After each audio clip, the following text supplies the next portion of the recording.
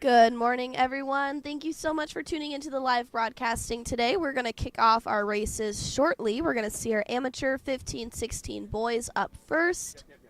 And it's going to be a great day of racing here today. I'll keep you updated. Until then, enjoy the stream.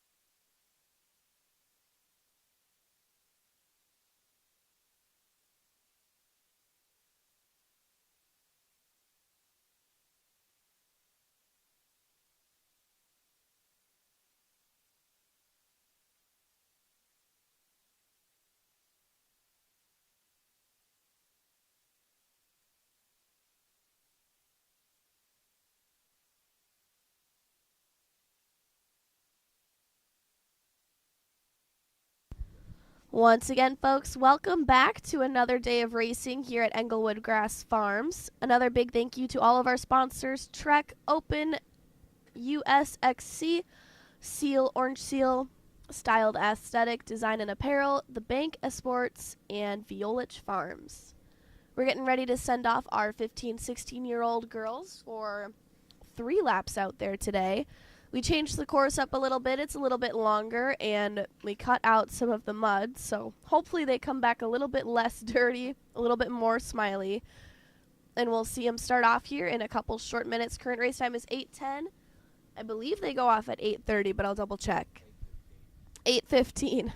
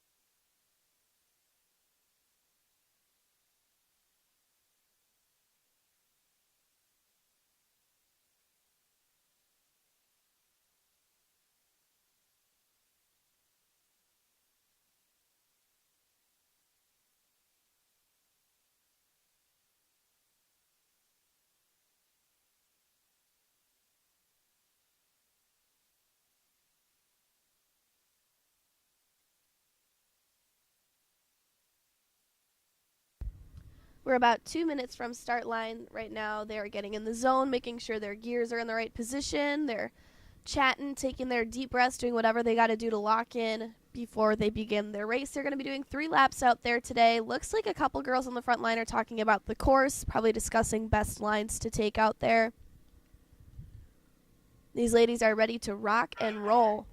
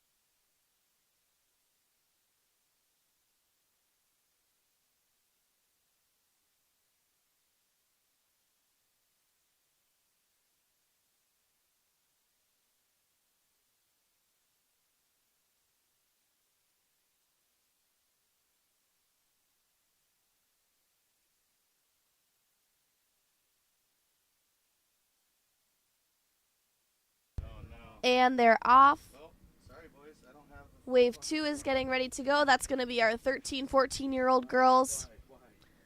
So far, so good. They're going up that first hill. Spectators are just running, trying to get the best spot to cheer them on. They're doing 1 cut lap and then 2 full laps. So we're going to see them here shortly. Coming up across the valley. There they are.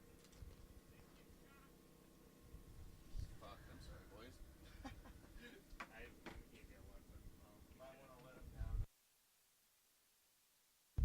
We are working on getting the drone in the air, so just stay tuned for that coverage.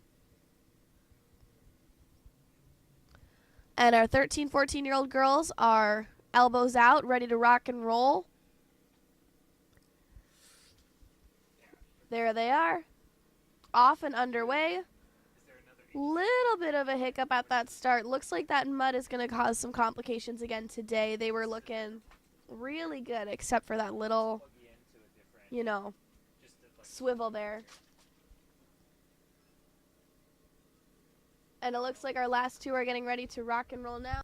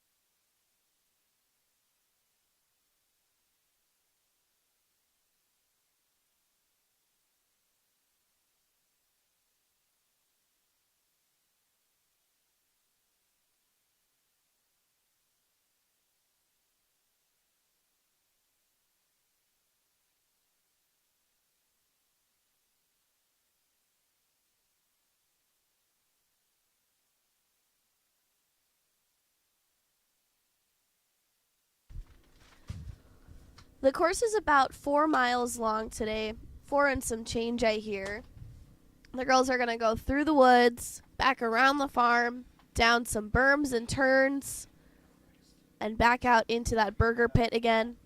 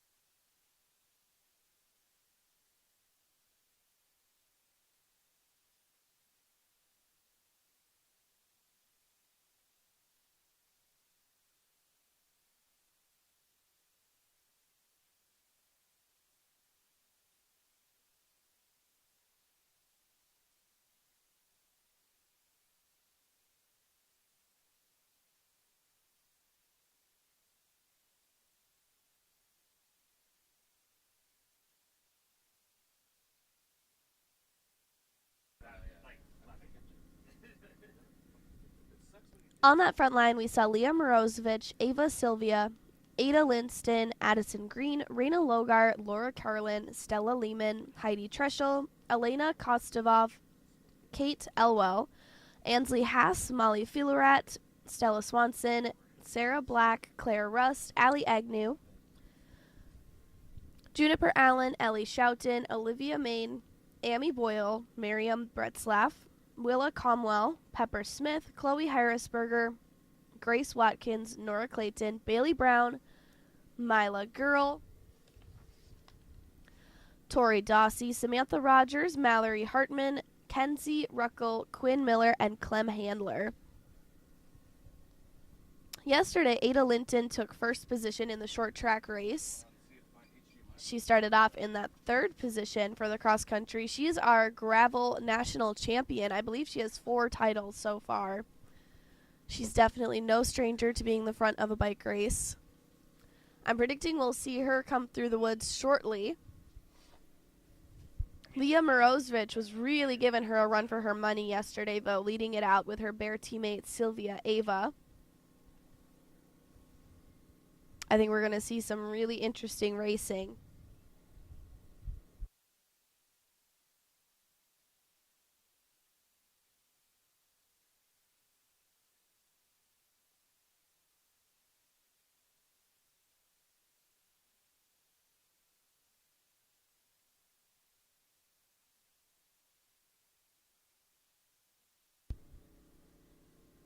Still working on that drone coverage, so just have some patience. Thank you so much, folks.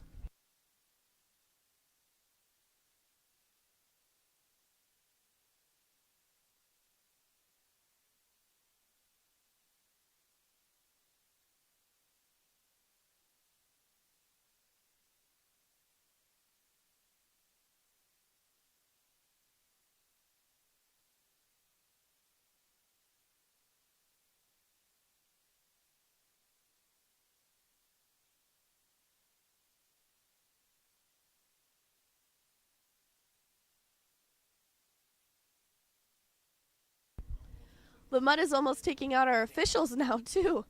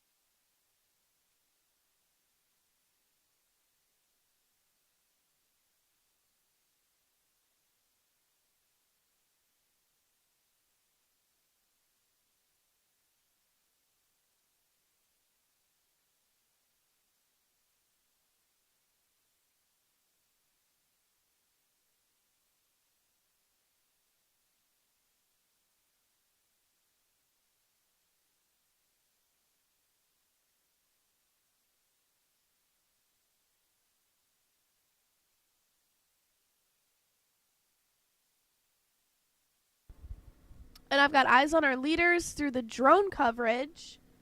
Looks like we're seeing a top group of three chasers, about a 20-second gap or so, maybe 10-15 seconds. And then we've got a leader group of 3 chasing, followed by a group of 6 falling off. Everyone else is pretty single file until then. Lots of space in between these athletes. They're going to come back around the farm. They're going to have the option to pick A-line or B-line here through these woods. And we should be seeing them in the infield shortly. Our 13, 14-year-olds are going to be coming around here any second now as well. That should be some of them now.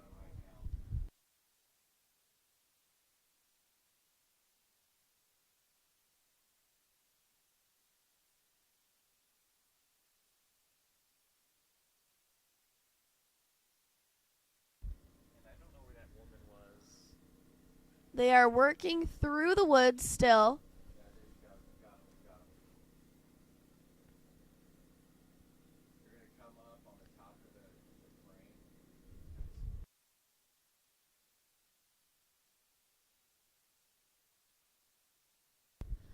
And our leaders, I've got 1 and 2. Looks kind of like a bear kit. I can't confirm right now, but if it is, that could be Leah Morozevich and Ava Sylvia or Ava Linton, but we know she's repping the Stars and Stripes from yesterday. Looks like they picked the A-line, seeing a little bit of hesitation going through that rocks, allowing a third person to catch back up onto the leader group of 2. These girls are sticking together pretty close so far.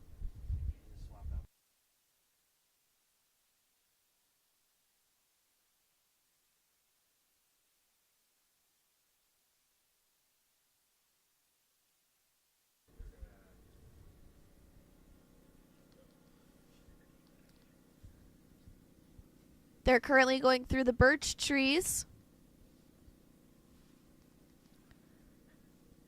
Now, we were talking about how the course was going to dry up a little bit yesterday, and I don't know that it ever had the opportunity. That is Ava Linton in the front. Ada Linton leading it out, repping the Stars and Stripes. She's got a Bear teammate behind her.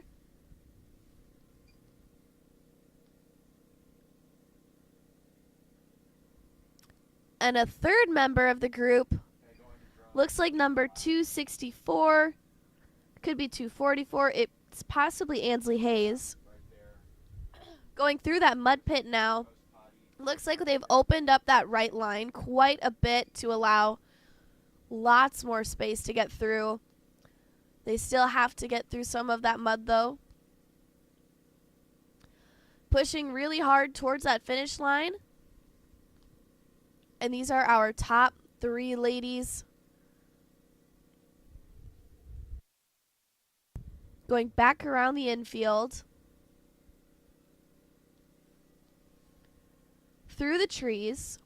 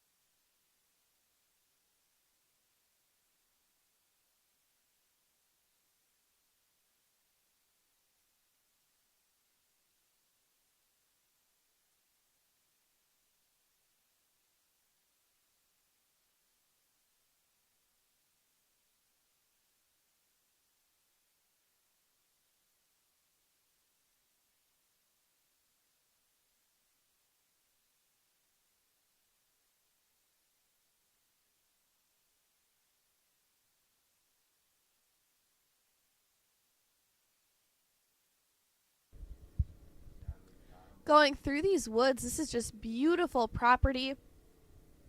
Lots of sharp corners. Looks like it's going up and down. A little bit more technical here on day 2 of racing.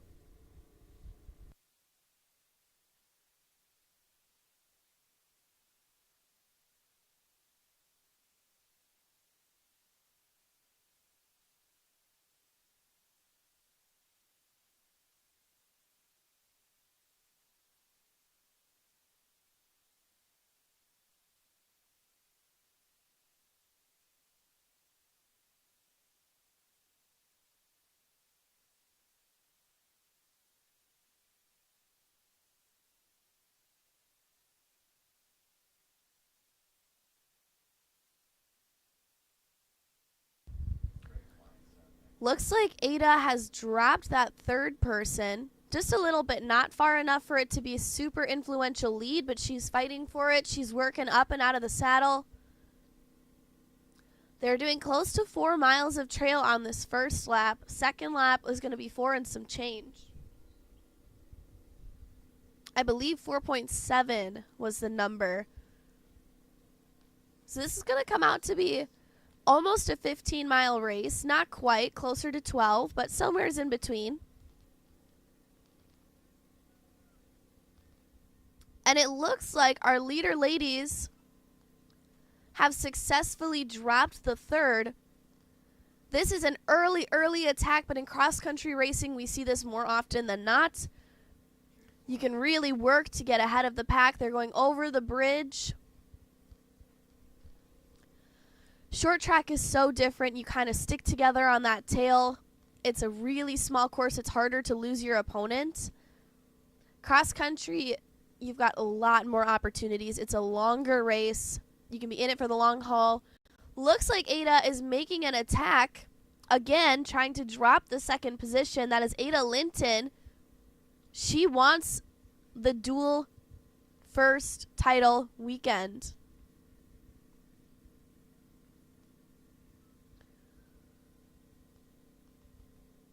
And it's spring, everyone. Look at these green trees.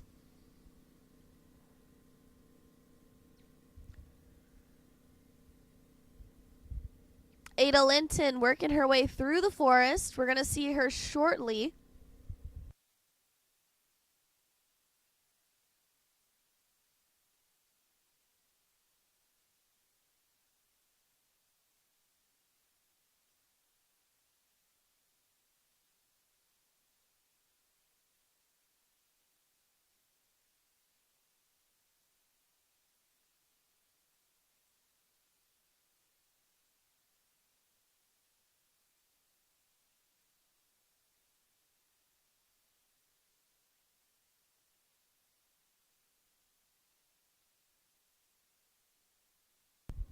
Once again, huge thank you to Englewood Farms for hosting this lovely event this weekend.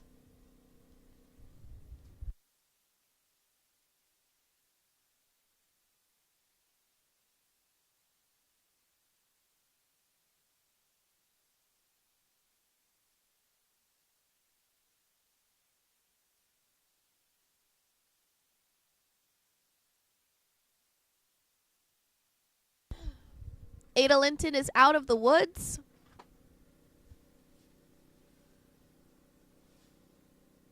Back on the outskirts of the property.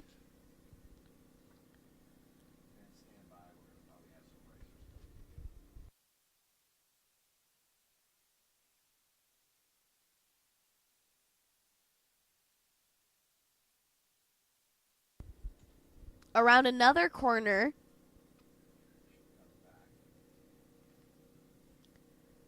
The Agnews really made the most of their property, you guys. They are weaving in and out of all of the lines. It's a little bit of a trick with your head. You can kind of see your competitors, but they're on a totally different part of the course, but you can see them. It really messes with an athlete, but these ladies know what they're doing. They are professionals. Racing at a national level.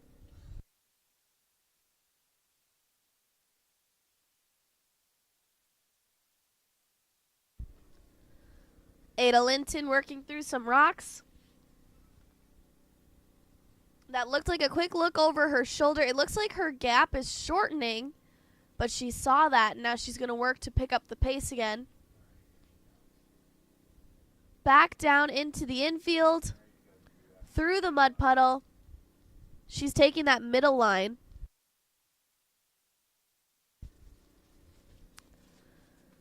Ada Linton, everyone give her a big holler going past the Trek tent.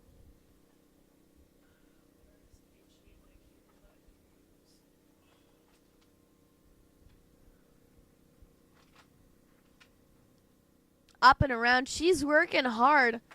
Beautiful cadence. She's got the best rhythm right there, and it shows. She's in first position for a reason, ladies and gentlemen. Even going up the hill, her cadence does not change.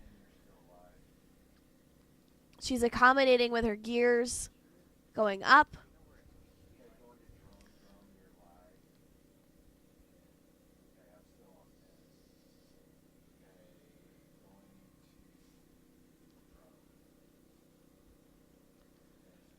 Back down and around. Current race time is 8:37. They've been on course for about 17 minutes.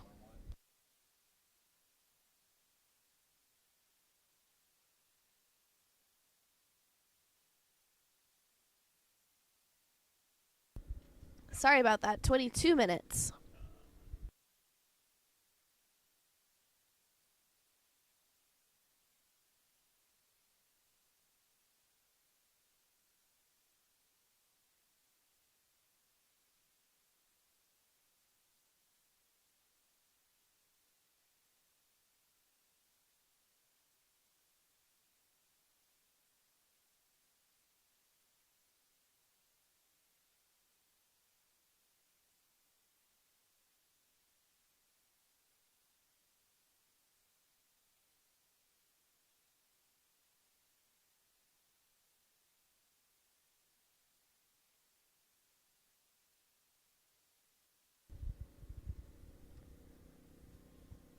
Ada Linton, everyone.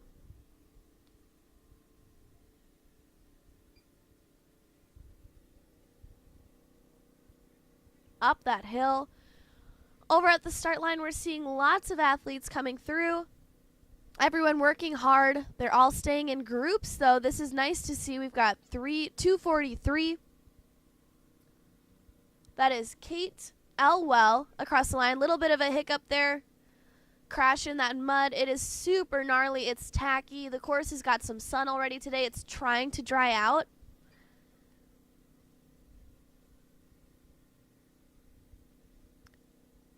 Ada tossing a water bottle out to continue her race. She is digging deep. She's got a lead. She knows it. She has to hold on to it. Passing our little tent.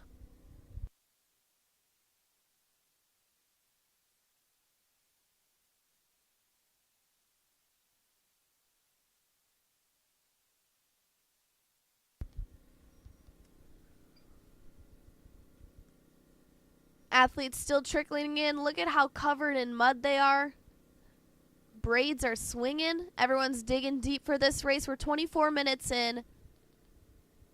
And so far, so good. You can see that mud.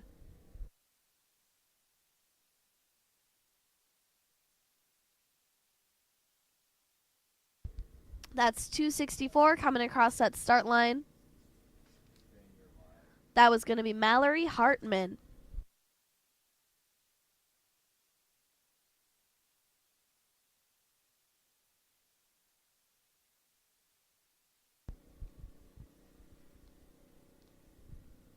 Watching them go up and down these hills.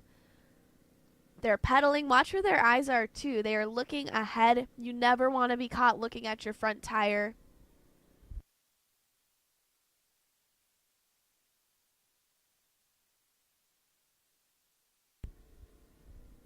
Cross-country racing, it's not quite as punchy. There's still very punchy moments. Anytime you're going up a hill, you really want to work at it so you can take a break on that straight section.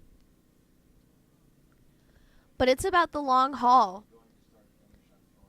They're setting their cruise control, and they're just going for it. Another hiccup in that mud there at the start line.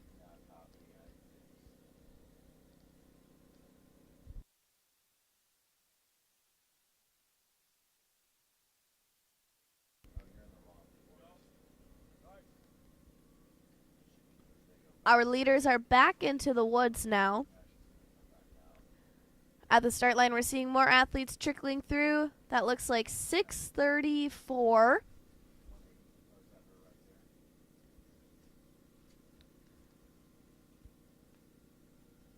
.265 potentially. That could be Kenzie Ruckel.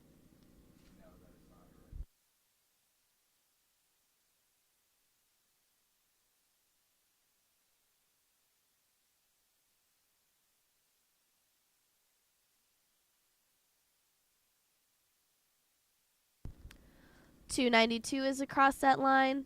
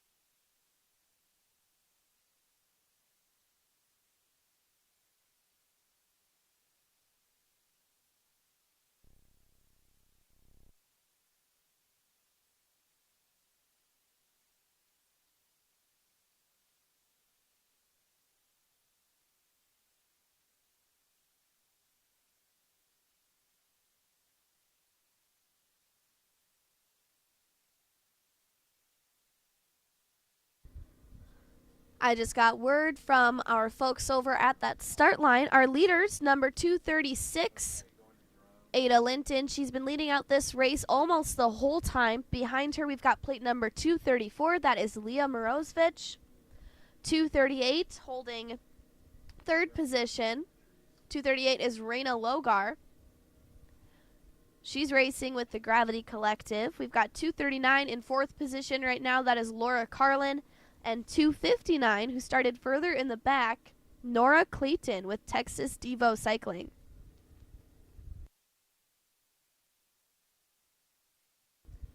And once again, Ada Linton, she's leading it out. She's got a pretty substantial gap at this point in the race. She's just working to open it up and kind of set her cadence. She's really fighting for that, to open that gap as far as she can. The rest of the crew, we saw the second position working to try and catch up. Third position was holding her spot. Fourth and fifth is a toss-up right now.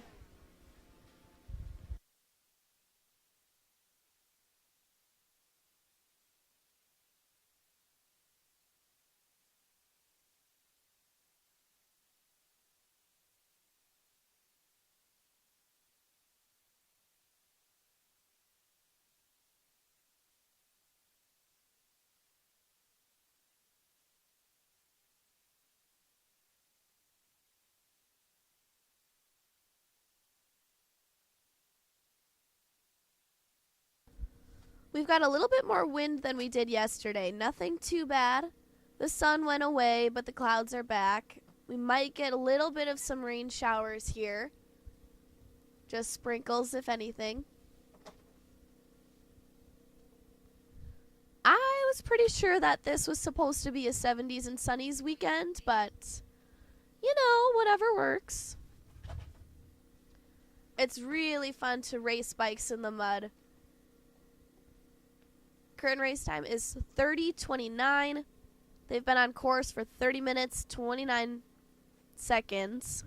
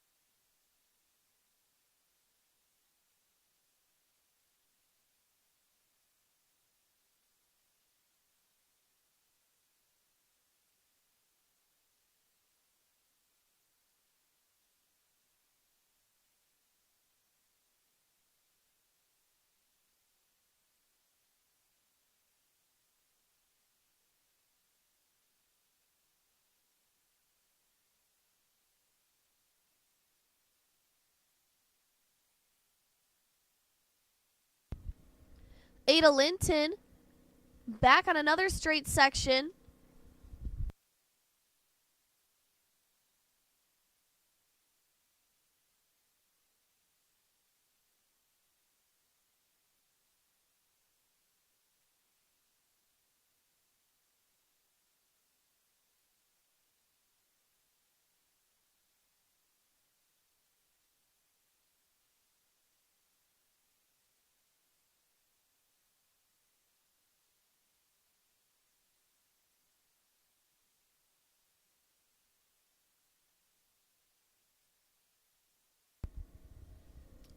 beautiful job on those drops there. And she goes back into some zigzagging. So right now when she's not pedaling, athletes are really working on taking deep breaths, trying to get as much blood into their oxygen as possible. Oxygen into their blood. As they go back into a hard effort, they really have to take advantage of any recovery that they can. It looks like Ada has got a 1 minute plus gap on second and third position. They're second and third position right now. That looks like another Bear teammate. Number 234, Leah Morozevich.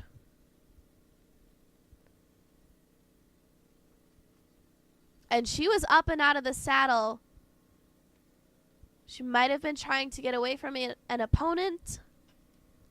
Ada is back into the woods.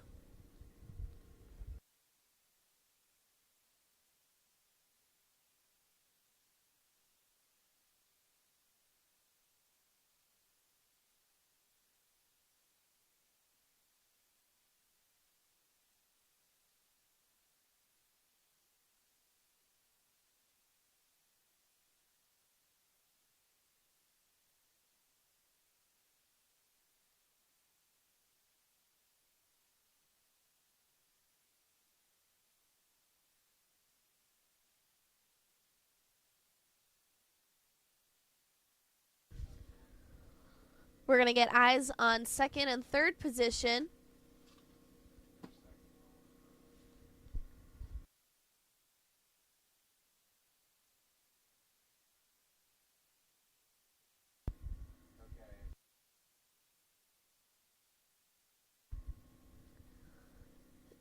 Ada Linton about to go over the Trek Bridge. Beautiful ready position. She's got her head down. She's aerodynamic as possible for mountain biking. She's really digging deep. Her cadence has not changed, folks. These athletes are doing an amazing job. They set their cruise control and they just go for it. You can see it. She's taking that right line out of the mud. She jumps over into the left. She's using that cyclocross technique, going for the green.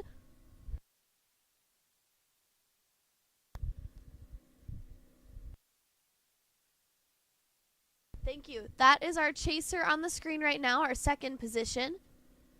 Ava Morozevich. Leah Morozevich. She's going up and through the woods and over the Trek Bridge.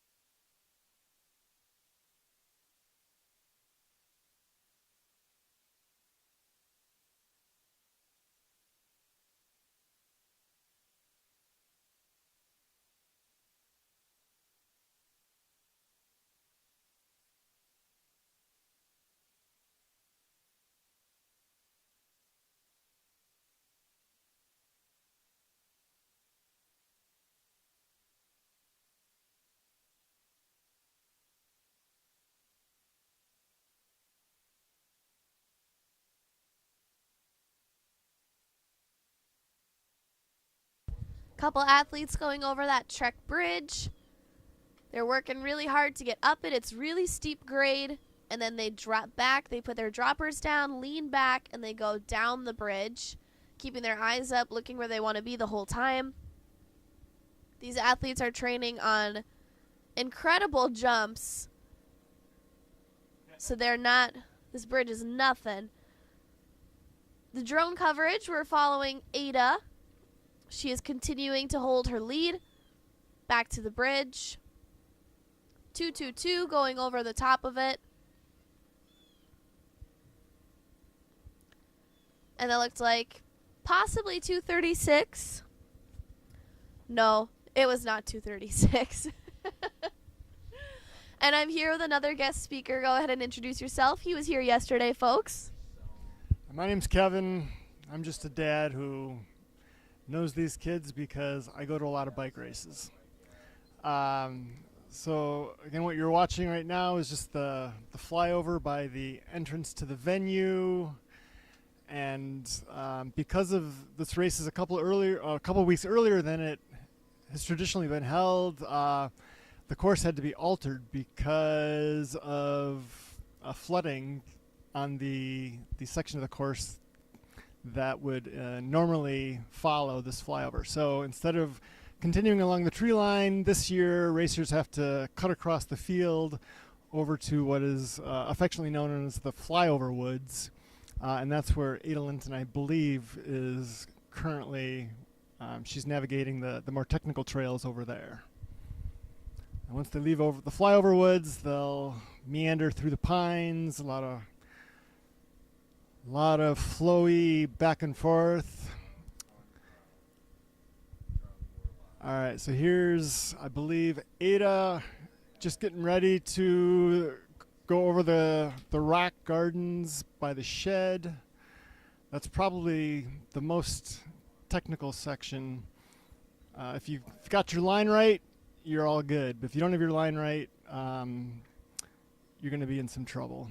And then immediately after the downhill rock garden, there's a little climb, and then they'll go over another little rocky jump before crossing back through the start-finish area.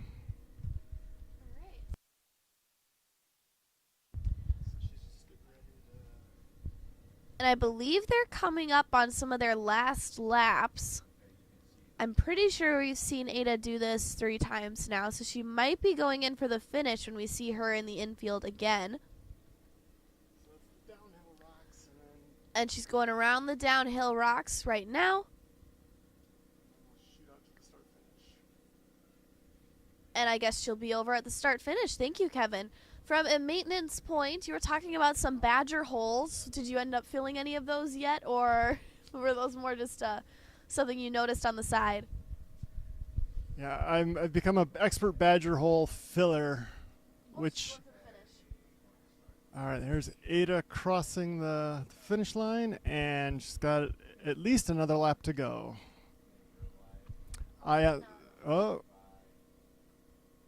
Well, maybe not. I guess that was the completion of the 15-16 race. Again, the reigning national champion, who won it as a first year, is the winner at today's Englewood race.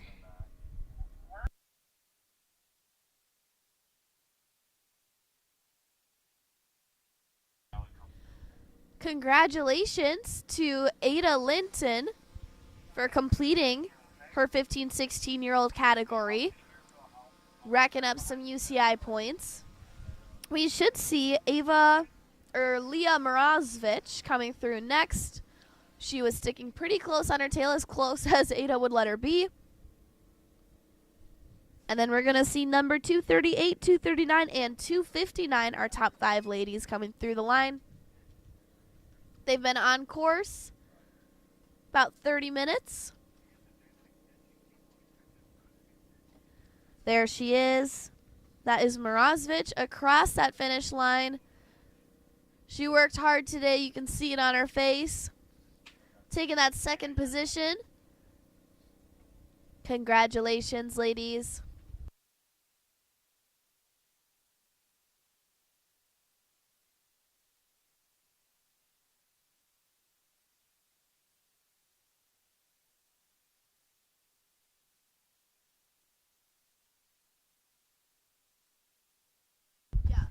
And there's Raina Logar crossing the line in third place. So the winner, Linton, hails from Montana. Second place finisher, Morozovich, I believe, is from Durango, Colorado. And then Raina is from, I believe, West Virginia. And she's a big downhill racer. She and her sister are very good downhill racers as well as cross country.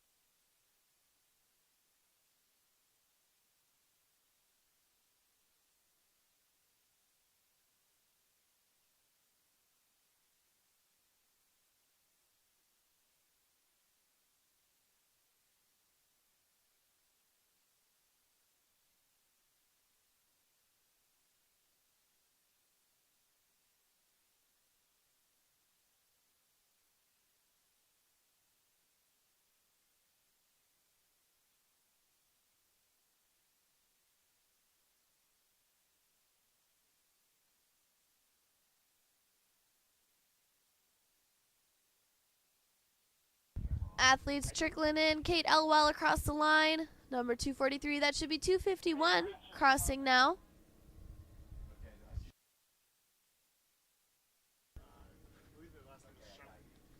Ellie Schouten. That's 246 or 245. It's a little tricky to tell.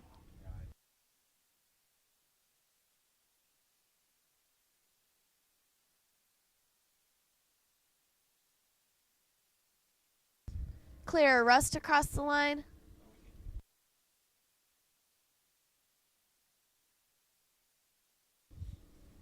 Current race time is 9:02. We are just 12 minutes out from sending our 15, 16-year-old boys out on course.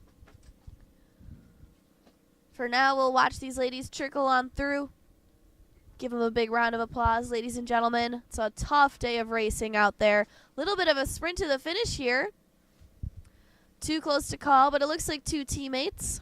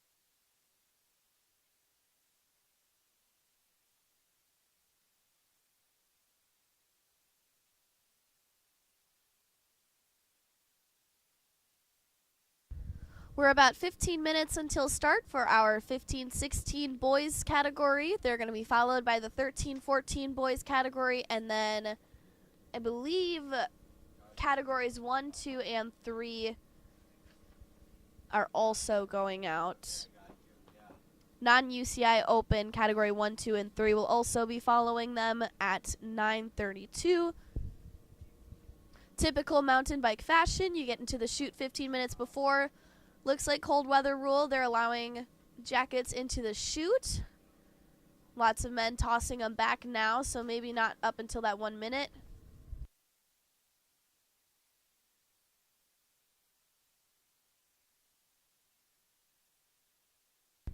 They should be all warmed up, though.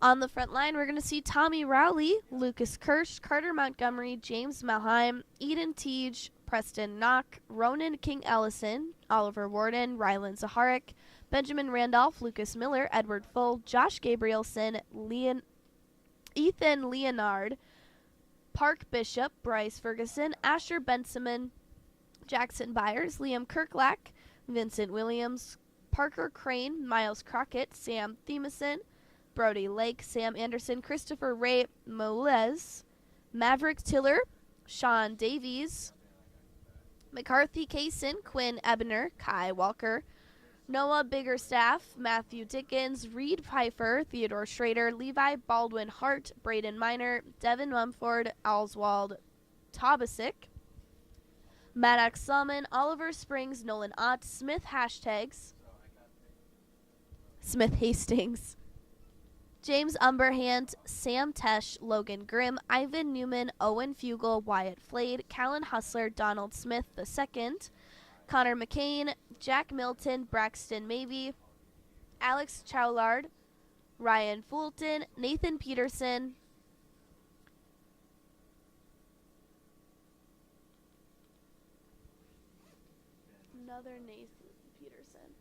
another Nathan Peterson for We Development, Chance Miller, Landon Fells, Colsey McCluskey, Cameron On, Cooper Johnson, Cardin Bozeman, Carter Demonsky, Quinn Dressen, Jackson Runk, Isaac Roche, Joseph Bilderbeck, Jack Heave, Halvey, Ryan Pullum, Tate Boshin, Raymond R.J. Kazakwitz, Sawyer Schaffner, Kipton O'Neill, Luke Johnson, Caden Martin, Matthew Dickens, Jackson Tripp, Nathan Langist, Mason Wilson, Carter Camden Dijon, Sawyer Knighton, Charlie Williamson, Isaac Trattenberg, Clayton Thelman, Braden Grunwald, Jonah Holiday, Gavin Wagner, and Carter Bolster.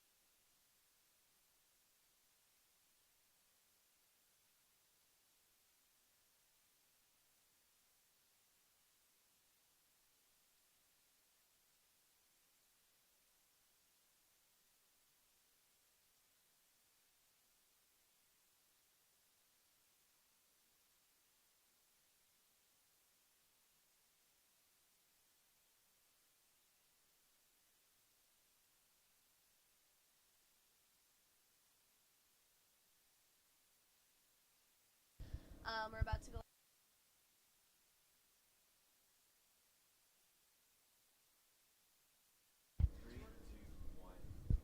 Alrighty, folks, and I'm here with some of our podiumers from the last heat, the 15, 16-year-old girls. I'm here with Ada Linton, who won. She's our national championship champion for gravel racing. Tell us a little bit about the race.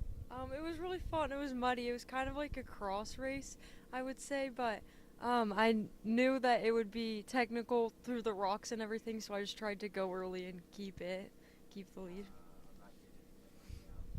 So you attacked nice and early. Would you recommend that? Is that a normal pattern for you?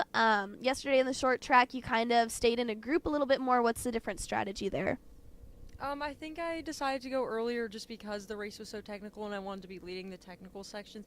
That way, like, if I messed it up, I would not be, like, losing people. But I would say it depends on the race, whether or not when I go. Yeah.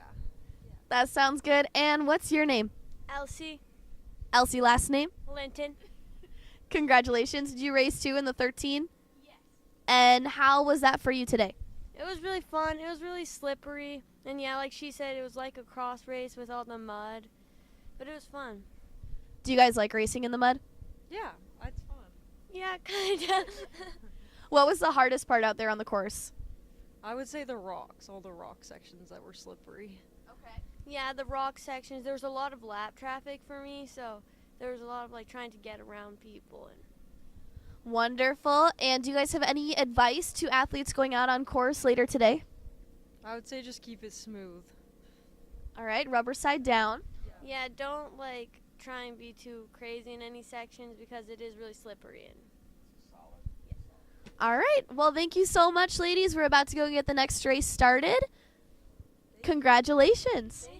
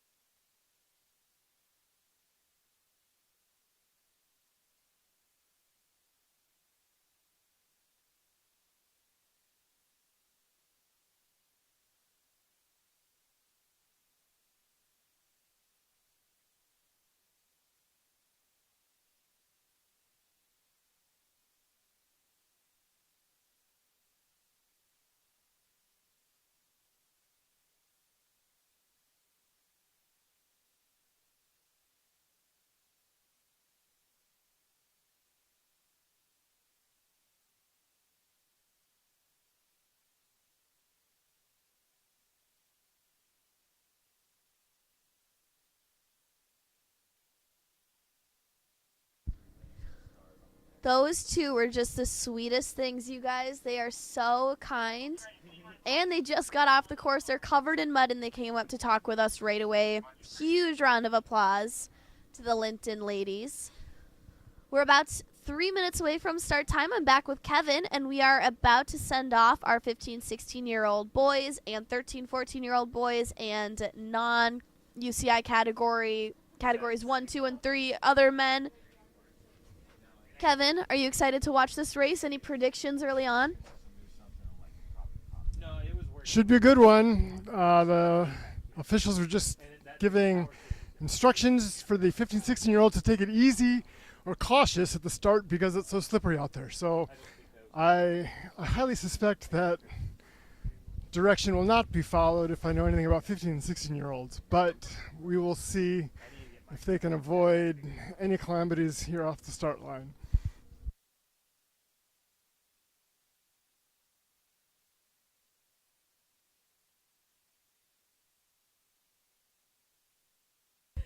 Yeah, it's definitely slippery. I'm seeing on that far left of the start line just a big mud pit, and they've been kind of swiveling their tires all day, but at least they're pros. They kind of know what they're doing out there. But yeah, 15, 16-year-olds, they don't really like to take it easy, and these guys are at the top of their level, so whatever they're going to do, it's going to hopefully work out for them.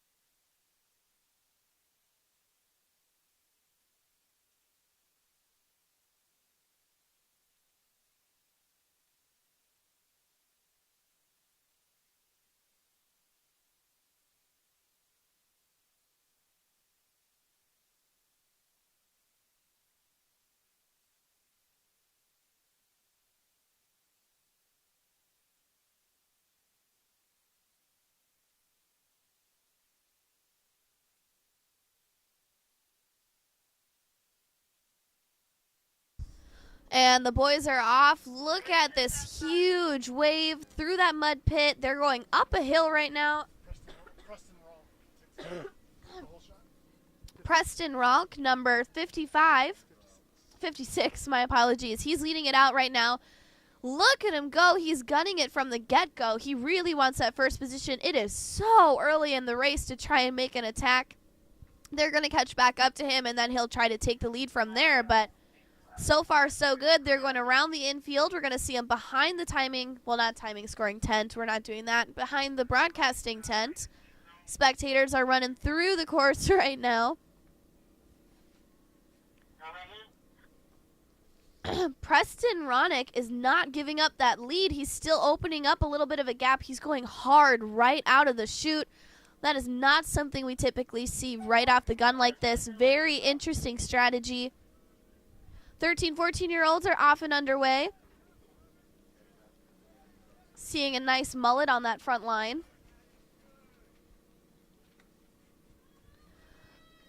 Preston is still holding it. We've got a chasing pack really working to reel him in. Looks like there's about 7 or 8 in that chasing pack, and they are going to catch him. He's not going to be able to hold on to that lead, but he led for the first, half a mile, Kevin? Yeah, thereabouts. He's obviously not adhering to the instructions to take it safe off the start line. As they passed the tent, Oliver Waldron and Lucas Kirsch were leading the chase as they now make their way through one of the pine sections at the back, on the back side of the course. Yeah, Preston did not want the group to stay together off the start, so he's gonna at least make this first lap a hard one. But as they exit out of the pines, looks like at least the top 15 or so are all in one big bunch.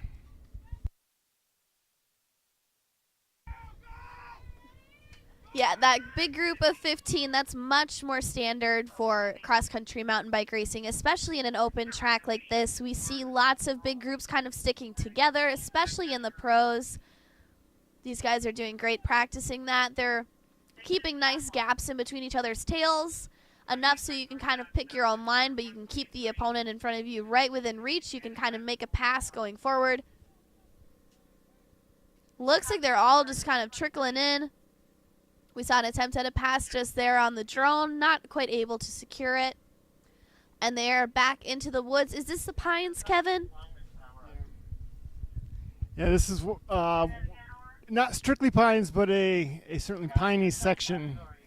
Lots just flowy, 180 turns. Not easy to pass. There are lots of places to pass on this course, but back in the trees is not one of them. It's mostly just picking your line and trying to find probably the driest route through them, at least this morning.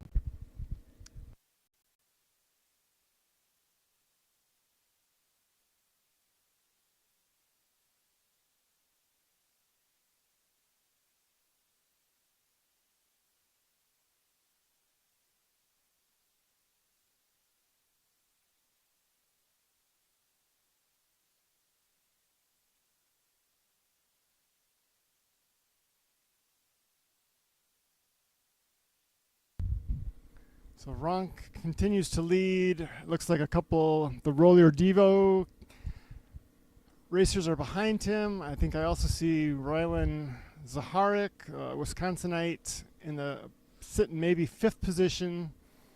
He came in 2nd in yesterday's short track and knows this course quite well. So he's probably biding his time until later in the race.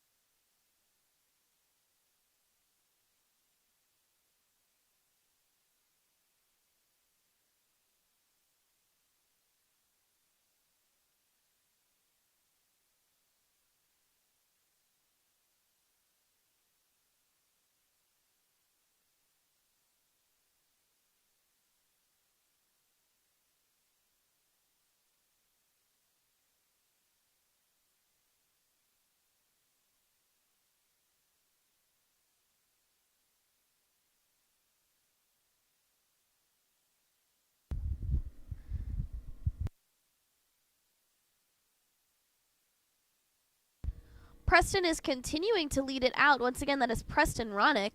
He is doing a great job. It looks like he's got Roller Devo behind him in 2nd and 4th position. We're trying to figure out who 3rd position is right now, but that leader group has dropped into a pack of 6 instead of 15, which is good to see. Oliver Waldron is in 3rd position. That's Rylan Zaharik. This is Eden Tate is in 5th position. We're kind of trying to figure it out just based on these jerseys. Luckily, Kevin knows these guys. Super helpful to have Kevin back here. And it looks like our chasing pack, we've got an attempt. We have a pass. Roller Devo is now leading it out. Preston Ronick not too happy with that, trying to get back on his wheel. And looks like Roller Devo is working to make an attack. He's got to go through these technical rock drops, though, first. Once again, these athletes are using this rock drop as a place to recover. They're taking a breath. We've got some jumps coming up, and they're out of time to recover. They've got to be technical about this strategy now. So that's probably the racer's favorite section of the course, just a little jump line there where you can let it go. It's basically a single file through there. And the course is going to open up again here in a second as they straighten out and head back towards the pines. But Roller Devo, again, not wasting any time with Ronk able to follow. I'm not sure if that's Kirsch or Malhami on the front, but Roller Devo nonetheless.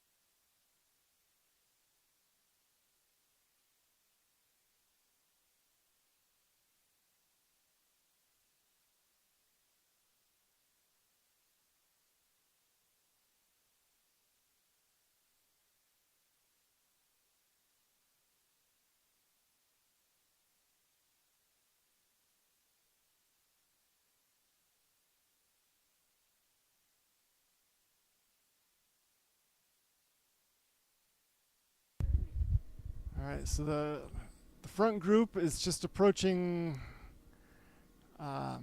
This is going to be a little climb up. You want to be ideally first up the top of the hill, because then as you descend back towards the field, it's all just a single line over some rough, technical rocky drops, and so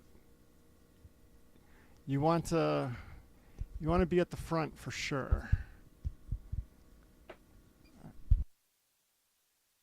Yeah, it's super nice being at the front of the line when you're, leading out a mountain bike race. You can have the opportunity to pick your own line. You have the whole course to yourself. You don't have to worry about hitting the brakes or getting behind someone else's wheel. You've got the whole course to yourself when you're out in front, but it is so mentally exhausting. However, in a cross-country race like this, with competition at such a high level, it is so nice to be at the front of the pack, especially if you can break away like Ada Linton earlier today. She was able to maintain her lead the entire race. A pass from fourth into third position. Looks like two Roller Devos in second and third position now. Ronk's still in front. Oh, he is? Yep. Ronick? All right, so now they're starting down these techie rock drops, and this is where you need to trust the person in front of you, because it can go wrong in a hurry. Looks like everyone's navigating. Oh, we've just got a rider off. Oh, down on the rocks and sitting 6th or 7th. But the top 5 all navigated them successfully. They're through all the trouble, and they'll be approaching the flyover and then cut across the field, heading over towards the flyover woods.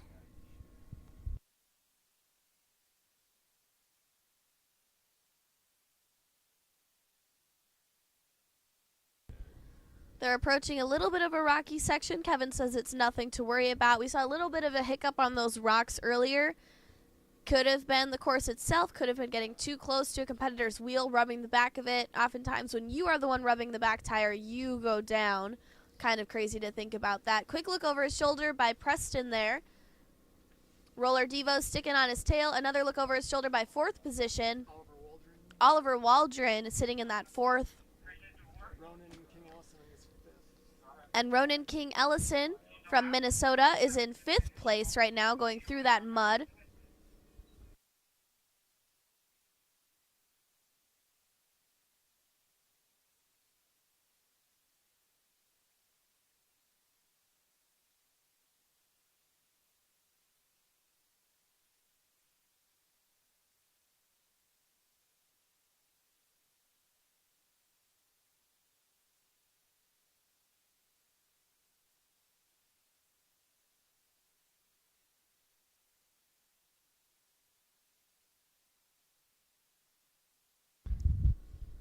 So the leaders are now approaching what's known as the flyover woods. There's just an old rickety flyover and then a bunch of S-turns, and it's too technical for me to ride, but I'm sure the 15, 16-year-olds will handle it with no ease. They're just going under the old flyover, and oh, looks like Preston had a little bobble there. A couple feet had to go down, but everyone's back up and riding.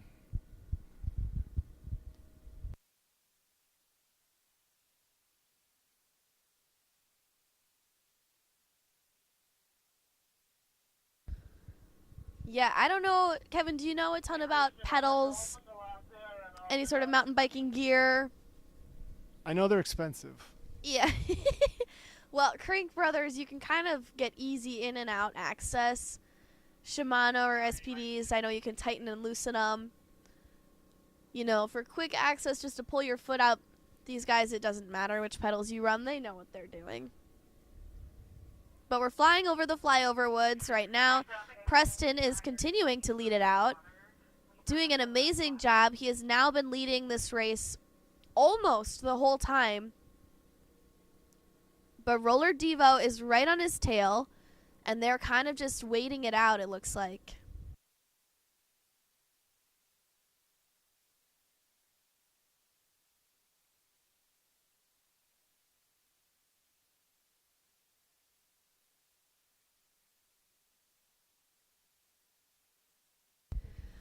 We can see athletes rolling over that truck bridge, just up and down. And you can see how close together they are. Once we're paying attention to that, the person's rear wheel gets really important. You don't want to get too close, but you also do not want to fall too far back. It looks like Rylan Zaharik from Sheboygan, Wisconsin has been able to join back up with the front group, making it a group of 7. Unsure exactly who currently sitting in 5th and 6th. I want to say it's Ronan King Ellison and Eden Teitke from Wild Rockies Racing, but don't hold me to that.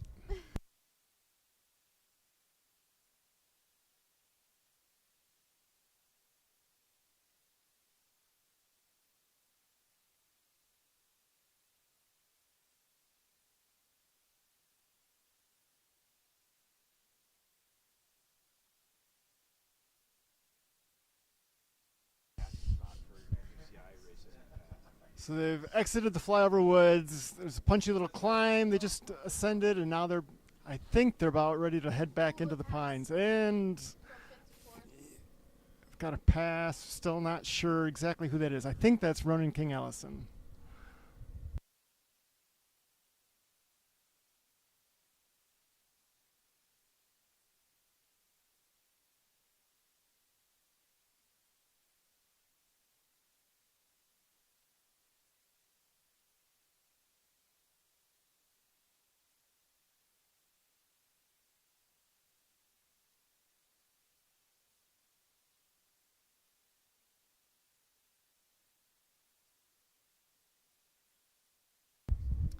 So as they're going to work their way through this pine section, a lot of S-turns, and you want to be one of the first out of the pines because there's another technical rock garden coming up. Again, it's going to be single file and could be a decisive feature every lap.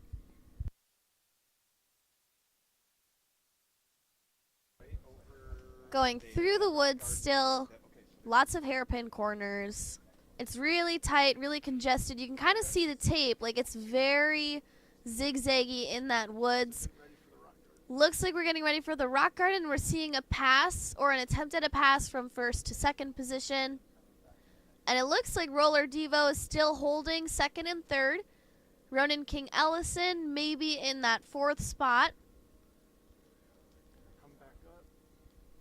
Back around, over some rocks.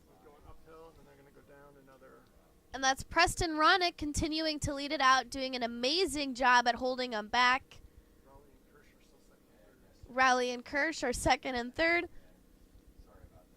Moving down, Ronk. Preston Ronk. Preston Ronk. My apologies, Preston Ronk. Going around the shed. Waldron's in fifth. Ryland's Yeah. I don't know who's that.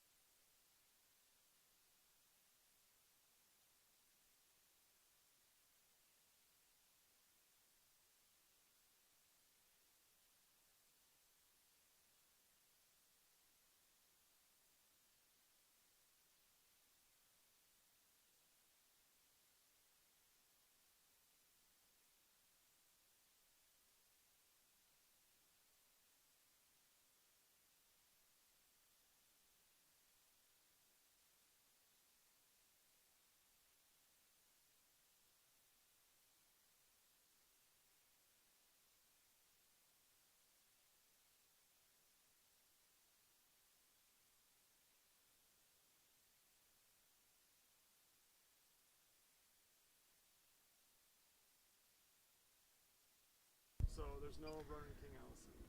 We see Preston Runk, Tommy Rowley, Lucas Kirsch, Eden Teach, Oliver Waldron, and Benjamin Randolph in that top 6. It looks like Park Bishop is holding off on P7, just off the tail end of that group. Ryland's 8.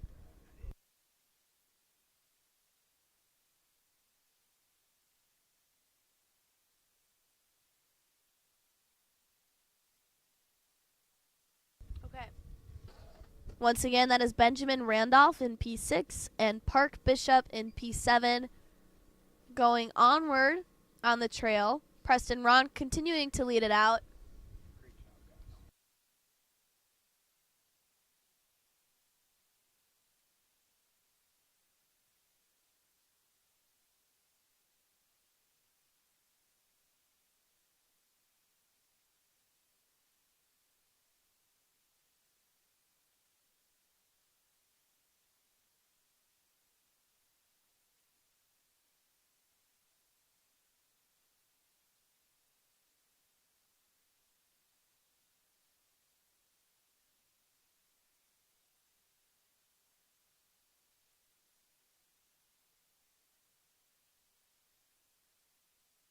Roller Devo is now leading it out. Possibly Tommy Rowley. We're not quite sure. Either way, Tommy Rowley and Lucas Kirsch, 2 Roller Devos, are holding up first and second position, trying to drop Preston Runk. We'll see if they're able to do so. We saw an attack there. Looks like he's not quite able to hold it, though. Getting a little bit tired on this straight section. Really nice formation there. They look like a bunch of roadies as they go through this grass section. And now, look, they're trying to each get up front before that single track. You want to be first into the woods. If you're first into the woods, you can pick your own line. Look at this surge of energy coming from possibly Tommy Rowley. Roller Devo doing a great job at breaking away. His teammates carrying him. Teammate is taking the new lead to pull his old teammate as they tried to break away first into the single track. And they were successful. Roller Devo holding first and second positions going into the woods. This is great. They're going around the corners, around the berms. You get first dibs at a line. You don't have to follow anyone. It's so, so nice. We think Ronk is now back on the front, making a pass on 2 people. He was in 3rd position. Looks like he's doing a great job at holding his line. Ronk does not want to give up his first position here. He has jumped back into the lead every single time he can. Doing an amazing job up there, boys.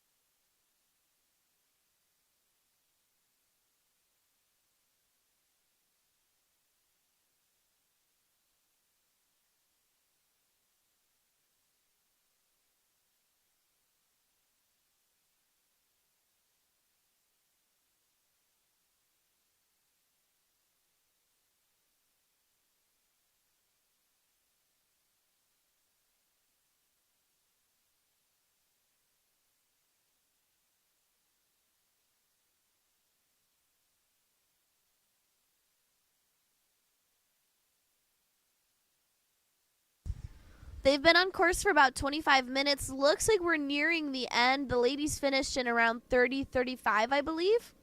We're going to start to see last lap if we're not on that already. Looks like we're doing 3 laps.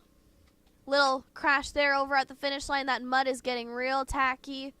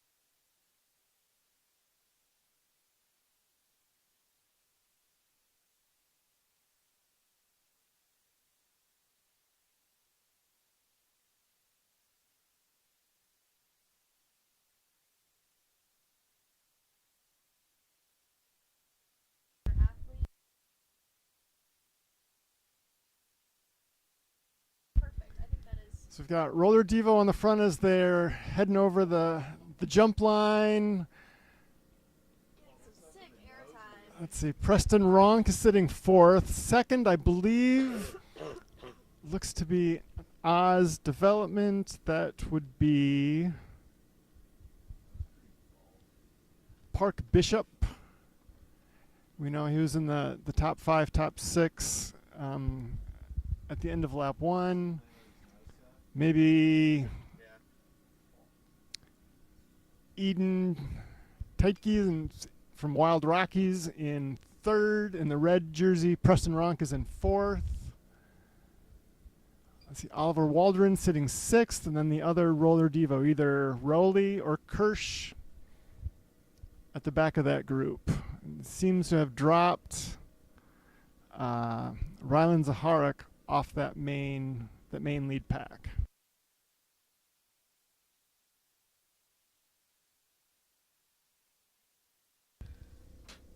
It looks like they still have 1 lap to go, I think. We're not quite certain.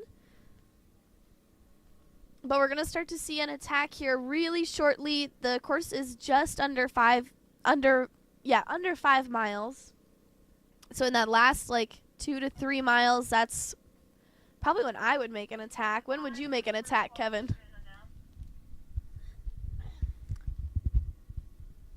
Well, personally, as late as possible.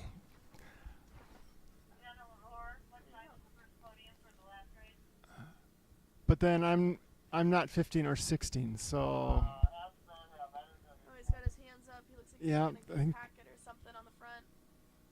Asking someone else to pull. Pace has let up a little bit. Everyone's trying to figure out Who's gonna make it? how are they going to get to the top of this upcoming hill first, because that's when that technical descent comes up again. They've got a few up and back and forth here over some rocks before the climb. There's the attack, and Ronk is able to answer.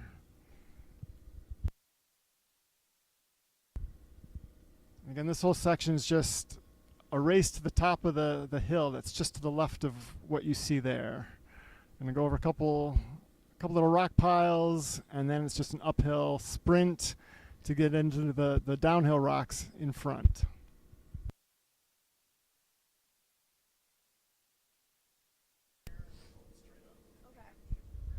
Yeah, right now, and this is right before the infield again, right? They go through this and then down into the infield. Kevin's nodding his head. He's saying yes. So this is kind of a crucial moment. They want to be first on that uphill, but they're also all thinking about who's going to make the attack. How do I stick with them? They really want to get to that finish line in a pack if they can, but those front two are trying to make a breakaway right now. We'll see if they're able to hold it. They're going to come down and I believe go over that Trek Bridge. So these are all sketchy. Bad things can happen. This is a sketchy descent. This is where we saw that one athlete crash for a second. Watch them as they hit their brakes before they get to that rock area. And looks like our front two have established themselves. That's where the competition is right now. Third position's going to try to reel him in. He's kind of on his own. And it is a race for fourth place and first place. Coming around, this was a really good move to be ahead on that downhill as they come back into the infield through that little mud puddle.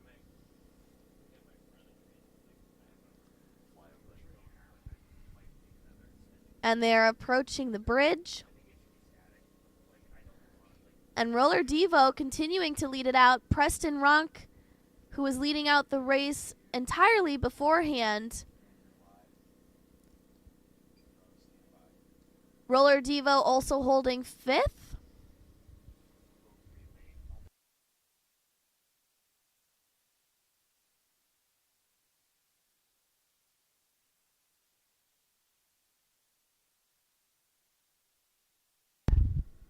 Now they're heading across the field, wide open racing before approaching the flyover woods. Looks like Ronk is back on the front. Roller Devo sitting second and sixth. In the mix there was also Oliver Waldron.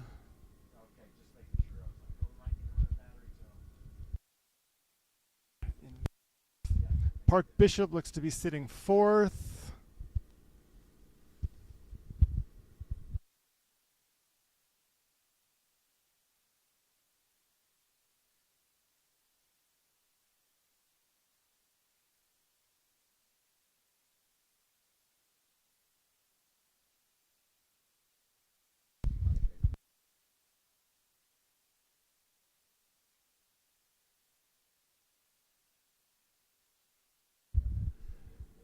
So there aren't many rocks back in the flyover woods, just lots of sharp turns, a lot of badger holes. When the wind blows through, a lot of down trees. Looks pretty flowy. Flowy if you know what you're doing.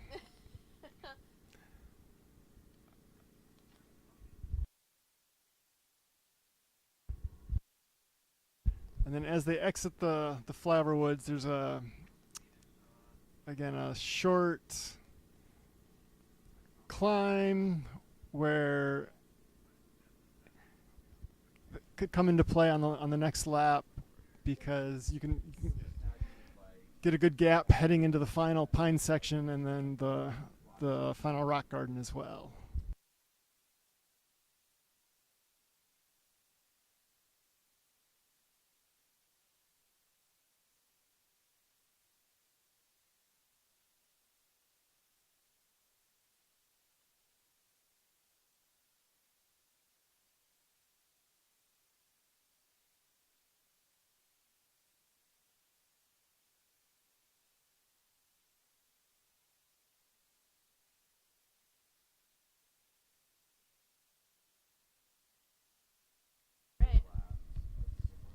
Ronk is picking up that pace, really working to try and break away and get ahead.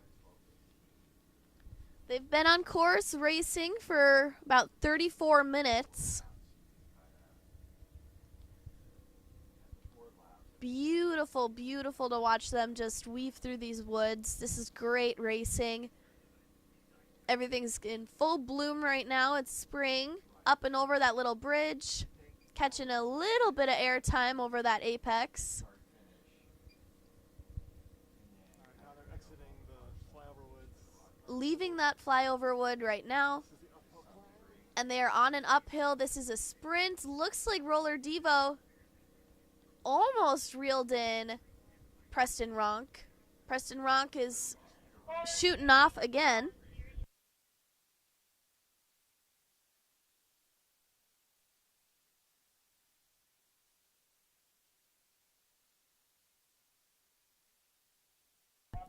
They've got to go through the pines now and then back over to the rock gardens by the sheds. Pretty technical course for Englewood Farms in Wisconsin here. Lots of great usage of their rocks and, you know, access of their pines. Really beautiful course for the land that we're on.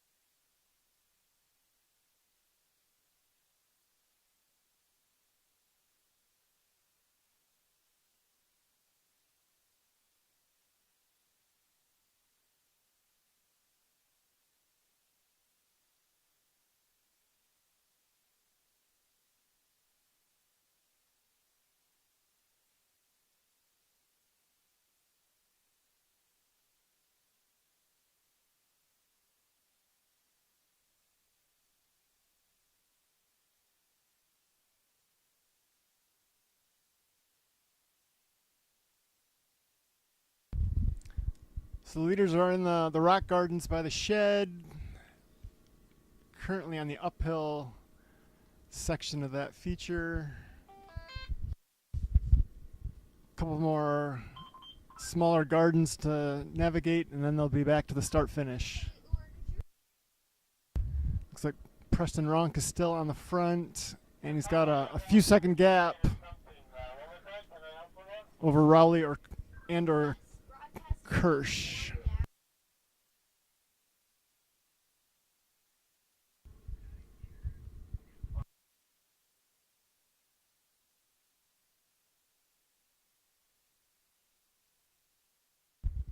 All right, Preston Ronk is about to start his final lap and is expanding his lead to at least 5 seconds. Oh, wow. Still one more lap to go. Yep, so now they're on their final lap. Preston's not waiting around. You know, this is a beautiful time to attack full last lap to yourself. Preston Ronk has been leading it out off and on this whole time, doing a really good job at staying in that top 3. Tommy Rowley is in that second position right now. He's been fighting this whole time with Preston Ronk, but Preston is taking it away.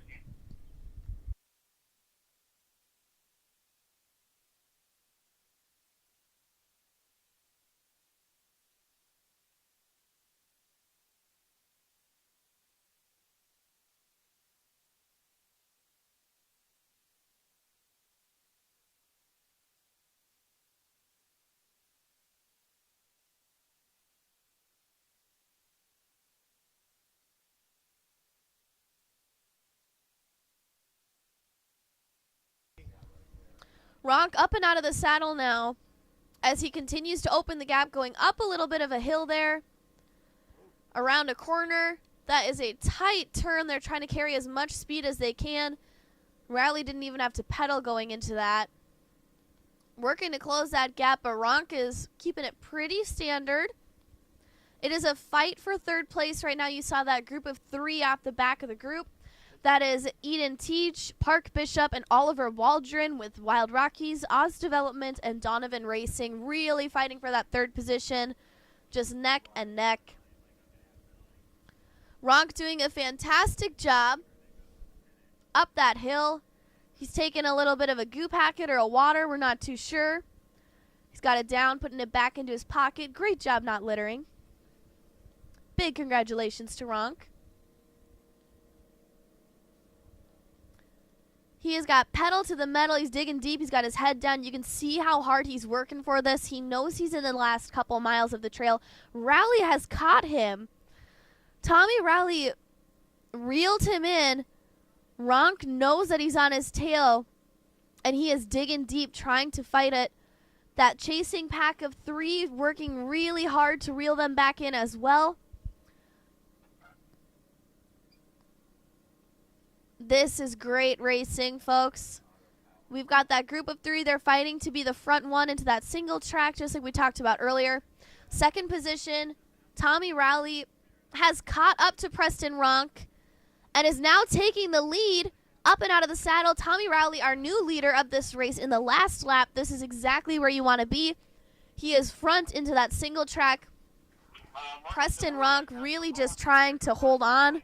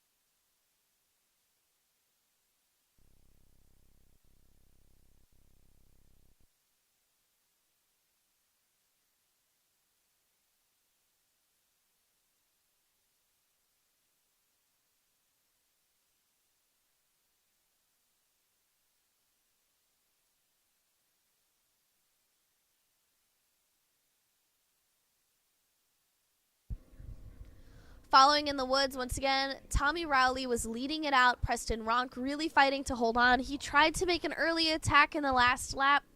With 5 miles to go, normally would be, a pretty good idea to attack then. However, with the terrain and the uphills and the straight sections where you're just totally able to see your competition, it's super encouraging to have a chaser in front of you for that.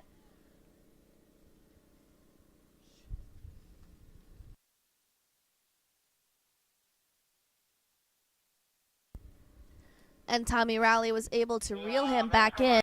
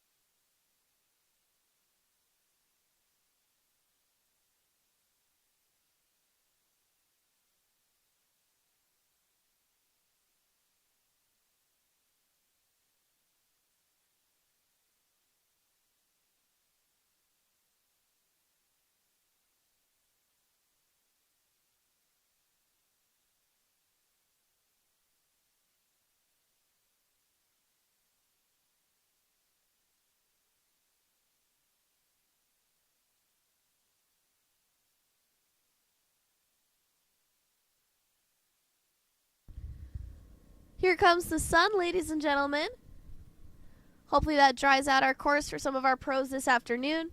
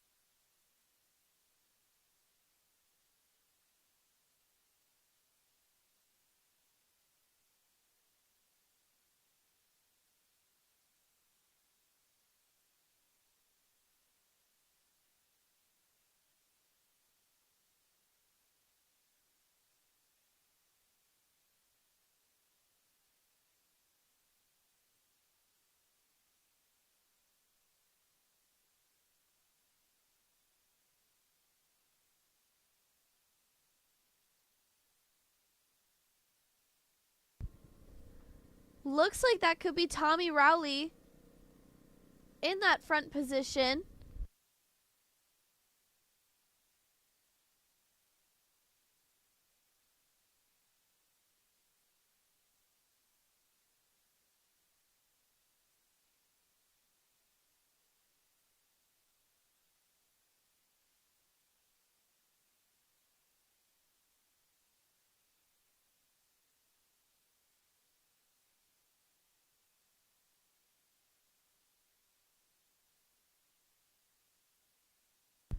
Preston Runk is back in the lead. Tommy Rowley behind him. Nice pass there from fourth into third position. Preston Runk and Tommy Rowley neck and neck. Chasing group has reeled them back in again.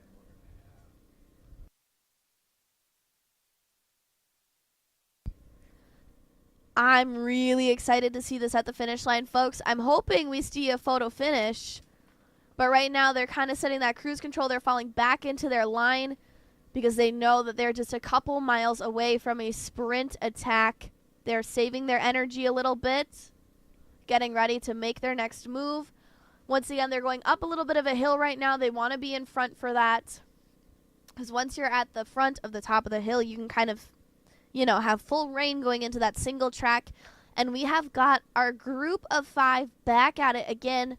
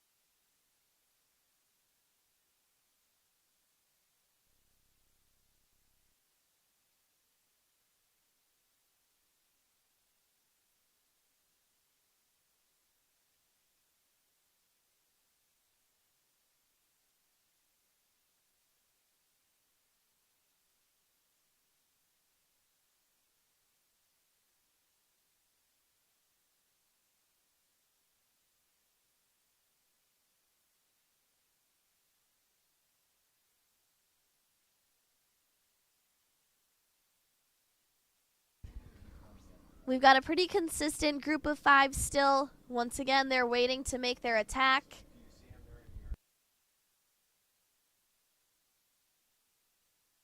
Our drone has eyes on them now. Moving forward.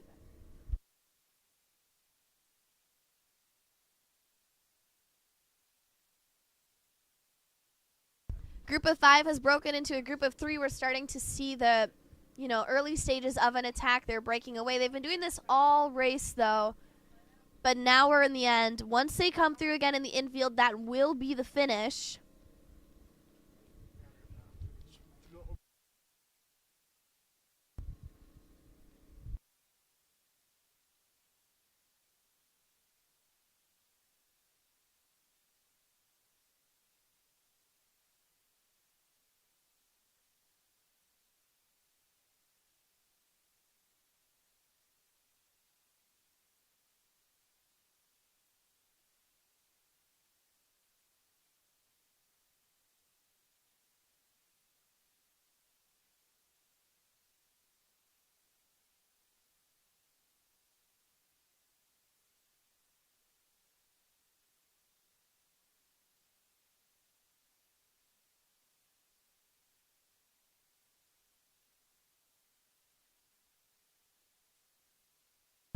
That's Preston Ronk leading it out.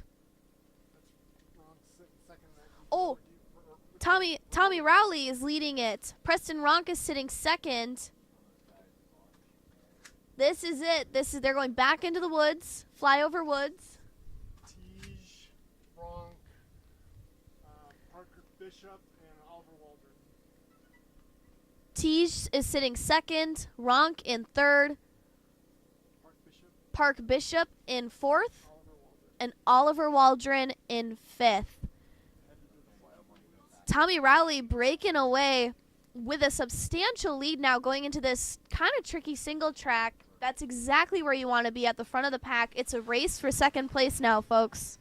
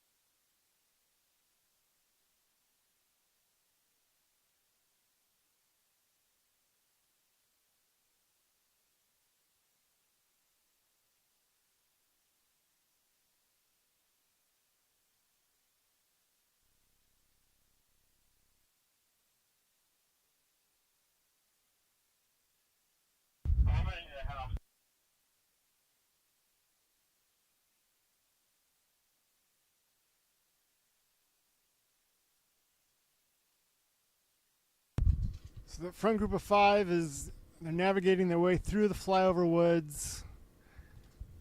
Let's see, looks like Ronk is sitting second.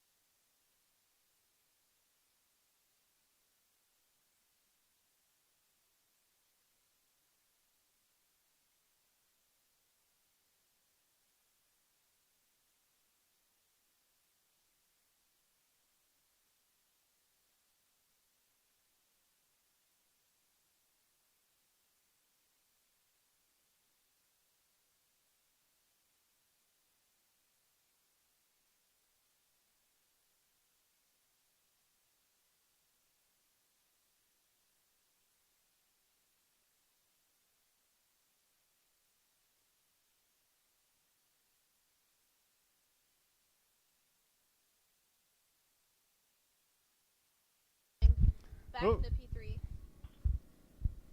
So all sorts of attacks going on as they're racing into this final pine section. Oh, Ronk just looks like maybe made a move up past Park Bishop. And then we're going to lose sight of them until they exit this pine into the final rock garden. So ideally, first person out of you want to be the first person out of these pines so you can hit those rocks, the downhill rocks by the shed in the lead, because there's really no passing between there and the finish unless you've got a good sprint in the last 100 meters or so.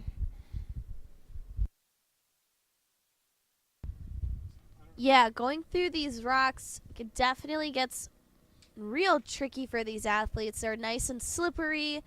They're already stressed. They've got tons of adrenaline pumping through them. They know that this is their final chance to kind of make it through in front.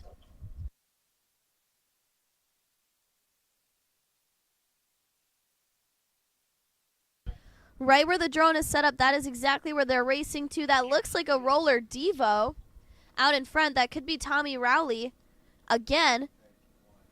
Tommy Rowley may have been leading it out the whole time, just too far out of our camera sights.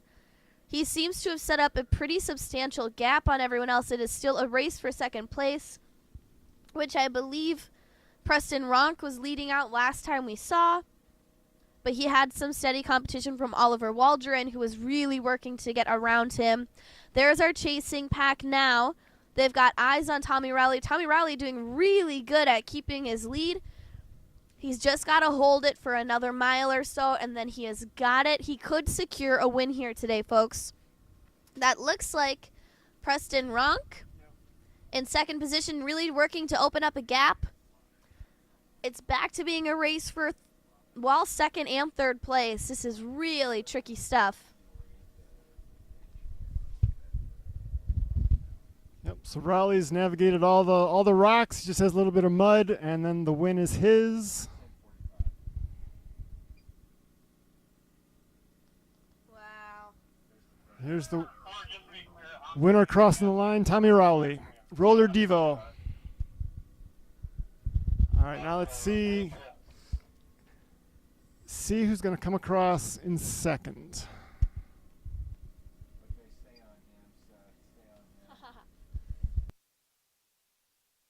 Wow, he is so excited. He is just covered in mud. Ronk second. Looks like Preston Ronk in second. Eden.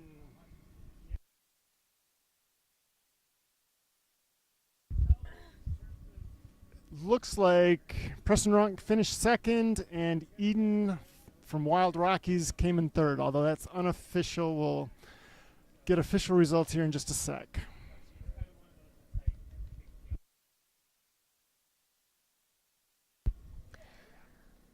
Lots to talk about after that extreme effort. These boys are catching up with their competitors, giving each other a race recap. What was tricky, what went well.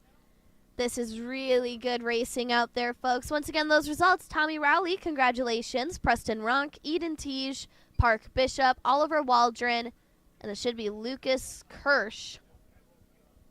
Huge congratulations to these young gentlemen out on that course today. We're going to start to see our 13, 14-year-olds start to trickle in a couple short minutes here. 13, 14 years results leading it out. We've got Nate Beaver, Roskin Beasel, Owen Lawson, Eddie Sliva the fifth, and Henry Bobherk. Those are our top five. Once again, that's Nate, Roskin, Owen, Eddie, and Henry. Congratulations, young gentlemen, on a great day of racing. We look forward to lots more events later on today.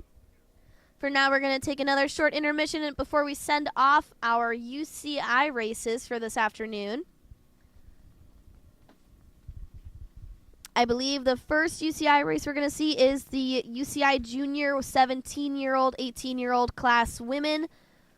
And that'll be a fun one to watch. It's going to start at 10:45, and we will see you back then.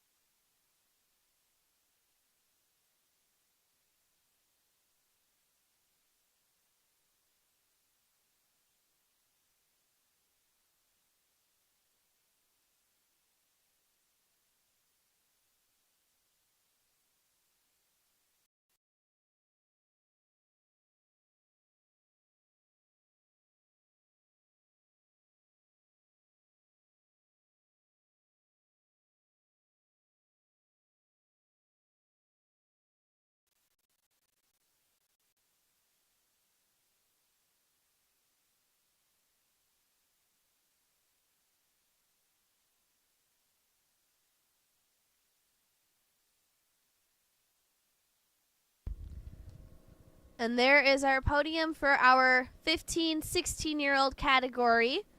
Great job to those ladies on course. Linton, Morozowicz, Logar, I don't know who. Getting their handshakes from Ben Agnew there. Looks like they get a golden cow. That is sick.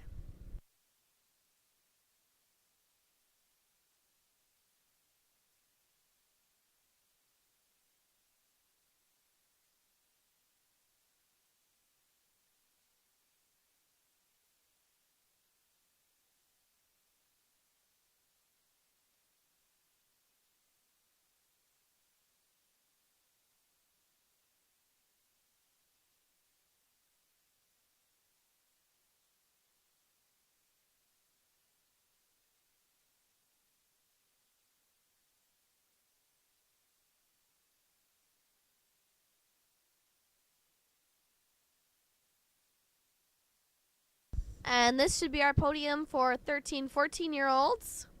Congratulations, everyone.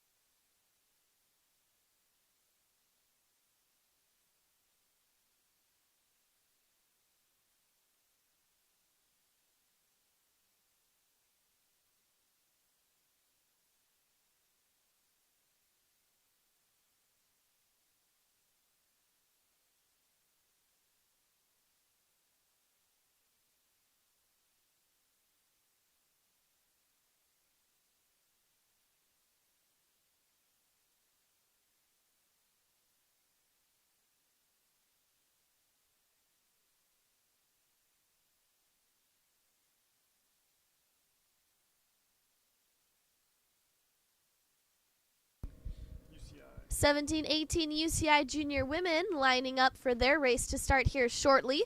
Current race time is 10:42. We're about 3 minutes off from start for them.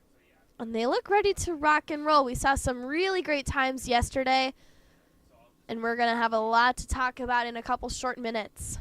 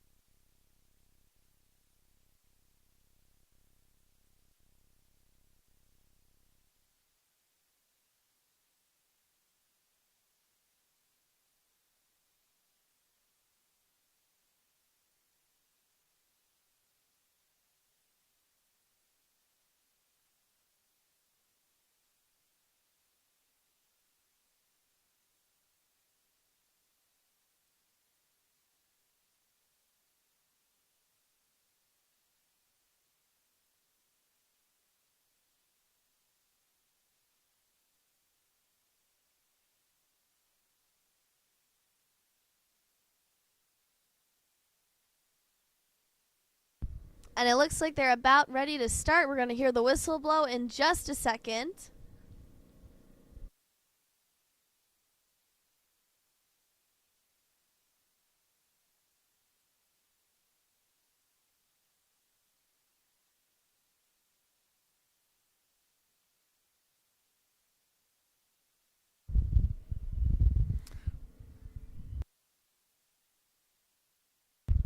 Looks like Aislinn Hallahan taking the whole shot. So if you watched yesterday's race, you noticed Aislinn had to chase the entire race because she had a last row call up largely due to the fact she's Canadian, and yesterday's race was not a UCI sanction. So her UCI points didn't affect her call up or didn't factor into her call up.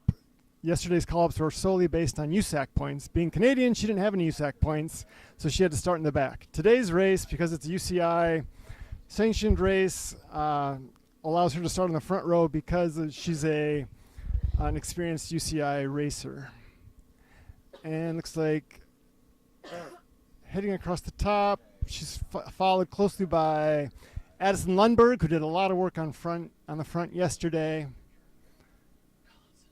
along with just about everybody else.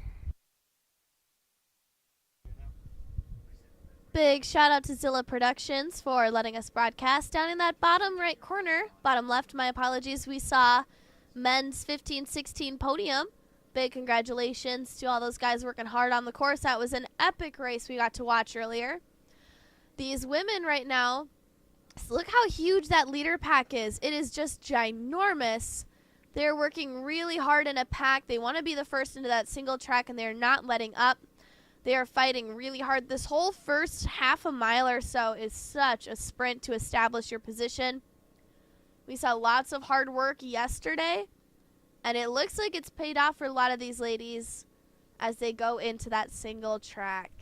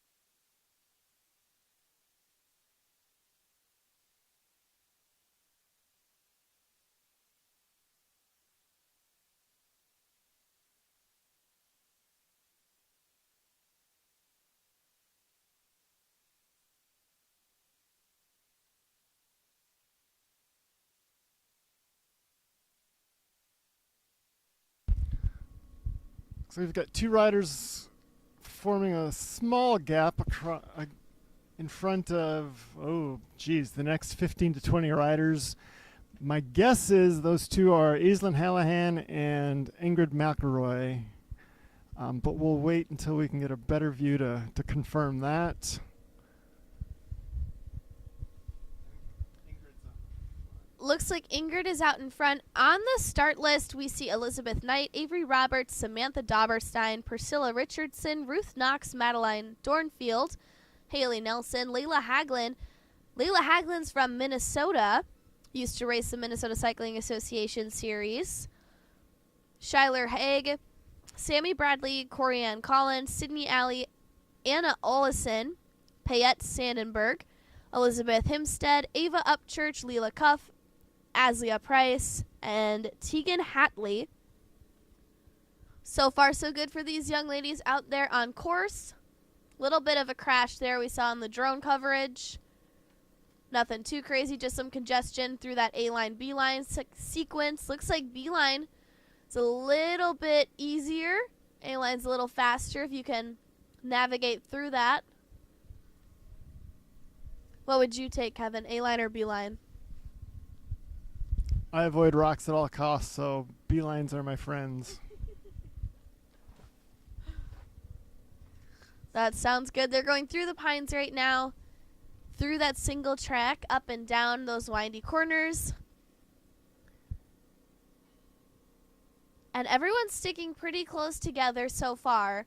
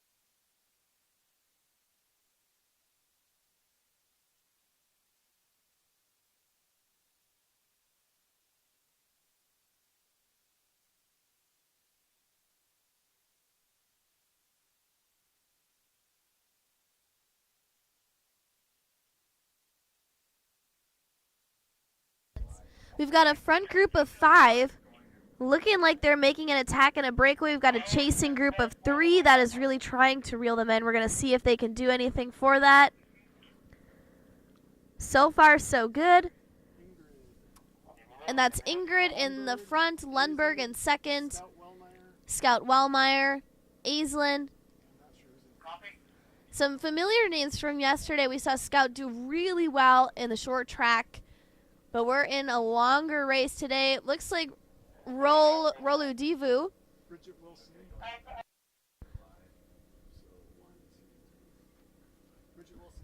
Bridget Wilson is in 5th position right now. Rolo Devo is in 6th. And now the ladies are starting to spread out a little bit. We won't have any results until they cross through that finish line.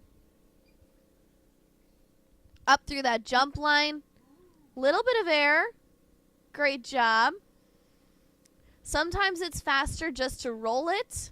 If you can't quite clear the tabletop, it's best to pump it, but so far so good for these young women on course. A little bit of a tape correction there from our crash earlier in the men's 15-16 category.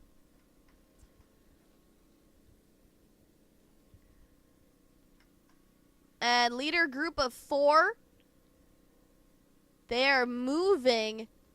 This is kind of the first lap. You kind of establish your position. You kind of break away from the rest of the pack. Second lap, you set your cruise control. You try to just keep it as consistent as possible. And then your third lap, you go in and you really make an attack. You're trying to fight for that position in the third lap at that point.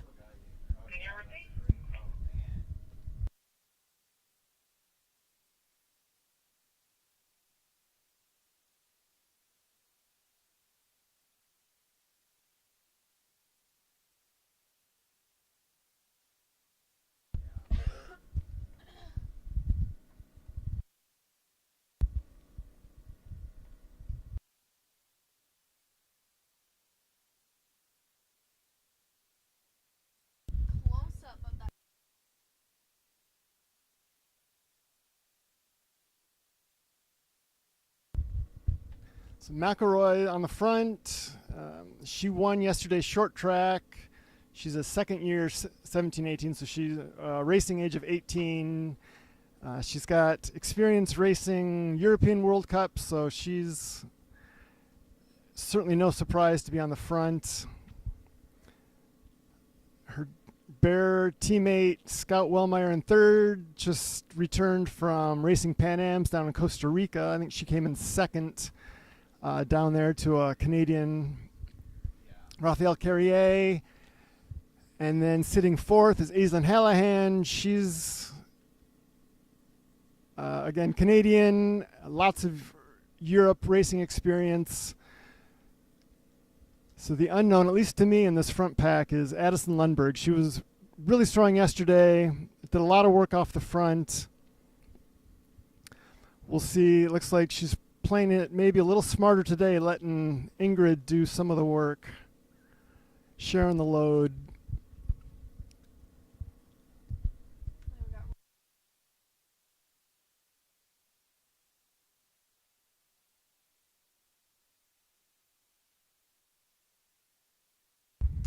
So this section of the course, after they descend over these rock piles, they're going to do a 180 and then head up the hill. And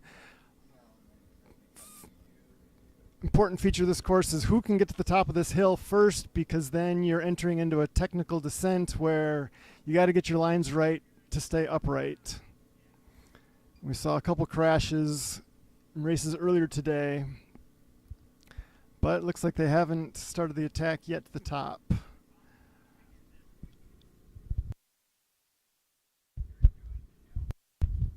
There Ingrid goes. Looks like Ingrid's going to enter into the rocky descent first. Really great shot here from our cameraman. Thank you once again, Zilla Productions, for broadcasting this event. 2:03, little foot down, Scout down for a second. Looks like that allowed for some more people to catch up. Katja Opfer is in fifth. Elizabeth Knight, roller diva is Elizabeth Knight. that you that makes sense. were right. You want me to do camera on you for a little bit, Mike?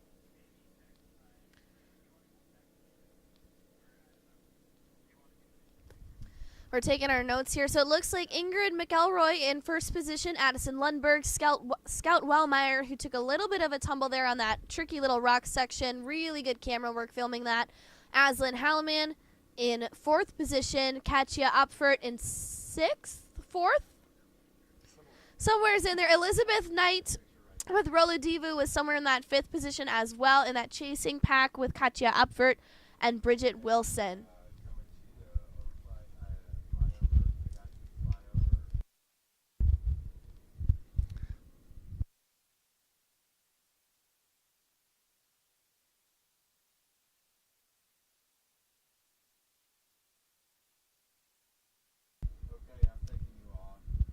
So Ingrid and Addison are now sprinting across the field. Or maybe sprinting might be too strong. Making their way through the mud across the field, approaching the flyover woods. Looks like Hallahan has passed Wellmeyer into third.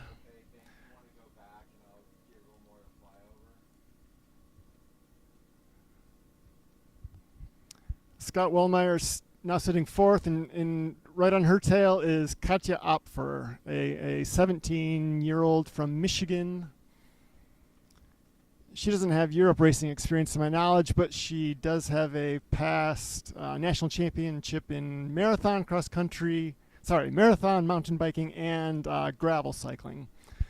So certainly fast on two wheels. Yeah, there's a ton of athletes coming down that Trek Bridge right now. A little bit of some congestion for these ladies. They're, at the top of the line here racing, and you get stuck in a little bit of a pack. They get a little bit tumbled up together, but they know what they're doing. They're nice and smooth going up on that course. On the front line, we saw Scout take a little bit of a tumble, making a breakaway for Ingrid and Addison to kind of get away from that group mentality. They're singly moving forward on the course. We've got a third position kind of doing her own thing. It's super early in the game, though. They will all catch up back together again, I think, at least. I think it's a little bit too early to maintain an attack this strong. They're going to try, though. So right now we've got a group of two, Chaser third, and then two off the tail of the third. and I'm guessing they're going to catch back up again. What do you think, Kevin? Well, Hallahan sitting third certainly is going to try to catch those front two. We'll see if... Yesterday, Ingrid was happy to sit in second and let Addison do all the work, but I'm not sure she's too excited to let Aislinn catch back up, and maybe will want to keep this just a race between herself and Addison.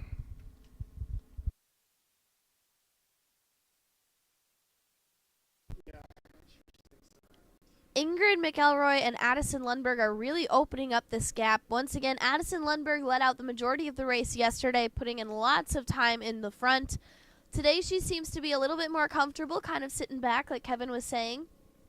She's taking a little bit of a breather, just resting on Ingrid McElroy's tail. It's really nice in cross-country racing to have one other person to kind of pull you forward. That's where your focus is on. When you're all alone racing, it's super hard just to keep the mental awareness of, you know, how far ahead or how far back you are from your other competition. You kind of get in your head a little bit. It allows for a little bit more devastation in your race performance. Working together is definitely a strong race strategy, sticking with someone if you can, if you're capable. And it seems like Ingrid McElroy and Addison Lundberg are doing a fantastic job at that right now. Like, they're pulling away because they have each other to kind of push one another away from that competition.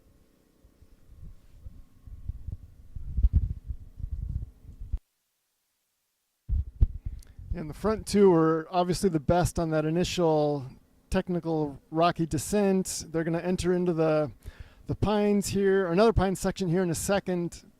And then when they exit that section, they're going to encounter the last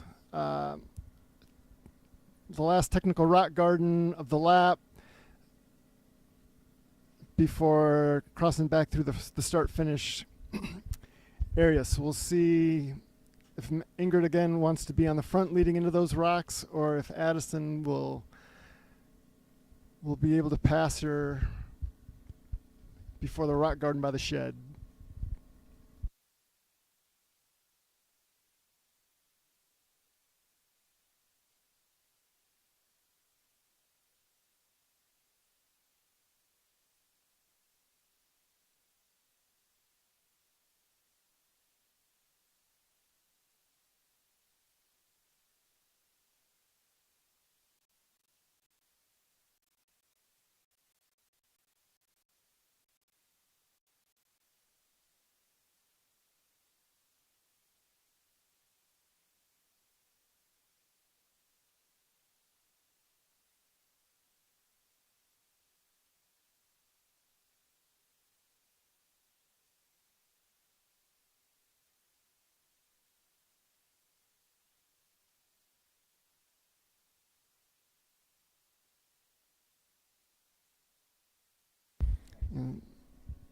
All right, so they've just exited the pines.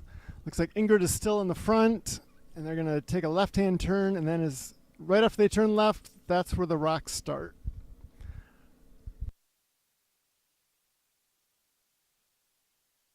The rocks are really slippery. We saw the 15, 16-year-olds struggling with that tricky section a little bit. Kevin's talking about how you want to be the first one through that so you can pick your own line.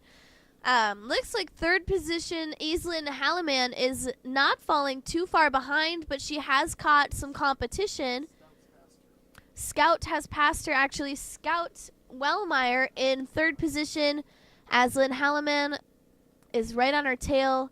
And it looks like together the two of them are working to reel in Ingrid and Addison. They're a little bit far out for it to be deemed successful. Looks like Scout is working really hard. And the third, hanging off the tail, Katja Apfert, we're thinking, potentially.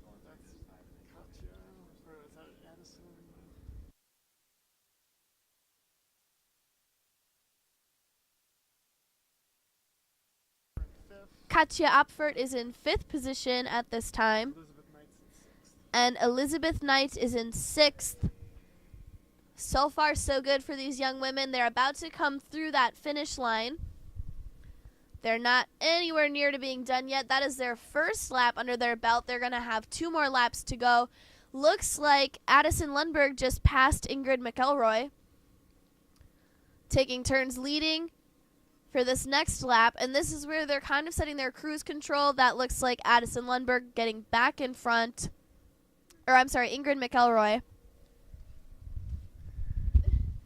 So watching Addison give up the lead there makes me think her coach or someone on her team had a little talk with her after yesterday's race where she just sat on the front the entire time. Scout and Aislinn are still in hot pursuit, sitting 3rd and 4th, and Katya is trying to catch up to Aislinn there.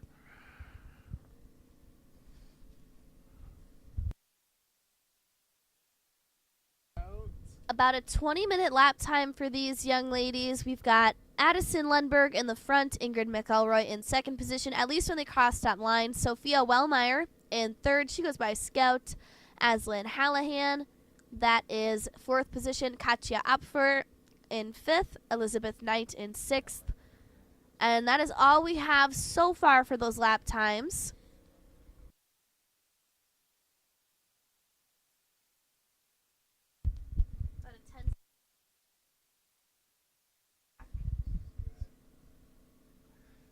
Of the top 6, 3 are first year 17-18. That would be Scout, Addison, and Katya. And then 3 are second year 17-18. That would be Ingrid, Aislinn,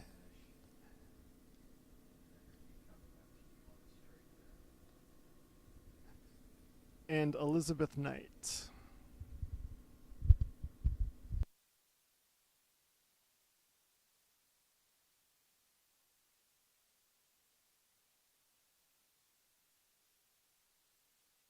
And our leaders are up and out of the saddle, pushing on this hill right in front of our little tent. We can kind of see them. They're going to loop back around behind our tent. That looks like Addison just took a nice drink of her water, getting ready to continue pushing onward in this pursuit for first place. And they're continuing to open up a gap. Great shot there. We can see them kind of rolling forward. We're about to watch them go over some rocks. Oh, never mind. I'm sorry. They're going back onto a straight section. They've got about a 10-second lead on Sophia Wellmeyer and Aislinn Hallahan and Katja Apfert. 10 seconds is quite a bit of time when they're coming through the single track, but on this straight section, you can see them. They're right within reach of each other. One really good push, and they might be back on their tail. However, Addison and Ingrid know that, and they're working really hard to try and open up that gap. So both of these young ladies groups are working super, super hard to maintain their positions or advance or block the other from advancing. It's all very strategic and when to push and when to rest.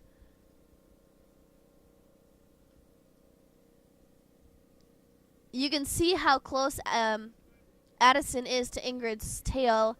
She's working to catch that draft. You got to be right within like 2 inches of the other's tire, sometimes right on them, just a little bit to the left or right, depending on the wind.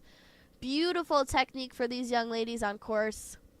And that looks like Sophia Wellmeyer and Aislinn Hallahan put a little bit of a gap on Katja Apfer.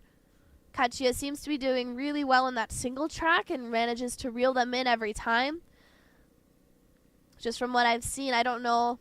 Sprinting might not be her strongest strength, but she does super well reeling them back in on that single track. In 6th position, that was Elizabeth Knight off that tail.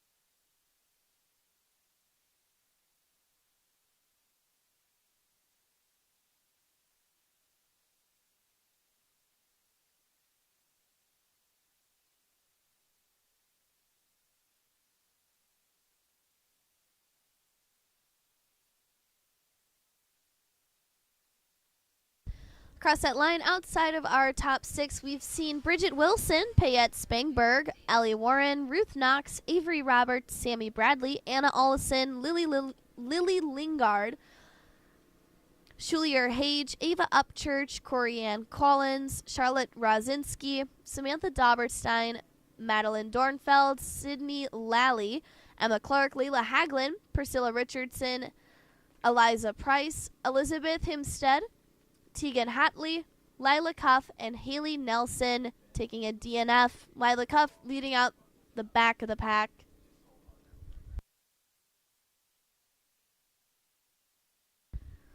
Lap times are staying pretty consistent. The front leaders were putting out 20:16 for lap time.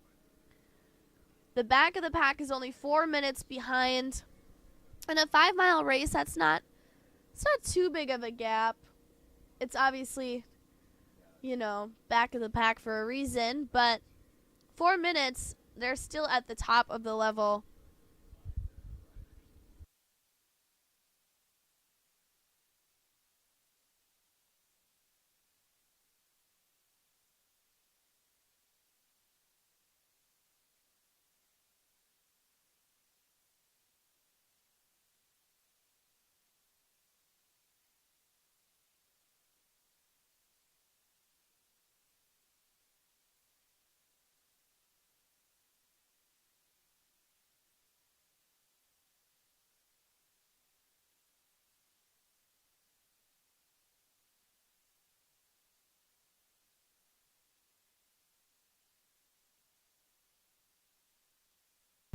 We're watching some warm-ups for the next race, doing their stretches. Getting ready to rock and roll.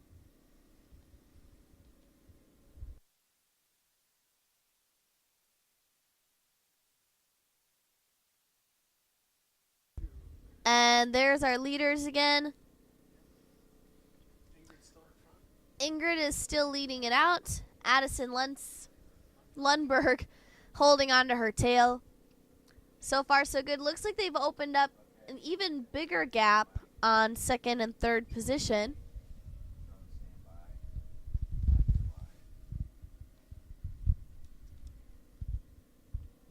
So we're going to take a right-hand turn up here.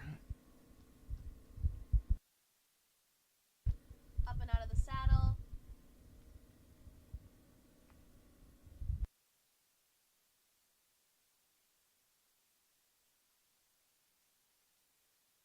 Down, approach the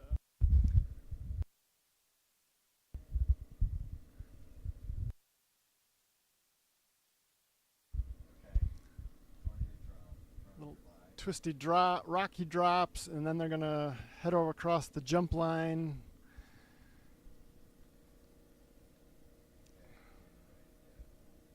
Both getting air.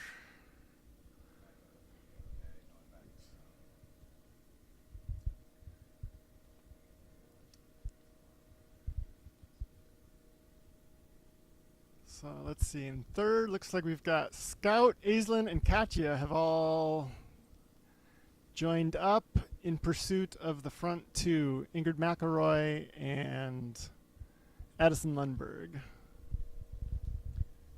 Correct me if I'm wrong, Kevin, but it kind of looks like they're reeling them in. I mean, they had about a 10-second gap. I'd say that has stayed, and now they've gained the help of each other. All three of them have caught back up to each other to try and work together. Do you think that they're going to catch that first leader group?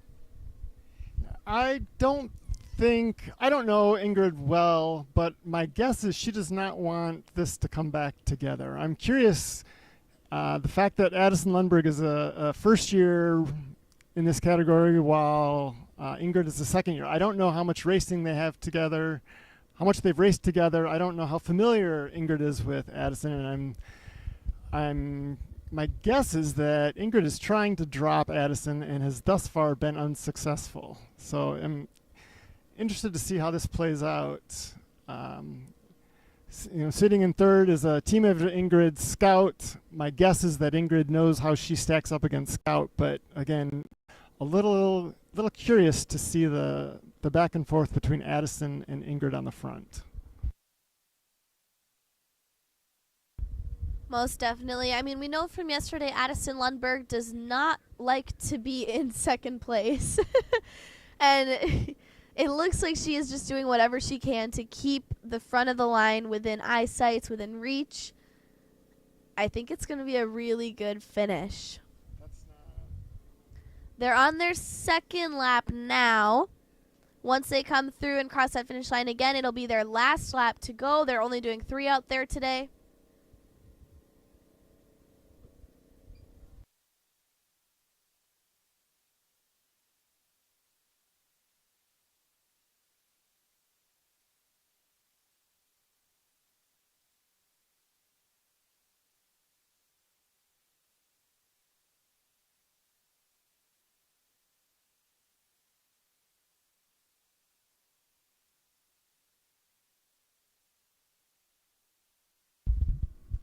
All right, so after this descent through a couple of rock piles again, they're coming up to the 180 and then the climb back to the top of the ridge before they start that technical descent again, where we saw Scout Wellmeyer crash on the first lap.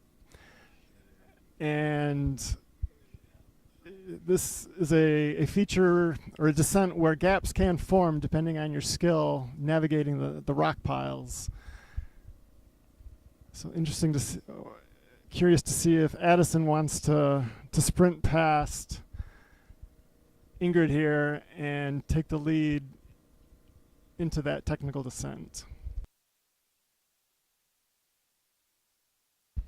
Yeah, you know, once they come through and we see them in the infield, we know that that's their last lap. She might get the okay from her coach to try and make an attack. We might see her jump out front for the next lap.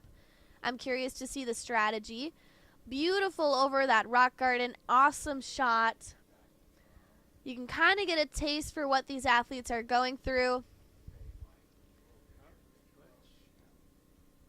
And looks like Scout is running through the rocks. She does not want to take a chance on falling on those again. That's going to cost them some time, especially for Katya, who is struggling to find her clip there for a second. Looks like she'll be able to get back onto Scout's tail. And I believe our chaser pack has dropped to 2. Right? So I think Aislinn Hallahan has chosen the B line, which avoids the rocks but does add distance to your descent. But she wasn't together with Scout and Katya as they were running over the rocks there. So interesting to see if she's able to pass Scout and Katya by taking the safer, although potentially slower B line. Yeah, that was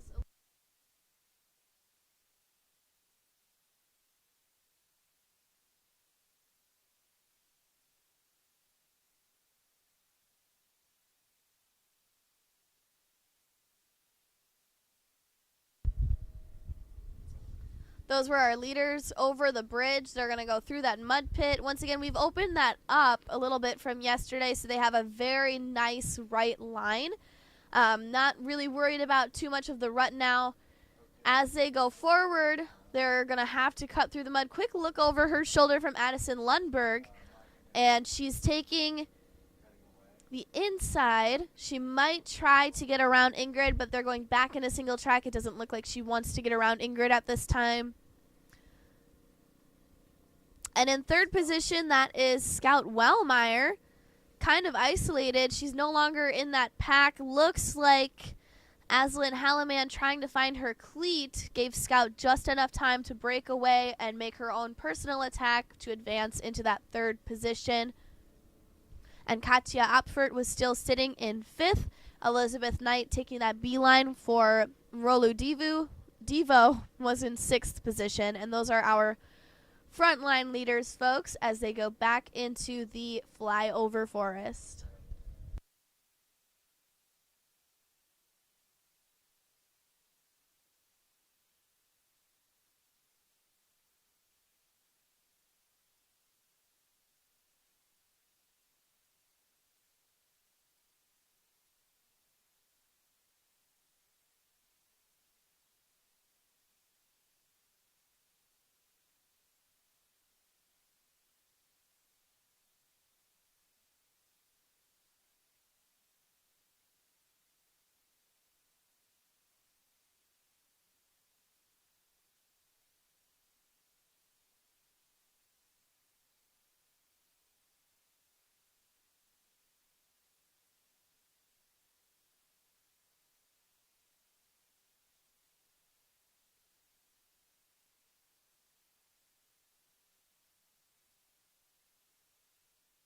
On the spectator cam, we've got a group of littles giving us a nice wave. Thank you, gentlemen.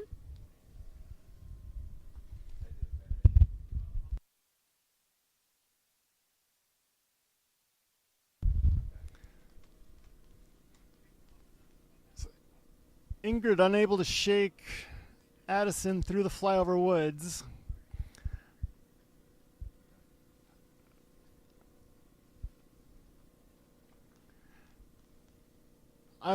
I'm not a mountain biker. No one would call me a mountain biker. When I've tried to ride this course, the flyover woods is my least favorite section. None of it's my favorite, but flyover woods is my least favorite. There aren't any rocks, but there are lots of turns.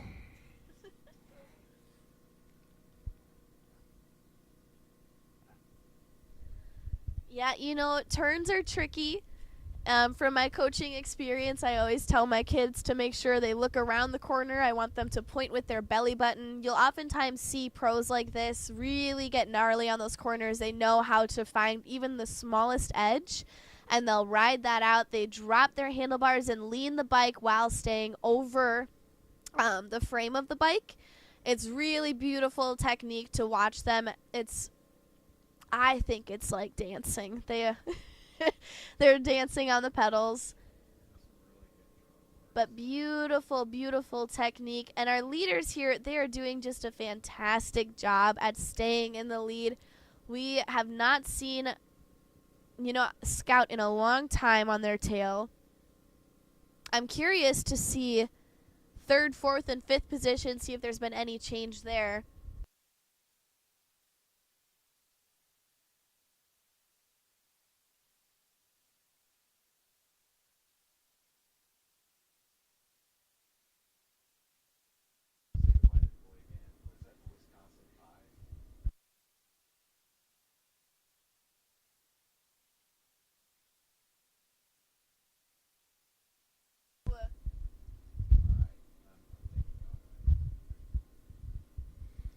So this is the pine section where immediately after they approach the rock gardens by the shed. So again, it's going to be oftentimes a race to be out of the pines first, because you want to be into those shed rock sections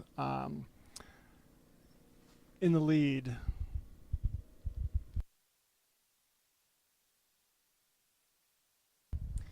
Yeah, there's a tricky rock garden over there that I think we were talking about earlier, and going through those pine trees, there's lots of sharp corners. They've got to be really strategic about navigating those corners. One slip up, especially at that front line, could cause Addison Lundberg to take the new lead. Ingrid really has to be smart, but because she is in the lead and she has such a gap, she can kind of take her time. She's got Addison pushing her, but they seem pretty comfortable with the pace, and clearly it's, consistent enough for them to be able to maintain it. And there they are coming out of the woods. Looks like Ingrid is still holding the front of the line. Addison up and out of the saddle, getting right back comfortable on her back wheel. She does not want to lose that back tire at all. This whole time Addison has been in second position. We have not seen her get more than, 1 foot away. She is keeping it super close on her tail, catching a draft anywhere she can. And I'm sure that's probably helping, the mental game of it all, just to stay right on her rear wheel. She knows she has her right within reach. In that third position, we can see her coming around the corner now. We believe that's Scout.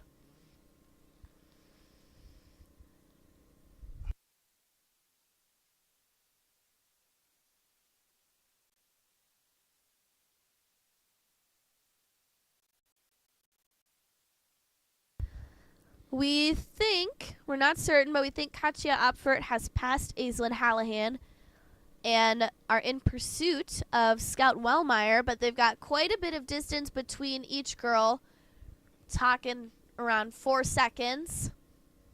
Pretty substantial. Scout can see her competition. She sees Ingrid and Addison, And Ingrid and Addison are making their way towards that finish line. They've got to go through the puddle, and we will see the exact results as they stand as they go into their final lap here today at Englewood Farms. And Addison goes for the pass again.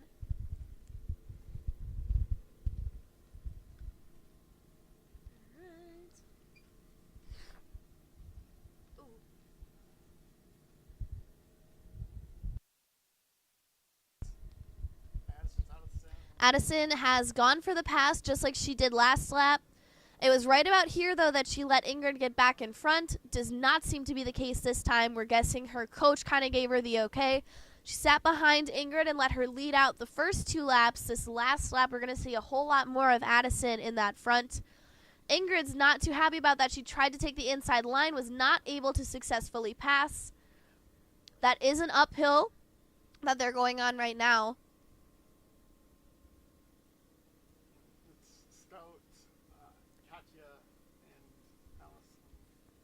Okay.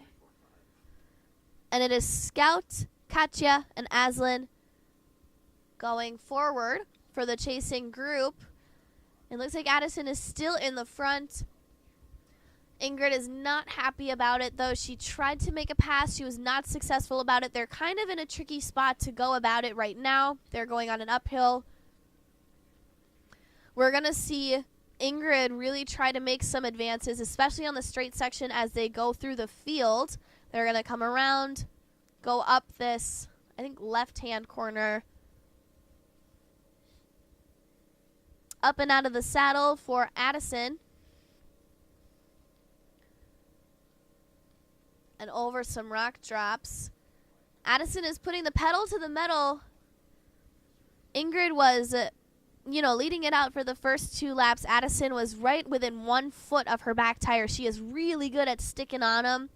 Ingrid is like 2-3 feet back pretty consistently, and it looks like Addison's actually trying to open that up to 4 or 5 feet now. Quite a gap, but she's pushing really hard trying to hold it, and they have a lot of field work to do where there's a lot of eligible passing spaces and opportunities. It's going to be a little bit of a close call.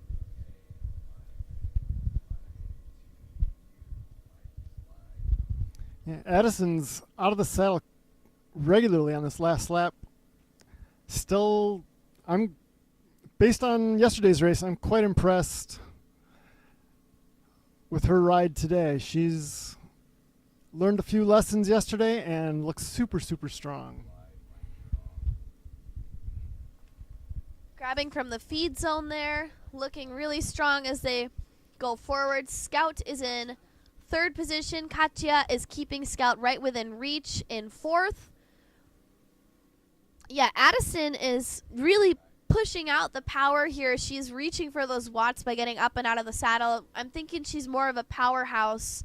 Ingrid seems to be very consistent. We saw very consistent lap times for her. The second lap. Oh, I've got to pull up the results, guys. Stay tuned.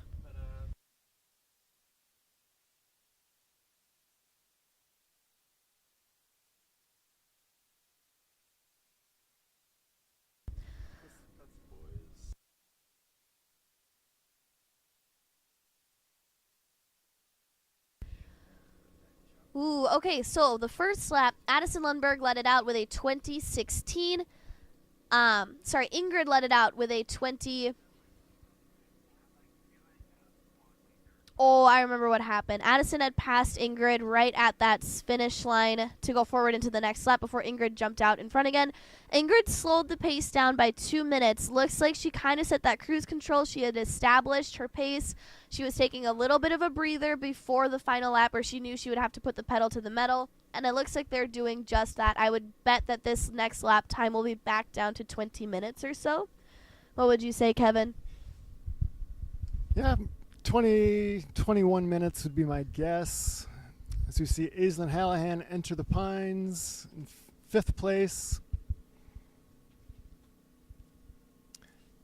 Yeah, both Lundberg and McElroy, again, are out of the saddle for most of that first section of the final lap. Neither one able to form a gap on each other. And here's Elizabeth Knight entering the Pines, currently in 6th. She's been riding by herself just about the whole race.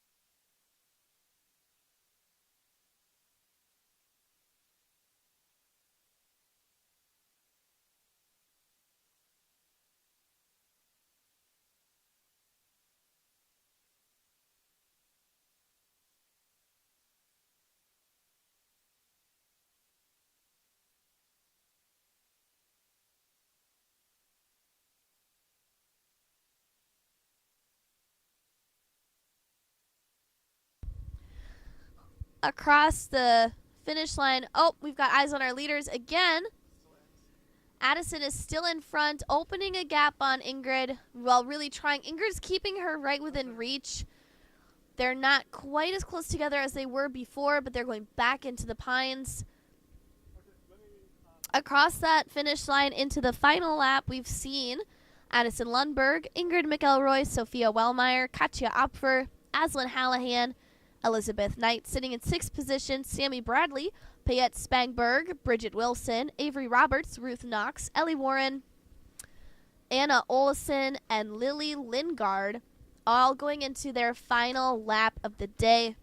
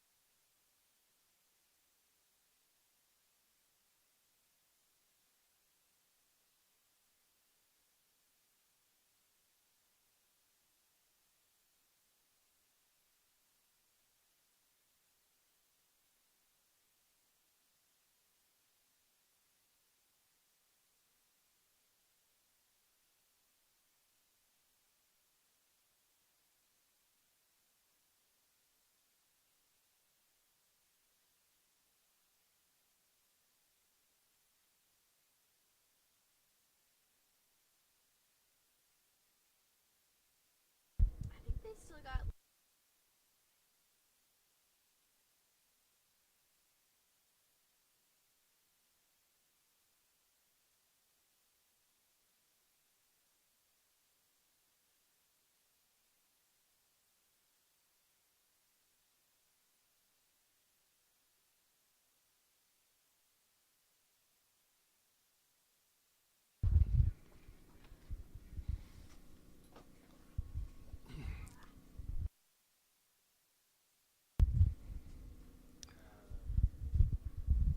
So both of them out of the saddle again, entering into this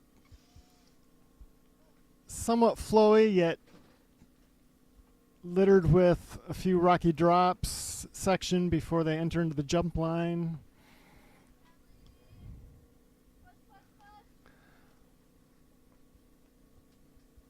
Lundberg just seems super smooth on all the technical sections. Here they go over the jumps.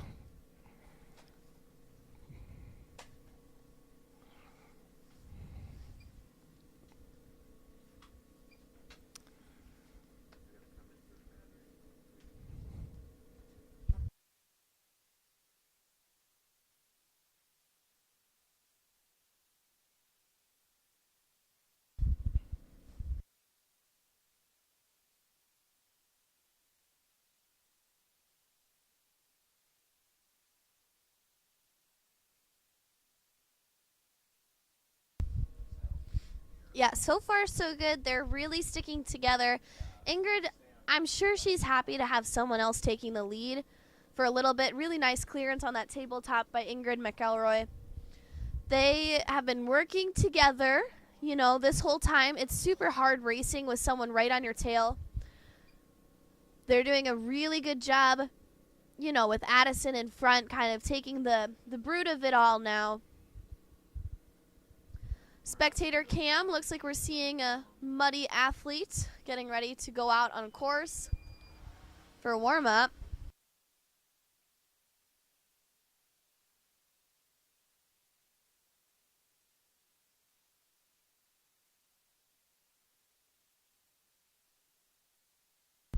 And it looks like they are closing the course. The next athletes coming through will finish. Little bit of a tumble there. That is a really muddy corner. And she's choosing to run her bike through the mud and get back on for that final stretch.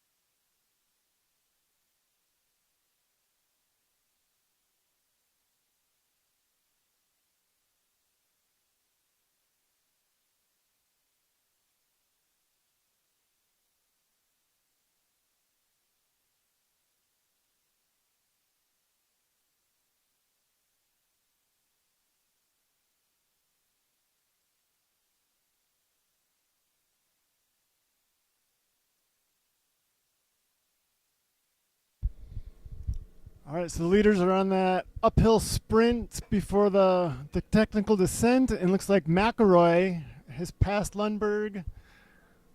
Let's see if Lundberg can recover. Oh, the gap's growing. This is a great time to attack. Whoever gets to the top of the hill, like Kevin said earlier, gets first advantage down into that technical descent. We've seen Scout choose that A-line this whole time. She's in third position right now. She stumbles a little bit on those rocks. I'm curious to see if she chooses to run it again. It won't cost her too much time now that she's kind of isolated in her third place. And it looks like Ingrid McElroy has done a fantastic job of getting by Addison Lundberg, and she is leading out the race with a for sure 5-second gap at this point. And it looks like she's going to do it. If she can hold on to this lead, the finish is right there. We are so close to the end of this race. This is not quite as much of a nail biter as I thought it was going to be towards the finish, but great job attacking to Ingrid McElroy. Addison Lundberg let it out for almost all of that final lap there. But Ingrid took that time to catch her breath, and she knew what she needed to do to get around her. She's going to be coming up on that Trek Bridge here shortly, and then over to the finish line.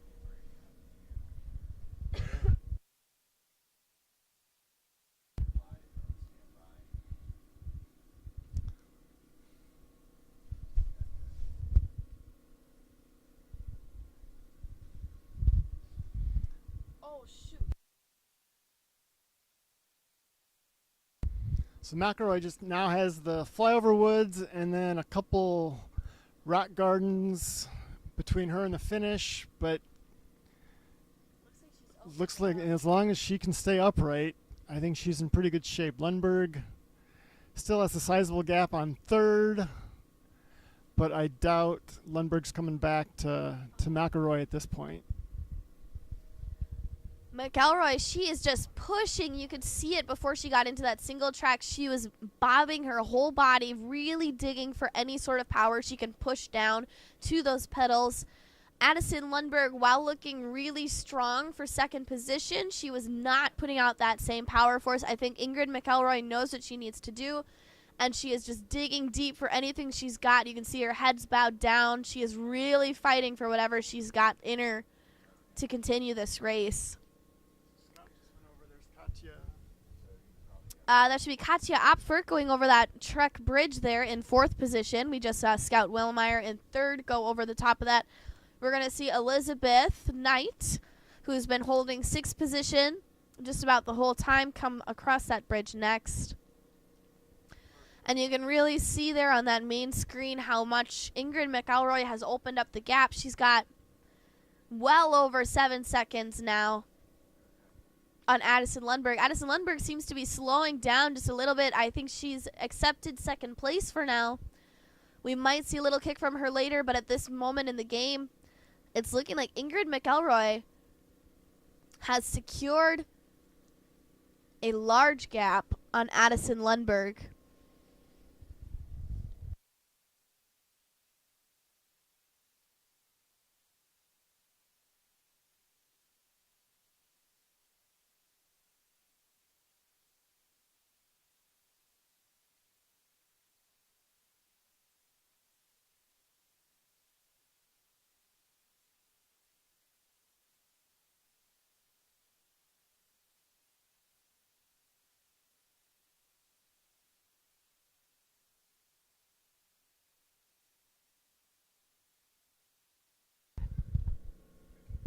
So just Elizabeth Knight in 5th and Aislinn Hallahan in 6th, just crossed over the Trek flyover.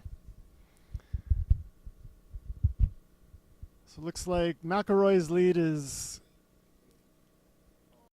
10 seconds and growing.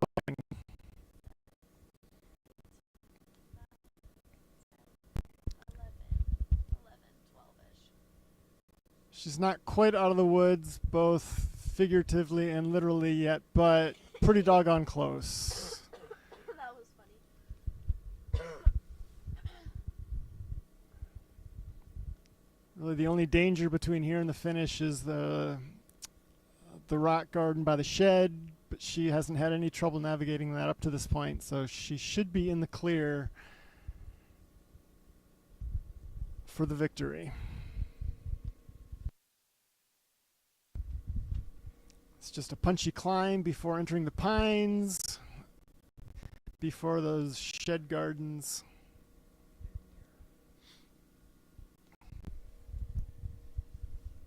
They're putting out about 1 mile every 4-ish minutes, give or take. And, you know, from a training point of view, she made her attack with about 2 miles, maybe 2 and some change to go. She knows that's just under 10 minutes of hard effort. She just has to push as hard as she can for 10 minutes. And then she's good. She's in the clear. Ingrid McElroy is doing just that. She has done such a fantastic job of pacing this race. She dropped her pace back for that second lap, kind of set her cruise control. And now we're going to see her pick it up a ton as she goes into the final stretches before the finish line. She knows she has to open that gap as much as she can on Addison Lundberg. Addison is a very strong sprinter. We've seen her up and out of the saddle a ton for this race, just sticking on Ingrid's tail. We know she likes to keep the front in her reach, and Ingrid is doing everything she can to defend her position against the powerhouse Addison Lundberg.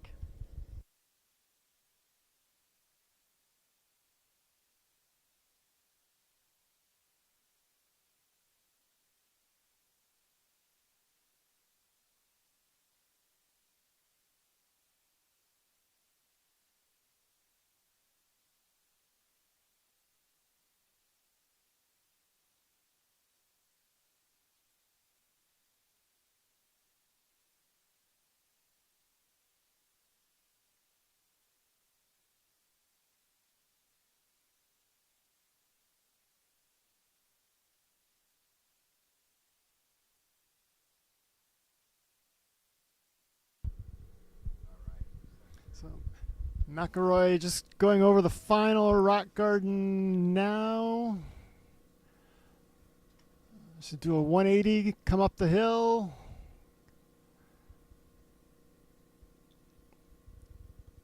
There's Addison just entering the rocks now.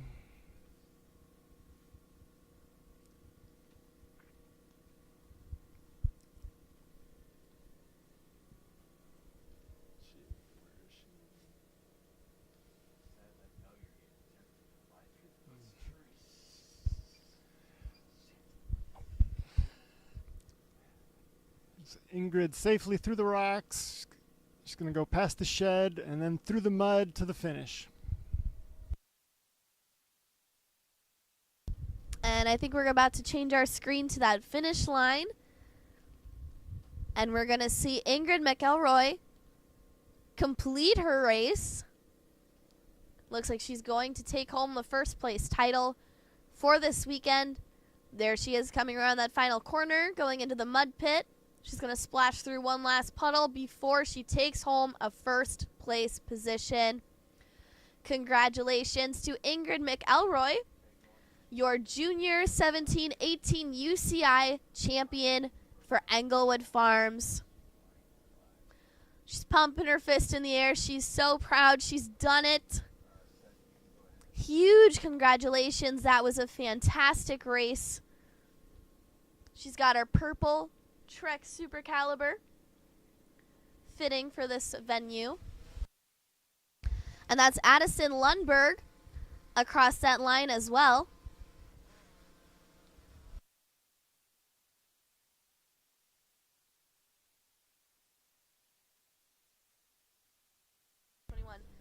Yep, and they kicked it into gear. Ingrid McElroy pulled out a 21:01 lap time. So she really went out for that first lap. And then second lap, she kind of set that cruise control. Big hug at the finish line. Great job, ladies. And then she kicked it back into gear for that last lap. Huge congratulations.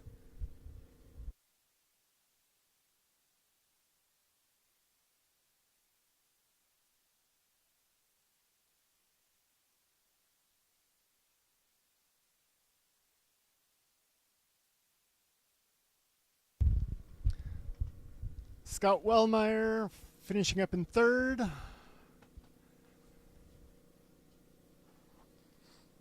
like Julia Violich giving him a hug. Yeah, being congratulated by the head of Bear, Julia Violich.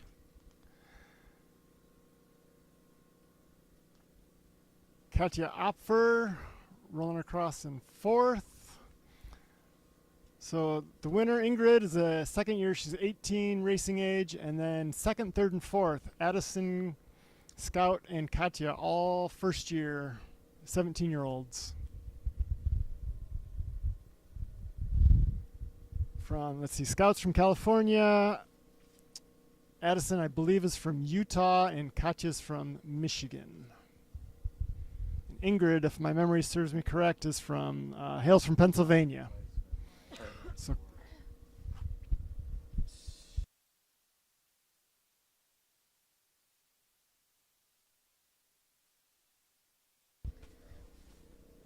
beautiful day for a race out here, folks. The sun is coming out again as we give congratulations to all of these lovely young women off on course. They did so good with the pacing and everything today. Very successful afternoon of racing so far. Next up, we are going to send off our UCI junior men for 4 laps out there today. They're going to be going off at about 12:15. Current race time right now is 11:51, so we've got about 20 minutes or so before we send off those men. I think we're going to take a little break here. Go give some congratulations over down at the start line. We'll be back on for the podium in a little while, and we'll send off the next race.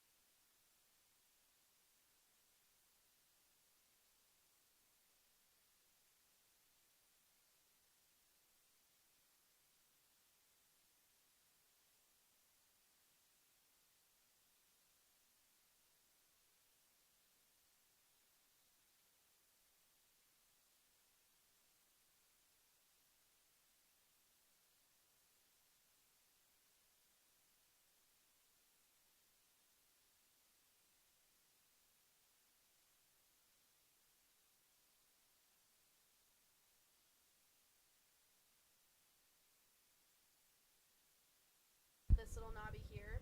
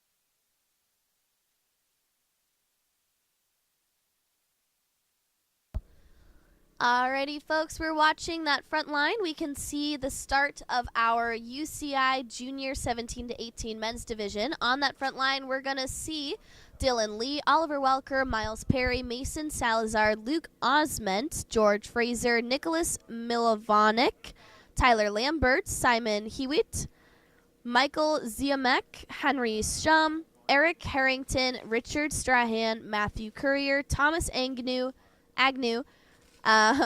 Eric Aslin, Lewis Carl Menard, Chad Brown, Jack Bernard, Carter Lemke, Caden Krottinger, Addison Watley, Garrick Bashore, Brody Graff, Thatcher Nave, Hunter Cottom, Aiden Volmouth, Tanner Batige, Ethan Blocker, Easton Day, and many more. Going forward, we've got quite a few big names in this race, and I'm here today with another commentator. We've got Max. Max, introduce yourself. He's racing later today. Tell us a bit about why you're here. How's it going? I'm a friend of the Agnews. I am here. I am so happy to be commentating, friends with a bunch of these guys on the line today, so happy to give some insights. Awesome. So going forward, who do you know on this front line, and do you have any pre-race, guesses of what's going to happen? Yeah, so I'm actually super excited to see Aiden Volmuth in this race. He took the win in short track yesterday. Tons of cyclocross experience from him, and I think that's going to be pretty helpful getting through these nasty, muddy lines. And then just a ton of guys, ton of first years like Carter Lemke that are hungry for this win and are going to probably show up in numbers today. Yeah, 100%. So you raced today at 4, you said. You're going to be in the U23 men. Are you excited? What do you know about the course? What are you nervous for? Yeah, I absolutely love this course. I think it's going to be interesting. I rode it yesterday, and then it rained all night, so I can't speak much to what the course is going to be like. Obviously, out in those open sections, it is going to be nasty. There's going to be a lot of sliding out, I imagine. But this course is super fun. The Agnews have done a great job building a full force UCI course out here in cow pastures, which I think is just incredible. Yeah, no kidding. How do you feel about the rock gardens over by the shed? We saw a couple slip-ups, and then, right out of this gate, there's a lot of mud on that front line. What are you nervous for, I guess, just being surrounded by a bunch of the men? Like, what are they looking for on the field? Yeah, I think it's going to be interesting, especially with the move in tire choice that everyone's making now, running that file tread.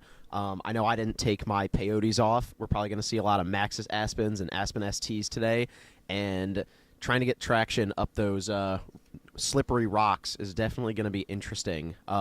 Riding down them, I think all these riders are super capable. They're going to have no problem just unweighting the bike and getting through them. But riding up, it's going to be interesting. It's definitely wet. For those that don't know, are the tires a little bit more grippy? Are they more of a trail tire? Are they sticking to that cross-country, like, lack of tread, a smoother, kind of faster tire? Yeah, so lately a lot of these racers have been trending in the direction of a super shallow center tread, which rolls super fast, and they oftentimes have great side knobs, so they're great in almost all conditions until you get wet and slippery, and then you end up in a bit of trouble. So there are plenty of places on this course where those tires are going to be amazing, and I think those rock gardens are definitely going to be a testament to some of these riders' skills getting over them. That sounds about right. On the front line, everyone is getting ready. We're about 1 minute away from sending them off. They're making sure that they're in the right starting gear, their pedals are in the right positions. They're kind of talking amongst each other about probably how excited they are to be on course. What do you normally talk about in the start chute? Well, I often have a lot of banter going on with some of my back-of-the-pack friends because we usually have very little pressure on us starting from back there, nowhere to go but up. It's going to be super interesting. I know when I started, I immediately had a chunk of mud fly into my eye yesterday. So unless you're in that first two rows, it's going to be interesting navigating around riders and through that mud as it has just gotten worse and worse as the day is going on. So yesterday, how was riding through that big mud rut? Like, it got really gnarly over in the mud pit before the finish line yesterday. What was your favorite line through that? Pretty much for all the worst spots, right was the way to go. Someone decided to go right at the beginning of the day and dug a nice rut that everyone followed for the rest of the day. It's going to be obviously interesting. Serious bike handling skills are going to be needed, and they're very different than stuff you might see in another race. So if you tap your brakes in these corners, there's a good chance you're sliding out. And there's a lot of unpredictability if you go anywhere except those ruts. So trying to pass there is tempting, but often ends up in some 180-degree turns like we've seen in short track yesterday and probably a couple of times today already. Yeah, yesterday there were a couple athletes who, unfortunately, going through the mud pit, just randomly ended up doing a full 180, which was super interesting to see. I saw that 2 times, I think, yesterday, just on the drone coverage, but I've got, a lot of faith in these athletes here today. I see some bird spokes on the front line, some super calibers, lots of very capable bikes with very capable athletes riding them, and I think it's going to be a really fun day of racing. Yeah, I agree. I think Super Caliber is a super popular bike here, and rightfully so. This is definitely one of those courses where it's got everything you need to get through those technical bits, and it is ripping fast on everything else. So it is going to be super interesting. I am definitely exhibiting a little bit of personal bias here. I ride a Super Caliber, and I love it. Yeah. I'd say the Super Caliber is definitely one of the best bikes for this course, especially since Trek is one of the sponsors of this event. Thank you, Trek, for providing one of the best bikes for this race in particular. And it looks like we are just a couple short minutes away from sending them off. We'll let you know when the horn sounds. They're getting rid of their layers right now. And we will send these boys on course.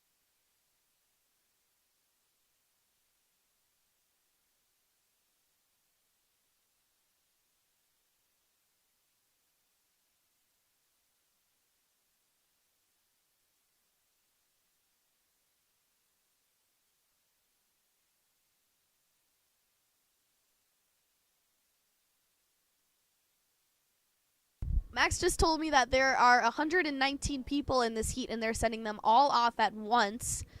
That is a lot of dudes going off at the start. This is going to be a really interesting start to watch. We're going to be zooming out. We've got drone coverage as soon as they get past that first hill.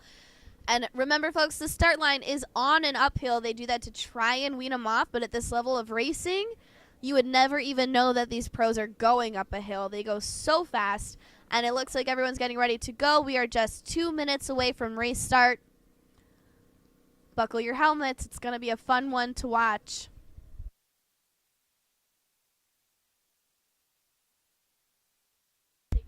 They are off, heading up that uphill, looking like Donovan is taking charge here. That 120-person start is going to be an absolute nightmare for some of those guys in the back. It is incredible to see all those athletes out here, but if you are in the back, it is not a super fun time. You are going to be picking riders off all day. Yeah, you know, from the spot where we're at, we're kind of on top of the hill, and we're watching them go down. There's not a ton that the back of the pack can do right now to advance in placement. Everyone's just kind of trying to hold their ground and not crash. When you're in a group this big, it's really just about being aware of your space. Is there someone behind you? Is there someone in front of you? Look at this massive field coming across this straight section. This is a beautiful shot to be filming right now. Who's on the front line? Do you see any faces that you recognize, Max? Brulaire Devo, probably Miles Perry. Okay, so we were thinking possibly Miles Perry. We're going to do our very best to kind of keep track with this. We're already seeing a breakaway in the top 15 or so before the rest of the pack. This is going to be super interesting. They're doing 4 laps out there today. They've got a lot of time on course to try and break away. I'm guessing this race is going to take somewhere around an hour. What would you say? I'd say probably hour and 10-ish would be a healthy estimate. They're dropping down into that first corner. We see a little bit of congestion. They're definitely communicating, calling out where they're going to be as best they can. It's still a competition. Everyone wants to be in the front, but making sure that you're calling out where you are is always crucial, especially in a crew this huge. You can kind of see them going through the pine forest now. Did you pre-ride the course, Max, at all? I did. I rode it yesterday, and everything except those muddy spots were awesome. So depending on what that rain last night did to the course, I've been talking to some athletes today. They said it was still riding pretty well. It's going to be interesting. This is definitely, those spots here going into the woods are where a lot of riders are able to demonstrate how they handle the pressure, because people do start to kind of lose their when you're elbow to elbow going into the single track like that. So as we line up, we're going to start to see, seems like pretty consistent top 20 here. Bear National bringing up the back here. Everyone is pretty consistent as of right now. I think it'll be probably a few more minutes before we see anyone start to string out. Yeah, you know, I agree. And it's at the start of the pack like this, it's really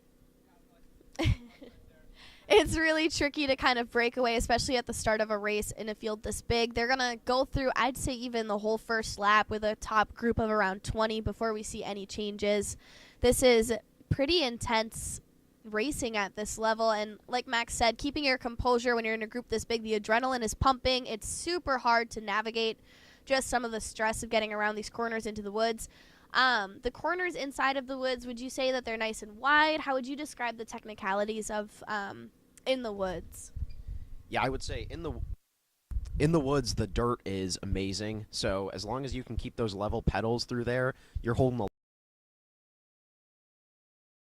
fast. So everyone is probably going to be holding most of their speed through there, which makes for a really interesting race. I always love when you can worry less about the technicality of the course and just more about keeping your speed. Oh, 100%. And, you know, with these guys going through the course right now, they're going to be making a nice kind of dig at the dirt. It's nice and wet, so they can push it up, and then it'll be a hero berm for you when you go out. So you're going to be able to ride those edges super smoothly. We're going to be watching for you at 4 when Max goes out today. For now, our athletes are coming around. We can kind of have eyes on them. The woods are nice and thick in that spring bloom. And I don't have names of leaders. Do you have any kind of estimates about who is in front there right now? I do not currently. We're going to work as hard as we can to get you some names. Looks like we see someone taking the beeline, and he got right back in where he started. I think he only lost one position there, so the beeline might be worth it to consider, at least in this kind of congestion there. Everyone slows down to get in line for that A line, and the B line might be faster to just kind of zip around in a field this large. But our leaders have kind of started to straggle out. We're seeing a top group of 5 with a little bit of a chaser pack of 2. Everyone is still right within reaches of each other. They're reeling back in and getting forward in the course. Yeah, and there's some seriously strong riders starting probably 20 or 30 spots back here. Obviously, like, navigating, getting points as a 17-18 is not an easy task. So there are some really strong guys that are going to be working their way up, and we'll probably see more of them as the race goes on. But I would say probably at least 30 places deep. There are people gunning for the win here.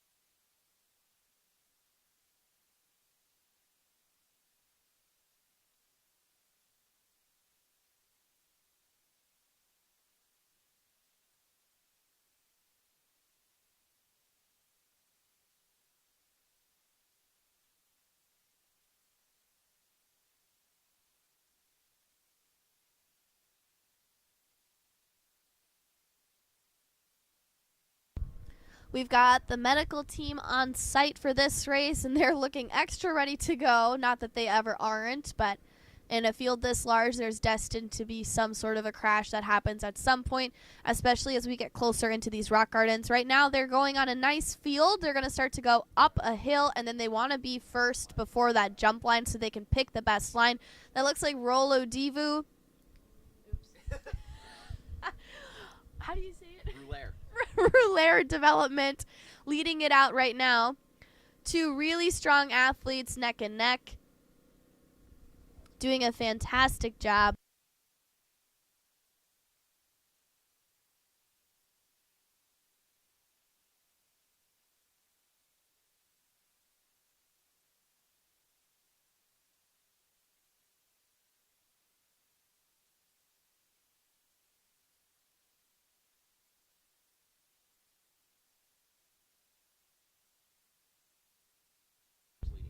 Mason Salazar, we think, is the one leading it out right now. He's going up over that jump line around the berm, heading back out on the uphill. It looks like teammate Miles Perry is on his tail.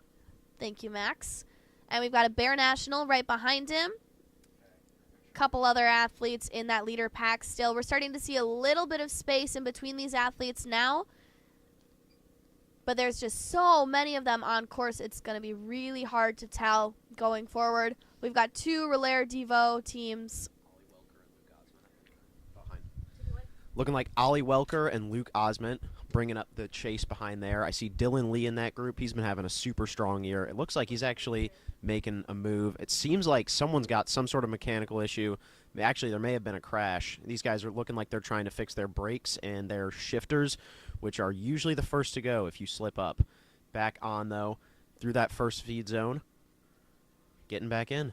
There we go.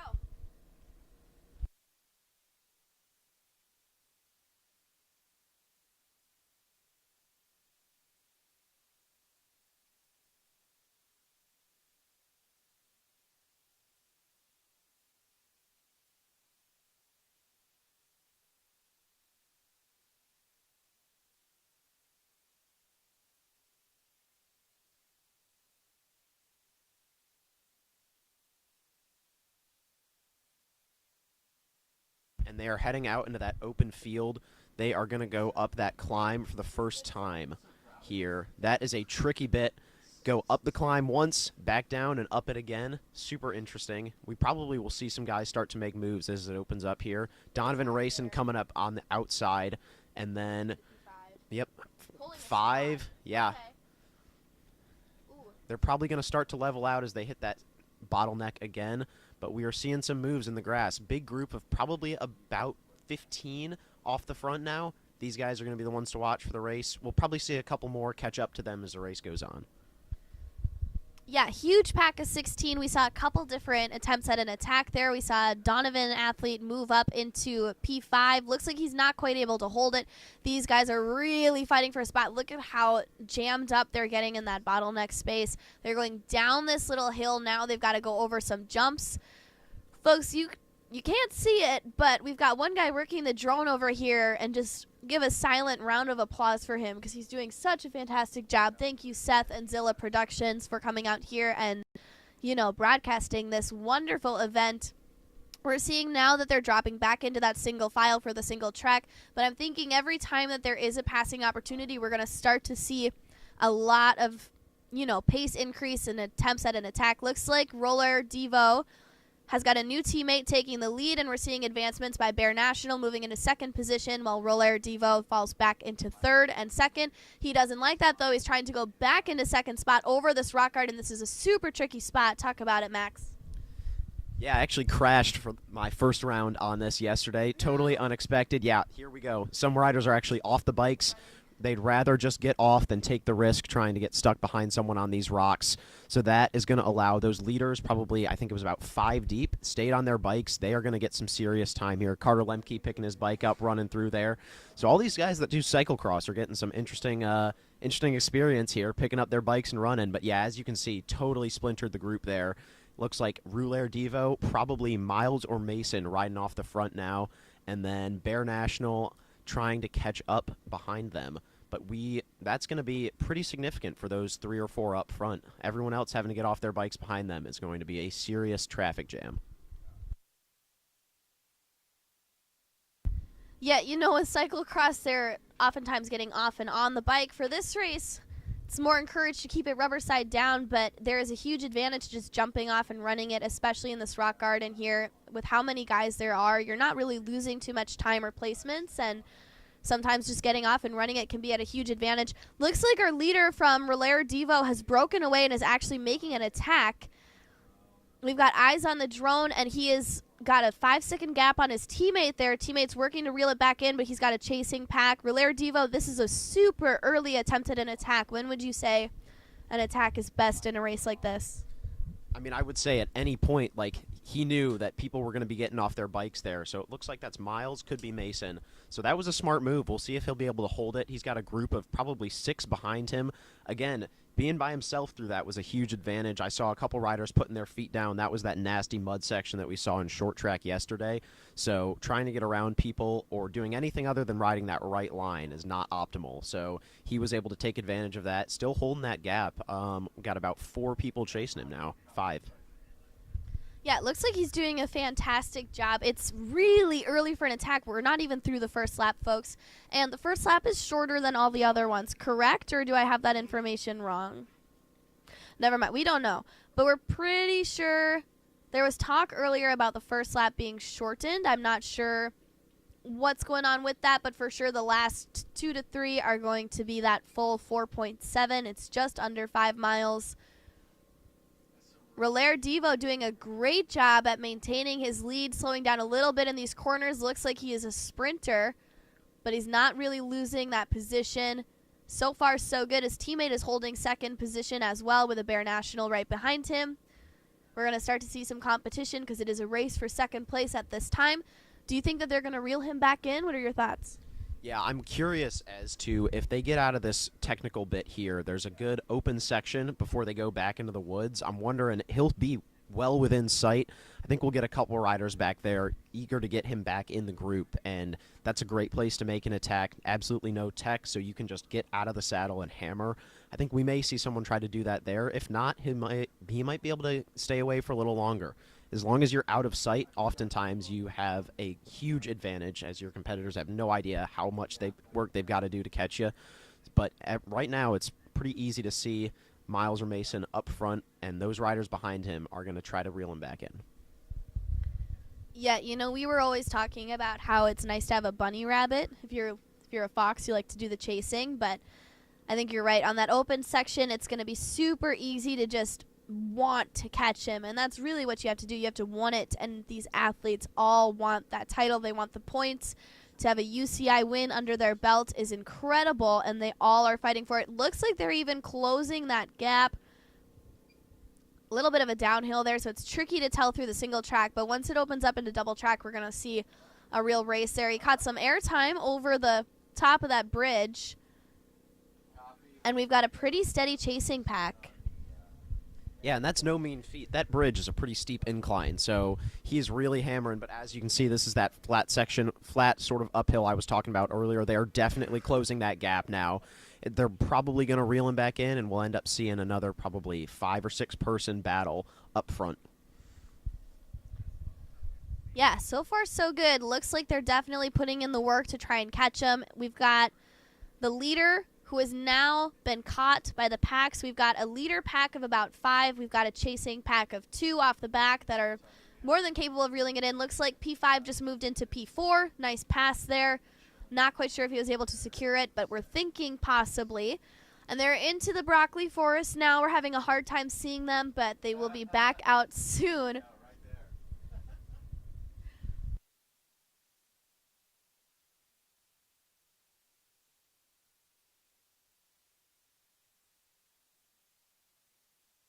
On the spectator cam, it is not a warm day. I was told it was supposed to be 70 and sunny for this weekend. When I checked a week ago, I was so disappointed to see 40 degrees. But they've got their blankets, they've got their chairs. You know, we've got burgers down in the infield. There's still potential for this to be a great day to spectate.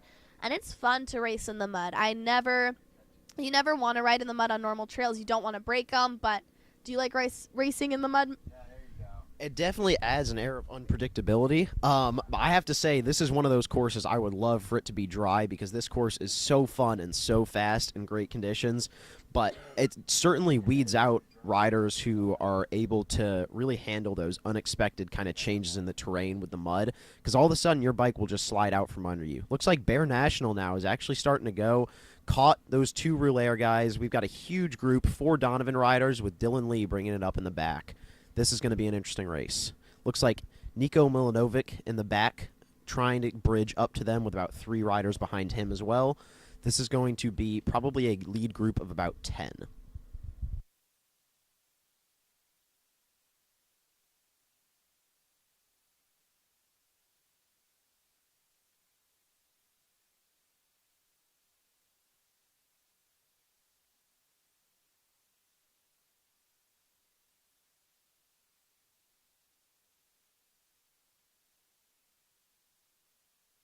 Really great job rounding out that berm. There's a little bit less stress now, but you still want to be that front athlete going into the single track. You want to have the privilege of picking your first line. Lots of feet down on that corner. It must be getting a little bit gnarly. They're going down this downhill now. They're going to come back into that mud pit before they go back into the flyover forest. Nice splash into that puddle there. And we're about to get some names, and we will be able to tell you who our leaders are.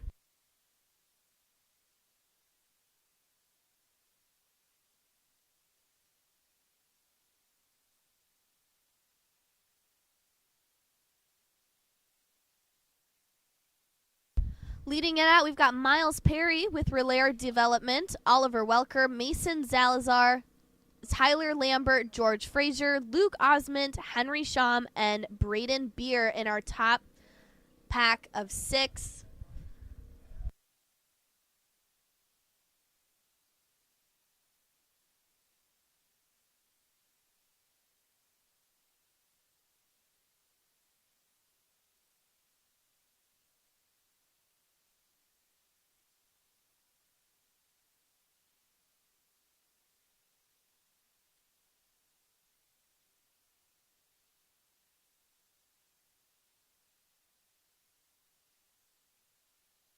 So Oliver Welker is now leading it out for Bear National. He's got Miles Perry right behind him. Miles Perry was in front when he crossed the finish line. And we've got another Bear athlete behind Miles. That should be Tyler Lambert, followed by Mason Zalazar.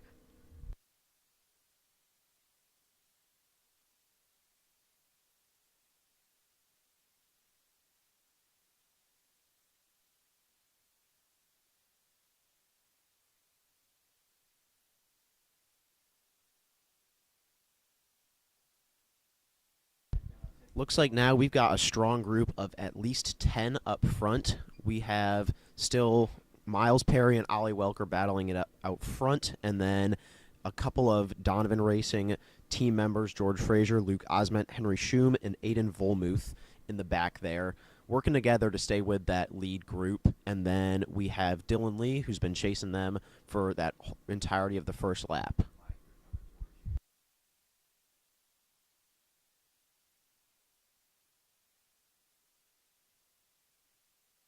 And now Nico Milanovic bridging up. We got another rider coming around with him, bringing that front group up to about 12, starting to build a gap. Oh, going out into the open here, it's going to be interesting. Definitely good to have a wheel to be behind here.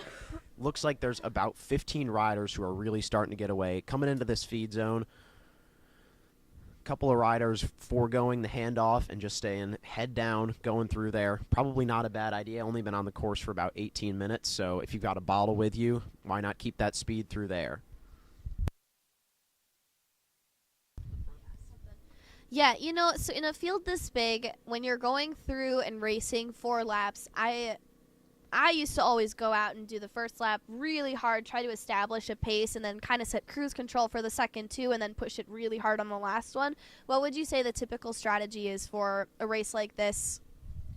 Yeah, I would say that's always what I've heard is the approach for UCI races like this. And obviously everyone's nerves are at an all-time high in that first lap, so they're itching to get a gap going, and then everyone will realize, like, oh, we've got probably about 20 seconds to that group behind us. We can settle in, find a good pace. And then it'll start to get really interesting when we get to that last lap and riders start making attacks.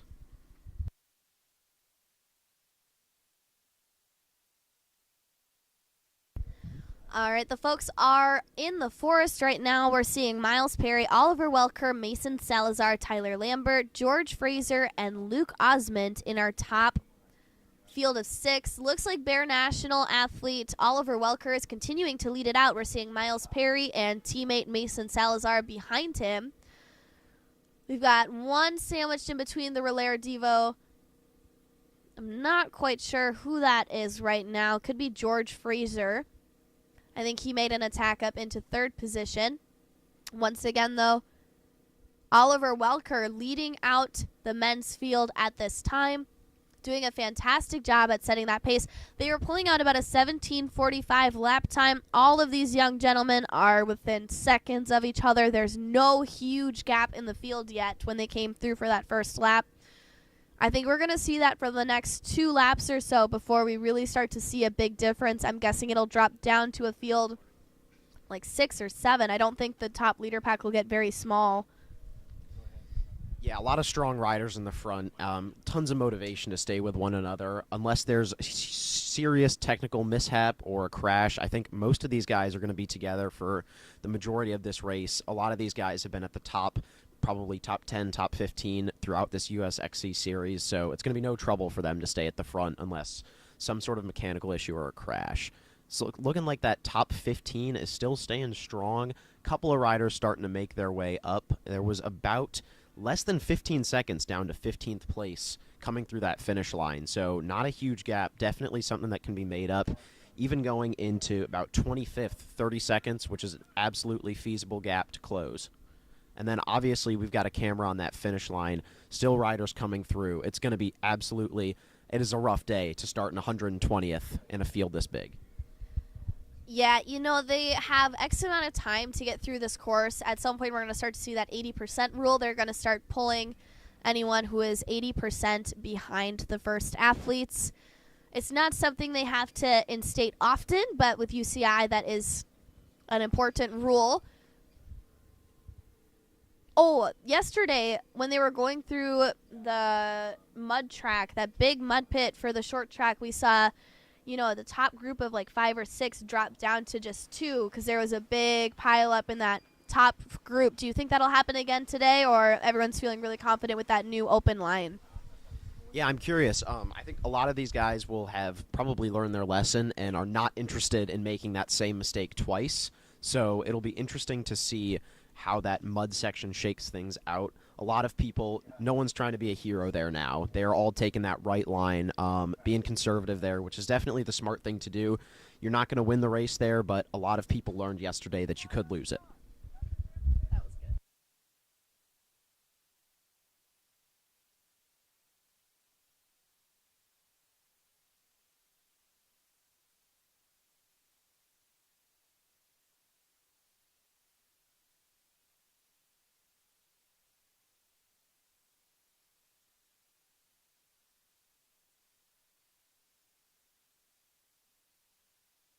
Changing out the battery on the drone before we get back on that coverage.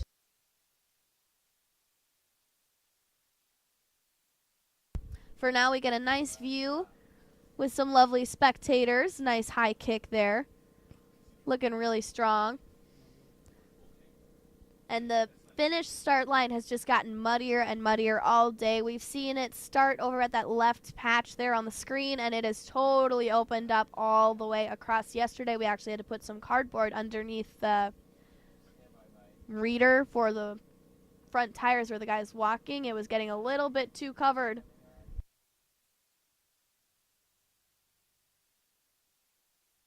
I will say regarding that 80% rule, this is a longer course than a lot of other races that we've been at this year. People were doing probably 12, 13-minute laps on average in this field at Pro Cup in Arkansas. So I personally know I did not have a great race here last year, but it was my first race not getting pulled at that 80% rule. So a lot of racers are probably going to stay in it just by nature of the length of the course. We've got coverage now again. Ollie Welker still leading it out. Looks like that is George Frazier in that third place position.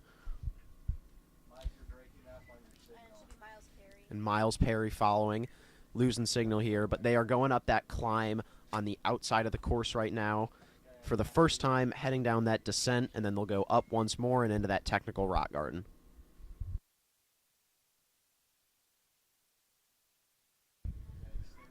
So leading it out on that downhill is super strategic just to be in front there. You get to pick your own line, and you get to have full reign at that jump line going forward. It's super, super nice to be able to have the whole course to yourself to pick your line.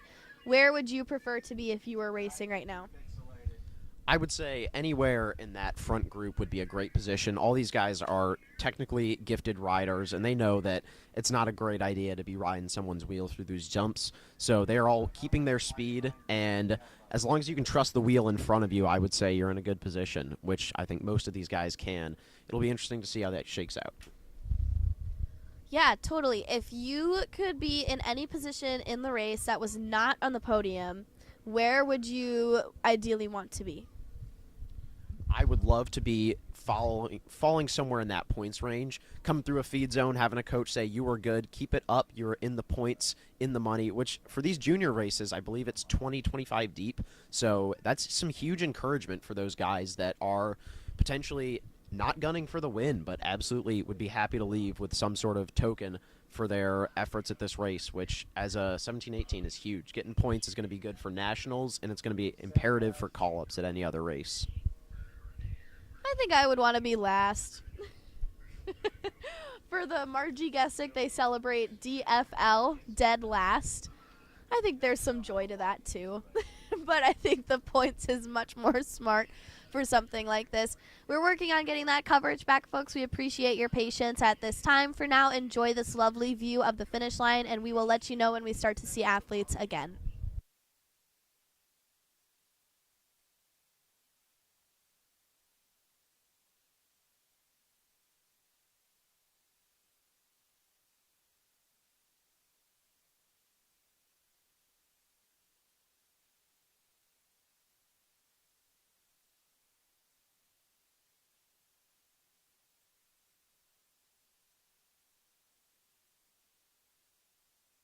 Couple of riders practicing their one-handed wheelies here. They'll be thrilled to know they made it on camera. Hopefully no one wipes out. That would be a real bummer.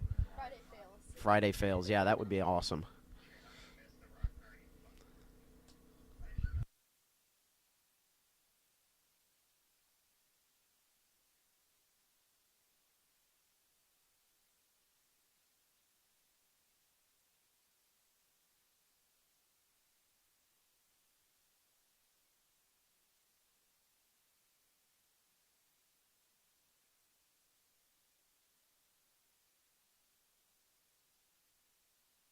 We've got a little bit of battery charging happening. We're almost ready to send that drone back up into the air.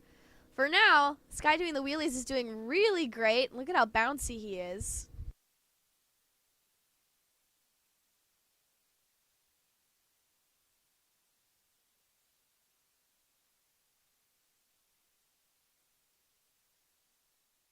Here we go, and we are back live again.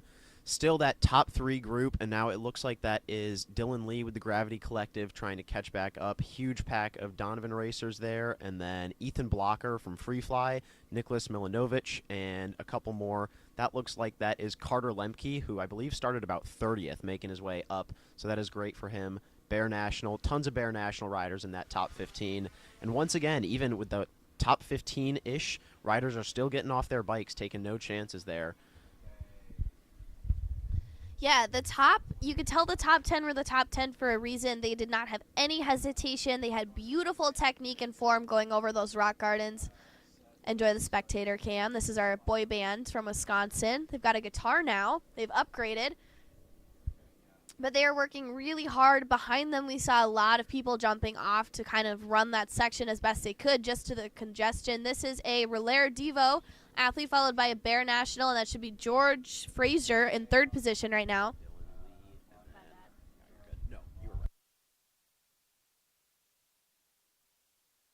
Looks like Miles Perry is doing a little bit of the same here, trying to get away in that mud section. Not a bad idea. I imagine the riders behind him, if anyone tries to do anything too rash, that is a terrible place to have a wipeout. Looks like George Frazier now moving up to second, Ollie Welker in third, Dylan Lee in fourth, and then that looks like Luke Osment in fifth, bringing up the rear. Yeah, Miles Peary was trying really hard earlier today to break away during that section, and he was successful for quite a while. I'd say not a whole mile, but maybe 3/4 of one. Looks like now he's kind of calmed down. He's not putting out too much power right now, not too much stress on his body. He's kind of got cruise control set, and he's just riding out these next two laps, trying to establish a position, but not trying to fight too hard. We're going to see an attack in that last lap, I bet. What would you say? Yeah, I think it'll definitely start to spice up. We'll see who's been just hanging on to this group and who's been really racing strategically. And that last lap, that definitely is where things get interesting. Because there are a lot of riders there are some riders here to dominate, and there are some riders here to do just the best that they can. And when you get in that mindset of knowing you're in control of the race, that really can boost your performance by quite a bit, just being in that right headspace. So I think all these riders that have been riding out front have the confidence knowing that they've been able to have control of this race. That'll be huge in the finish. They'll definitely be able to put out some power. How do you navigate your headspace when you ride? Any advice to oncoming athletes going on course? I mean, I would say, like, I started late, so I have never been one of these guys up here in the front at these races, so there is definitely a different approach. There's always local stuff. You can go to those, get your confidence up, and then come to these and expect that it's going to be hard, and the competition is another level. So I would say the biggest thing that always brings me joy is just remembering how lucky all of us are to be here. This is an incredible sport, and the skill gap, the time commitment, and the expense of being here is not small. So we are all extremely lucky to be at these races, and that is always a big motivator. If I can just get a big smile on my face at these starts, that often allows me to get a couple of positions. That's awesome. I could not agree more. That is amazing. Now, the camaraderie in the women's field has always been something of my favorite. Like, beautiful, beautiful connections all across, national ground here. Would you say the camaraderie in the males field is as fun? Yeah, I would say, like, all of these guys are pretty well connected with one another. Even someone just came over the bridge. I recognize that as Marshall from Bentonville. I know he's running a series on Instagram titled Road to Mid-Pack, so he is probably going to be pretty happy. I think that's where he's sitting about right now. And that's always interesting. Like, some of these guys that are in this position here, I saw Kenny Townsend, actually, another Missourian, one of my neighbors, come through here. The commitment that you see from these guys as well is absolutely not something to be discredited. They often work just as hard as those guys up front, and maybe you're just in a different spot in their journey. So it's always interesting to see the grit coming through. These guys are not racing to win, and they are still giving absolutely everything they have. Yeah, exactly. I mean, if you get stuck in 50th position right now in a race like this, like, you're just kind of fighting to maintain it. There's not too much that you can do. Folks, watching that drone coverage, our leader pack has dropped into 4 athletes now. They've kind of lost the rest of the crew. This is super cool to see this early on. They're only on their second lap out of 4, I think, right? Second lap? Okay, got a nod of confirmation from Max. So we're on lap 2. They're about 8 miles in, looking really strong. They've got 8 more to go at that halfway point when we see them again. And they're going to be coming out of the forest here shortly. Watching the bridge, we can see our spectators motivating them to come down that hill with some guitar music and some cheers. This is amazing for them. Oh, yeah, play to the camera. This is great. And our athletes are going to be coming out of the woods here any second now.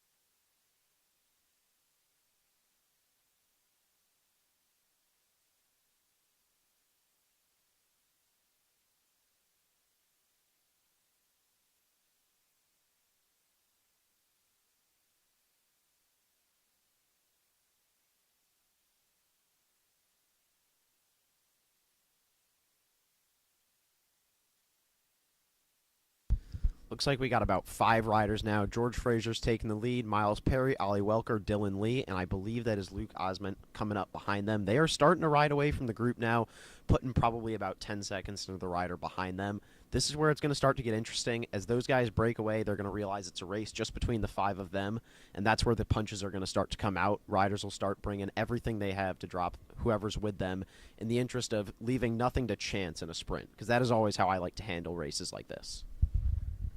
Yeah, George Fraser has been riding a very strategic race so far. He's been sticking in that, top 4 group. We love to see that. It's super smart to not lead out the race for the whole time, but to kind of navigate the front line. You can watch it. You can keep everyone within reaches, but you're enjoying that pull from the front leader.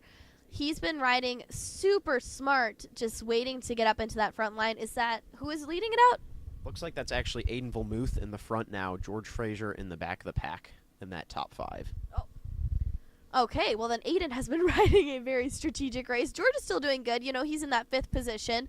Nothing to be ashamed of there. That's still a podium spot and lots of points. And you can see A little bit of an attack there, but this is just that downhill. It's super technical, and they're coming around one last mud puddle before we see them at the finish start line. And they're putting down pedal to the metal right now, trying to get away from everyone else, but this is a really wide open, passable space to be attempting this kind of an attack. Yep, that looks like George Fraser following Ollie Welker's wheel there. And then we are going to start to get some live updates as they come through the start-finish. We can get you confirmation of who is in that front group and by how much they are winning.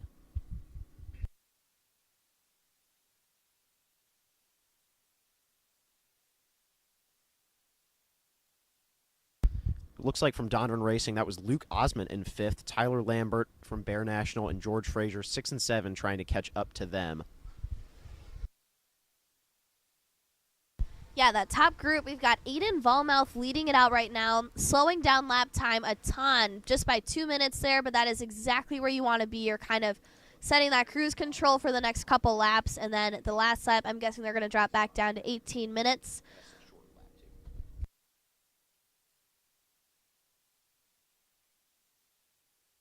So we do still think it is a short lap for that first one. Miles Perry in 2nd position, Oliver Welker in 3rd, Dylan Lee 4th, Luke Osment 5th, Tyler Lambert 6th, George Fraser 7th. And those are our top athletes at this time. They're keeping it right within reaches of each other. Aiden Volmouth with a 19:03.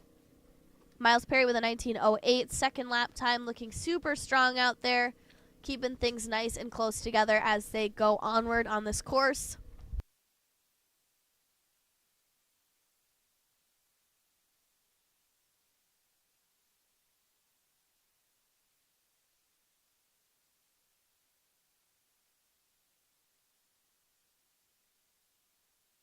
I think that was Tommy Agnew coming through. Local course hero here. This is his course. I don't know how often he rides it when it's in these conditions, but it is interesting to see. He and his family have done an amazing job with this course.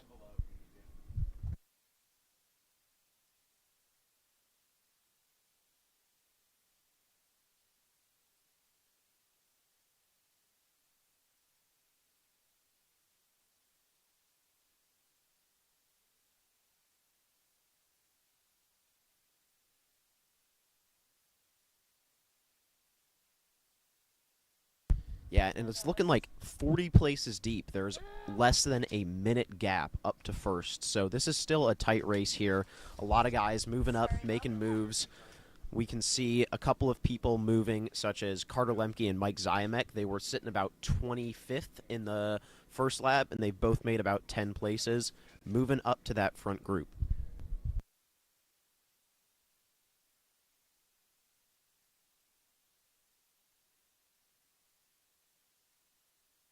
Yet watching these athletes go up this hill is just something so beautiful to see. They're pedaling so hard, but their cadence is not changing. They typically kind of set their RPMs and they accommodate for the trail with their gears, but they're doing such a good job at keeping everything really consistent as they navigate up hills as well. You won't see them jump out of the saddle too many times, but when they do, it's usually something pretty special, like trying to catch a tail or move forward.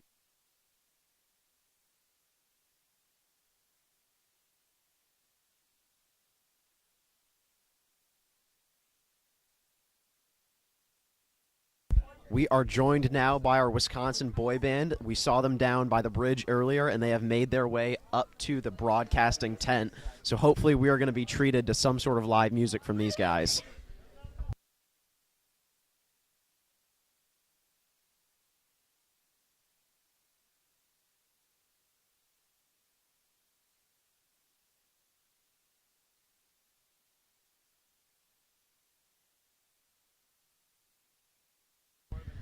Alrighty, folks, we're here with our boy band. They're going to sing us a song. We're about to cut over to them. They have been spectating like no other. We're super excited to give them away. Without further ado, here are our cheeseheads.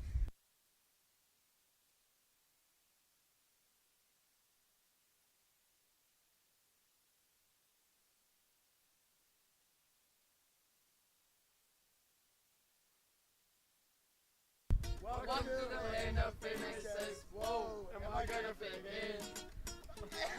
Yeah, here I am for the first time. Look to my right and I see the Hollywood sign. This song's so crazy. Everybody seems so famous. They're working on it. Radio and the Jay-Z song is on. And the Jay-Z song is on. And the Jay-Z song is on. So I put my hands up and play my song and the butterflies fly away. And nodding my head like yeah. Moving my hips like yeah. I put my hands up to play my song and the butterflies fly away. Yeah. It's a party in the USA.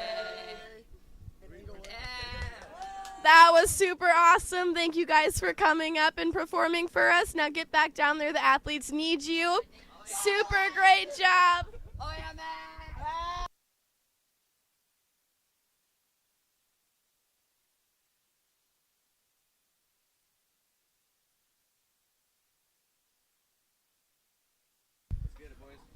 We're going to get back into the racing now. That was a great singing break. Here we go. Drones following our rider. This has got to be tough. Solo out here in the grass. You are subject to the wind, and you are by yourself. Couple of riders up ahead in the woods, though. Probably some motivation to catch up to them. We may even see our boy band here in the drone footage. Yeah, they did such a great job singing. I don't know if you guys could hear, but Max was the one that carried the band. They need to work on their lyrics, I guess. Party in the USA, everyone. For now, our leaders are doing a fantastic job. We saw a little bit of an attack there, but because they are on that straightaway stretch like we were talking about earlier, it's so easy to just keep them within reach and just fight for it to dig deep right when they're in your eyesight. And that's what we saw again. They reeled them back in, and we are 3 laps in. They're on their 3rd lap right now, so we got about 2 to go. And so far, so good.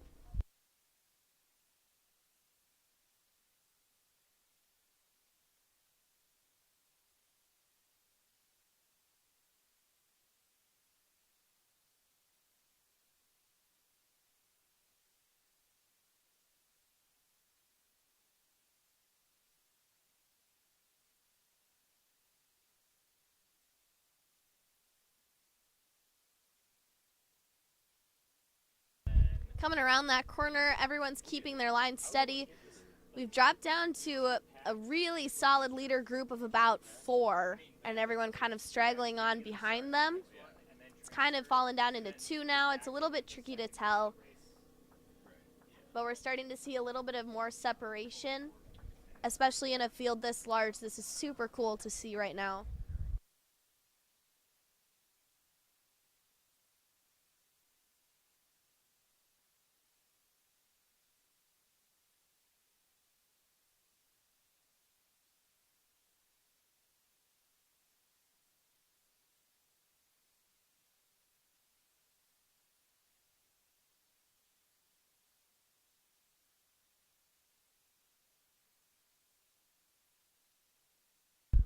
Got cries for some of the riders coming through the flats to do wheelies. Big crowd behind us. That could be our boy band, actually, cheering them on. And the riders are coming through the woods here. This is an awesome section of trail. Super flowy, super fast.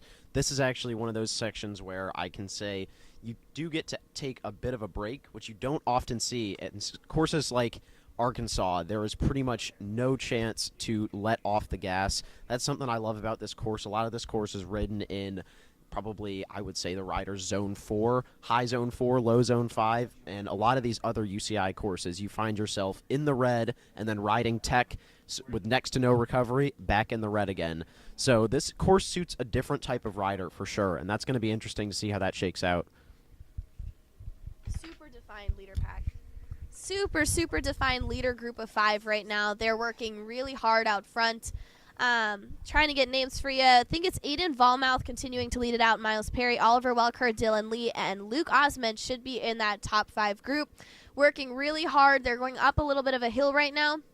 We're going to see them do their very best to navigate that downhill. Are these athletes about to get lapped or are those leaders?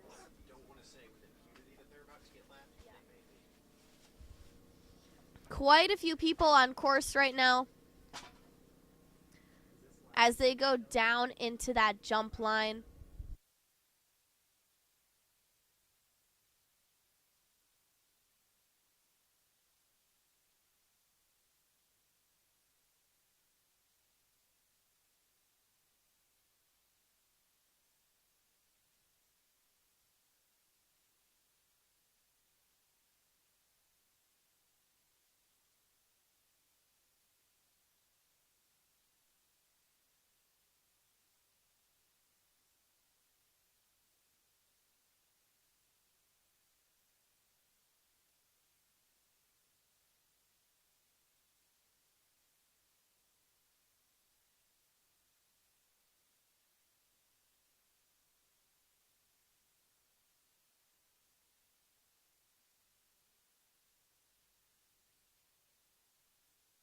Okay, there's our top 5 leaders. We kind of lost eyes on them just for a second. There's so many really fast guys on this course right now. It gets a little bit tricky to tell, especially when we're getting into lapped territory. However, these are our leaders. They're going up and around and about to come down. It is so nice to be leading out this race on this kind of a course, especially on this downhill here. But it's a little bit mentally exhausting being a leader out in front. You're setting the pace. You're constantly worrying, like, oh, is this good enough? Are the people behind me chilling? Are they working as hard as I am? It's really tricky to lead it out, mentally exhausting. But it looks like they're doing a really good job at taking turns in that lead. And we're seeing a little bit of separation up and out of the saddle from our leader there as they go into, I believe, more rock garden. Yeah, and the other thing, as you can see, I mean, we are racing in fields here, so there's definitely some security that comes being a leader and being not able to see anyone chasing you. That is absolutely not the case here. These top 5 guys are well within sight of probably the top 15 to 20, and those guys are going to be hungry to catch them, and they can see them for the majority of this race, which is definitely working in their favor and in the disadvantage of those leaders. Yeah, hungry for first place or hungry for a cheeseburger. They're going back into that infield where they can smell their post-race reward.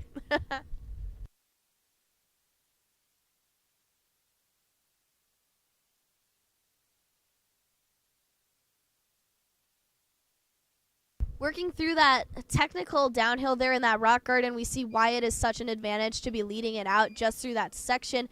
When you're in the front in the single track, you have full opportunity to pick your line and really just take off. Others don't have that luxury. They're going over the truck fly bridge right now and around the infield zone. They're going to be passing the burger pit and into that mud zone. They're about to go into that flyover forest, and this is where we've seen Miles Perry try to make an attack pretty consistently throughout this race course. I believe that's Miles Perry in front right now, followed by Oliver Welker. Aiden is now in 3rd position, and Dylan Lee holding on to 4th. So we're seeing lots of turns being taken. Miles Perry really consistently jumping into 1st position, especially for this section. Why do you think he's doing that particularly here? We've seen it every lap so far. I think that's probably a bit of strategic racing coming from him. It's going to get tight here, and he probably wants to take no chances behind a rider that may take a line slower than he does. I know that's definitely something I look for racing.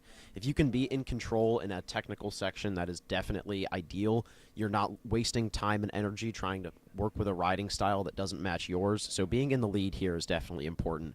And it looks like that group of Miles, Oliver, and Aiden is starting to put some time into Dylan and Luke. So that group of what was 10 became 6 and is now 3 is starting to ride away. Yeah, they're really working on picking up the pace right now. They're trying to maintain that distance between the chasing groups.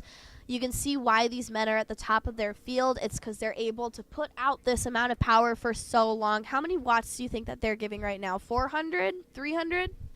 I would say these guys, obviously, it's super varying with the weight. Probably we're looking at normalized powers well above 300 for most of these leaders, which is, for anyone unfamiliar, quite an achievement.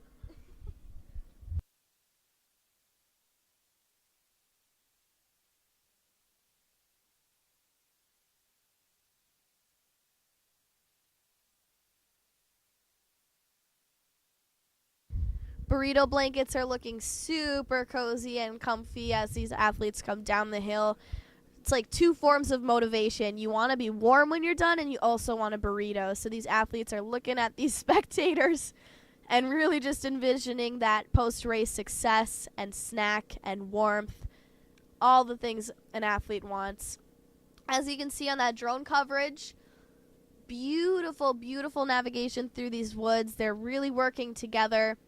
We're still seeing Relayer Devo in the front, followed by Bear National. And that looks like George Frazier in third position right now.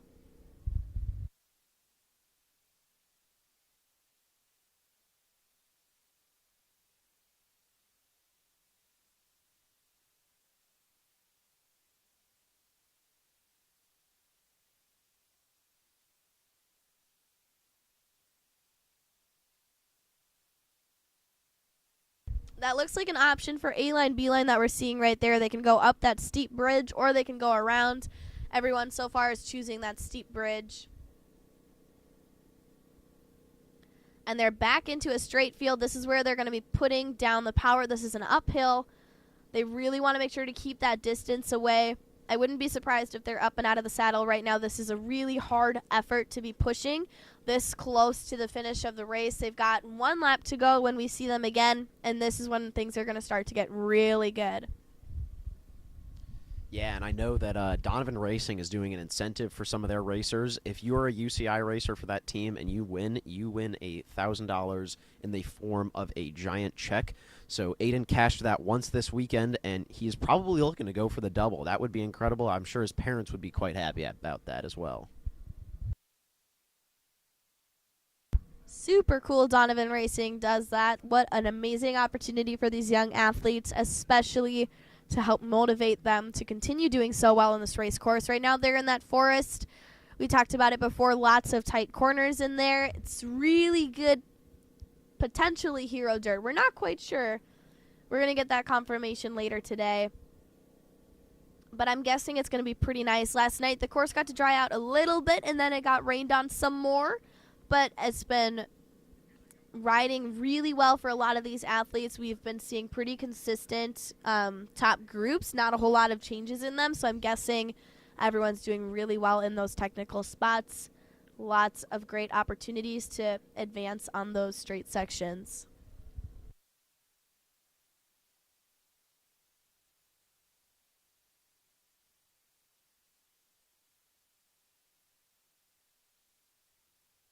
Our leaders are out of the woods now. Looks like we have a new leader. It is no longer Relayer Devo. Is that George? That's Aiden. That's Aiden. Yeah, looks like Aiden from Donovan is taking the lead and then still fighting with Miles and Oliver.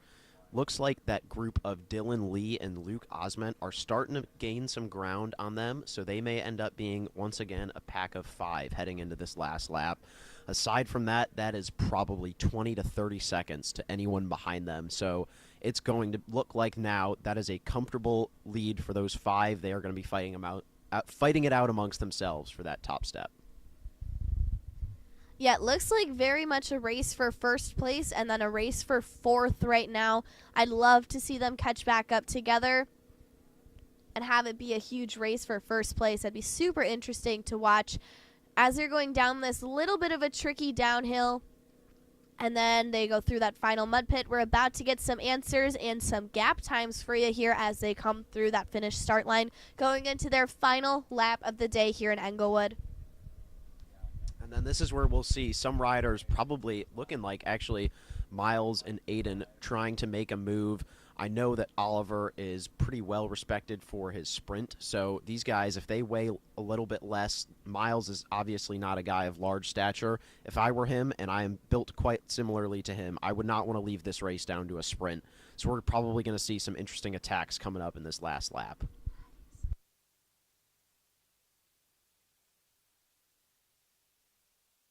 Yeah, really good pacing here. Aiden Volmouth continuing to lead it out across that finish start line. He has had super consistent times, exactly 19:03 for lap 2 and lap 3. We're seeing very consistent times between Miles Perry as well, 19:08 second lap time, 19:02, dropping about 5 seconds there for his third lap. Oliver Welker also dropping some lap time, so we can see that Aiden Volmouth is really leading out this race lap time. He is keeping it really consistent, setting that pace for the rest of the squad. Everyone else dropping a lot of time trying to keep up with him there. Not that that's necessarily a bad thing. They're working really hard. This is good, but I'm predicting that Aiden will actually take the win today. I'm feeling pretty comfortable about that.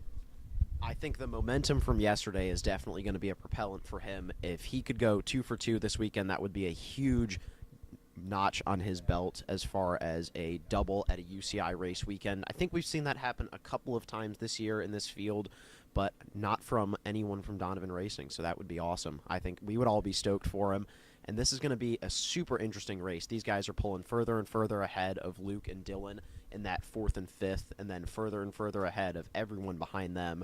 So now we're going to see probably a couple of punches start to fly as these guys realize that they are getting down to the final minutes. Yeah, I'm guessing they're going to drop down to about 1850 for the last lap. We're seeing a little bit of turn taking.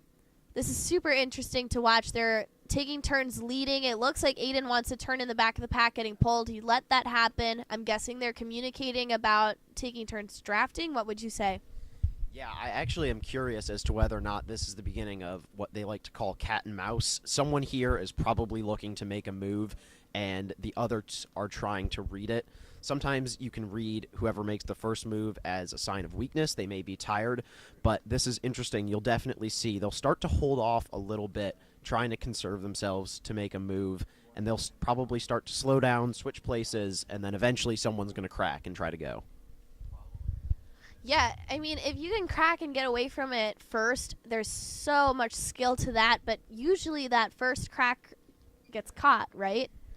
Yeah, oftentimes the first person to go, as far as these guys are super experienced, so they know. The first person to go is probably tired, looking to get away if they can. If they can match the attack, then those other two that didn't make the first move are probably going to be looking good for the win. Yep, and we saw Aiden, our leader, drop down to the back of the pack, so I'm guessing he is not planning on making that first attack. I'm guessing he's going to really try to work at being a cat here and end up going for it. But I'm really interested to see that strategy. And we saw 4th position Luke Osmond end up just about right on their tail. That leader pack of 3 was working to keep him away, and they started to drop that pace back, and he was able to catch up. We'll have to see if he's able to maintain it, though. We're changing that drone battery, so just bear with us for a couple of minutes here. Enjoy some lovely spectators and racing.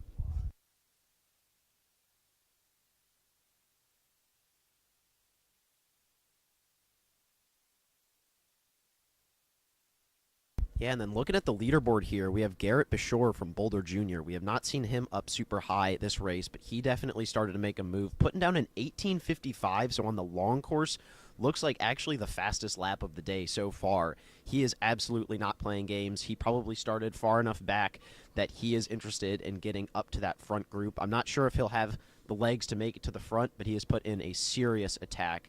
And then a couple of guys still, Mike Ziamek, Carter Lemke, and a few others, Tyler Lambert, starting to move up, Eric Harrington. These guys have moved up, and then we've seen a couple people like Mason start to pull back a little bit. Mason was our leader in that first lap. He came through in 15th, so Miles Perry was definitely the one to watch from Roulaire. He is still in that lead group, so we are hopeful that he will probably be one of those people giving us a show at the finish. Yeah, you know, an 18:55, especially on that full lap, that is super impressive time. You can tell he's definitely going for something. He moved back from, what did you say he was in? I couldn't tell you, but we did not see his name anywhere up in those first 2 laps. Yeah, no, he was not up in the top at all, and he has made his way into 6th. If he passes one more person, he is on that podium block. That would be super interesting to see him, especially advancing from so far back, because we didn't see him in that top 7 to 10. Like, he just came out of nowhere. Really good racing, really fast lap. I do not think this race is over for him at all, but this is the last chance he has to try and catch him. With those leaders dropping that pace, I think it's entirely possible. Yeah, so it looks like we just pulled up those call-ups. Garrett Beshore was 23rd, so that's going to put him almost in 4th row, 3rd row by just a few spots. So he has made some serious moves to get up into 6th place. It would be awesome to see him get up on that podium.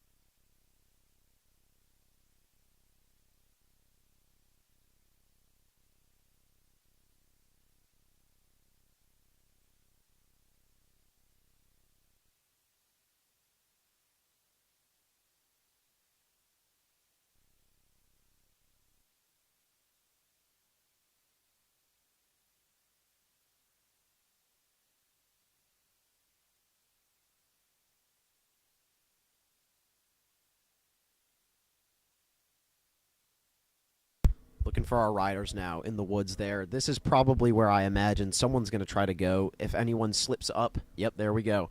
Still, though, strong group of 3 extending that lead. We can't see anyone behind them, but still, same thing, working together. Looks like Miles Perry is going pretty hard at the front. He is definitely starting to go. You can see Aiden out of the saddle now. Oliver Welker head down. Someone's starting to go. He is trying to break up that group, but the 2 behind him are not having it. Yeah, Oliver Welker was right on the tail, and he had his head down. He was sticking right in that draft zone, and it looked like Aiden was falling off the back just for a second, but he has got a lot of dig. There we go. That is an attempt at going for it, but really, oh, there he goes again. He might do it. Yeah, looks like Miles Perry's starting to break away up that climb.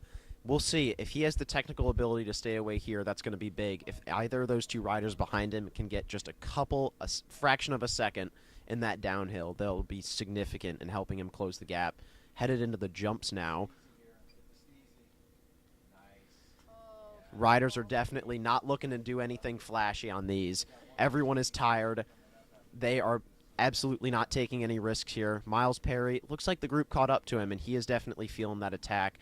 We may see someone try to take advantage of that and go now that they know Miles is tired. And then we have Luke Osment coming up, still well within sight. And then a couple more riders. That looks like that could be Garrett Bashore. Garrett's in the red, Dylan Lee, and then that could be either Ethan Blocker or Dylan Lee's in the gravity kit. Still that lead group, once again going over those jumps, looking good. Just trying to keep their speed on those. No one has gone after that attack from Miles, but now they know he's used a match.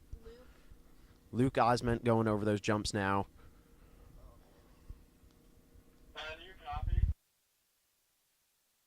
Dylan Lee, well, actually, never mind. Garrett Bashore, he was our kind of wild card there with that super fast lap time. He has now reeled in a podium position. He is just 1 place away from being on that podium, and I really think that he can do it. I don't know if he'll be able to reel in that top 3, but I think he could potentially be capable of securing a 4th place here, for sure a 5th.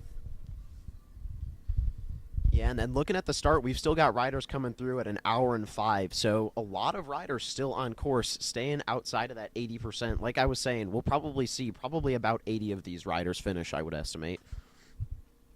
And here they go, going up that first flat section, headed for the climb. This is where someone may try to do something, but it is going to be difficult to get away in the grass field when everyone can draft behind you. You can see them picking up pace. You can watch their bodies. That leader, he is really digging deep here. He's got pedal to the metal. His shoulders are pumping with his legs. He's really working for it. This is a really good position to be in. They want to try to lead it out on this downhill. And another attempt at going for it. Everyone's sticking with him, though. Really great to see. He wants to be in front for this downhill. I don't think that was an attempt to get away. I think that was just to secure his spot as first into this little downhill here. What would you say? Yeah, I would say it could have been either. He may have realized, crap, I need to save some matches for this finish. These guys are strong, and they are absolutely persisting. And then we saw Luke just briefly on that hill. Dylan Lee and Garrett Bashore coming up behind them. They are definitely closing down. It's probably going to end up being a sprint between Dylan and Garrett for 5th place. And then we see Luke Osment coming through up the hill now. And then Carter Lemke actually coming up. He can see that top podium position. He may make it coming into that first descent. We've got some action up front. Still Miles Perry leading it out into the rocks, keeping it smooth here. These guys are not taking any chances, and they are certainly not getting off their bikes now. Looking good through here. Keeping it composed. Everyone's keeping rubber side down, and it looks like they're getting great traction through those sections too. This is once again where Miles has tried to make a move multiple times this race. We'll see if he does it again or if potentially Ollie Welker or Aiden go for something here. Yeah, once they get out of this little technical patch here, it's a really swift downhill into that mud patch before they go back into the flyover forest. And like Max said, we've seen him go for that attack lots and lots of times. Really great technique over those rocks there. Yeah, and that's Carter Lemke. Started in a similar position to Garrett now. Catching up, he is about 5 seconds off of that Dylan and Garrett group. Those guys are fighting for 5th position. They all came from very far back, and they are going to be hungry. Here they come into the bridge again. Miles Perry still leading it out. And then, once again, Oliver Welker and Aiden behind them going into that mud section. Everyone's going to stick to the right, not do anything stupid here, absolutely. Yeah, quick look over his shoulder by that leader. Looks like he's getting out of the way to allow someone else to, jump out in front. This is out of the ordinary. We've seen him really try to break away in this section before. This is interesting to see. In cross-country running, a look over the shoulder is typically associated with a sign of weakness, but it doesn't look like he's necessarily giving up at all. He's still very much in that spot. We saw a pass there. Looks like our 3rd position, Oliver Welker, right? Oliver Welker is now in 1st position right now, taking a turn at the front. We've still got George Frazier off the back and Miles Perry in 2nd place. Oh, sorry about that. Aiden Voluth, not George Frazier. Yeah, and then once again, hopefully we'll be able to see that chase group, because I am equally interested in that right now before we get to the finish, because those are some guys that came up from quite far back. Looking like we're going back now. Yep, here is, I have to imagine that's Luke Osment from Donovan, and then coming through the woods now, can't recognize that kit from this high up. So actually, it looks like Dylan Lee and I believe Carter and Garrett are now battling for 6th.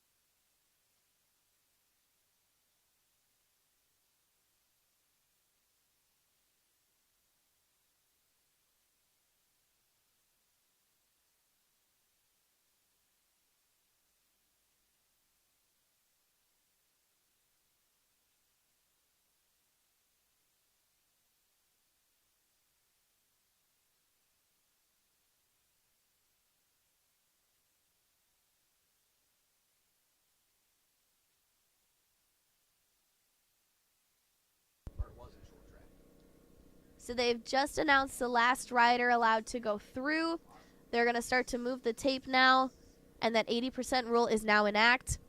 Looks our leader pack of 3 has now gained a fan. We have now got 4 in that attack. They don't like that. They slowed that pace down to allow for that mouse-cat rule, and now they're, paying the consequences for it. And looks like they're going to try to break away again with Oliver Welker in the lead of that pack, looking really strong as they try to put some distance between them. But now they're getting a little bit tired as they advance towards that finish line. We still have yet to see an attack. Do you think we're going to maybe see a sprint to the finish? This is getting really close. Yeah, I'm curious now. We may end up seeing a sprint. They are getting really close. And I think that unidentified rider was Ethan Blocker from Free Fly. He has made his way now into, I believe, 5th position. Follow it closely behind by Garrett, Dylan, and Carter. And now he is actually looking to gain a position and join that group of 4, make it 5. Our original 3 riders are once again getting away a little bit up that climb. Luke digging deep, trying to stay with them, and Oliver putting down some power, trying to separate things.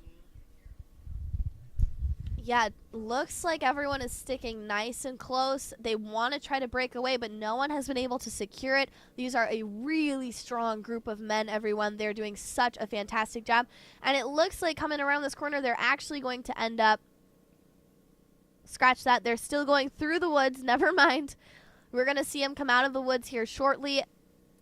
And if everyone is still together, I think it's pretty safe to assume that we'll get a pretty good chance at a sprint finish. Once they come out of this woods, whoever can maintain 1st position through this field and into the next section of single track has usually been our established winner. It's going to be a little bit tricky to tell, though, going forward. They have to go down a tricky rock garden before they get to that finish line. What would your 2 cents there be?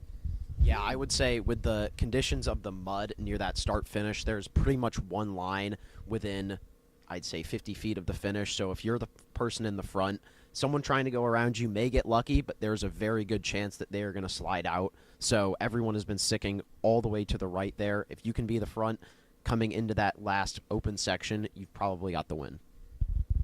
Yeah, this mud is no joke. We've been seeing a lot of people slipping and sliding, especially at that finish line. Anyone not making that right line is not anyone not taking that right line is potentially eligible to go down. They're up out of the saddle. They're sprinting for it. First lapped racer off to the side. Great job letting him go by. This is now where the race really begins. This is it. This is the last chance to try and make an attack before the finish line. It looks like Oliver Welker in first position right now might secure it. I feel pretty comfortable saying that he is doing a great job in that leading spot. What would you say, Max? Yeah, I think it's, as we've seen, he's definitely going to be the one that can put down that 5, 10, 15-second power. So if he can stay in the lead, there's a great chance he'll be able to stay away. And then we've got a couple of riders catching up. They are going to be fighting for that 3rd, 4th, 5th position, it looks like. So far, so good. We're really seeing them work on those corners. They don't want to give them any room to get around each other. 4th and 5th positions seem pretty established at this time. I'd really say it's a race for first. We're seeing the Rovu. Oh, yeah. Yep. It's looking like Ollie, Miles, Aiden bringing up the rear. There's a good chance that whoever is in the front here may do it. They are splitting up through there. Miles Perry coming around. It's looking like Miles may do it. Miles takes it. Ollie in second, Aiden in third. That was a phenomenal race for Miles Perry. He is absolutely stoked on that one. And then Luke Osment coming through, another Donovan Racing kid. That is actually Henry Schum. My mistake, Henry. I am so sorry, dude. You are going to hate me for that. Henry Schum coming in 4th, and then Luke coming in 5th. So that is 3 Donovan racers on the podium. Miles Perry with the win, and Ollie Welker with a phenomenal fight. There's Rob. Probably super stoked to see all his guys there. Super happy. Miles giving a hug to coach or dad, Bryson. Really great finish. We haven't seen a sprint finish all weekend. Everything has been pretty established up until this point. Super huge congratulations to Miles Perry. That was a phenomenal finish. He is so stoked. This must be one of his first wins, judging by how he handled that, pumping his fist and throwing that bike. He is so excited to secure a UCI win. Congratulations on a fantastic race, gentlemen. And then you can see Carter, and I believe that was, let's see, Carter and Garrett there rode a phenomenal race, just didn't have that extra bit of time. Both started 3rd or 4th row, so I think given a better start, they would have been also some guys that would have given some trouble to Miles and those other guys up front. Super stoked for them. They rode a phenomenal race. It was a great watch. Could not agree more. We're going to take a short intermission here. Huge congratulations. We're going to reconvene in a couple minutes for our women's field, and we'll see you guys back in a little while.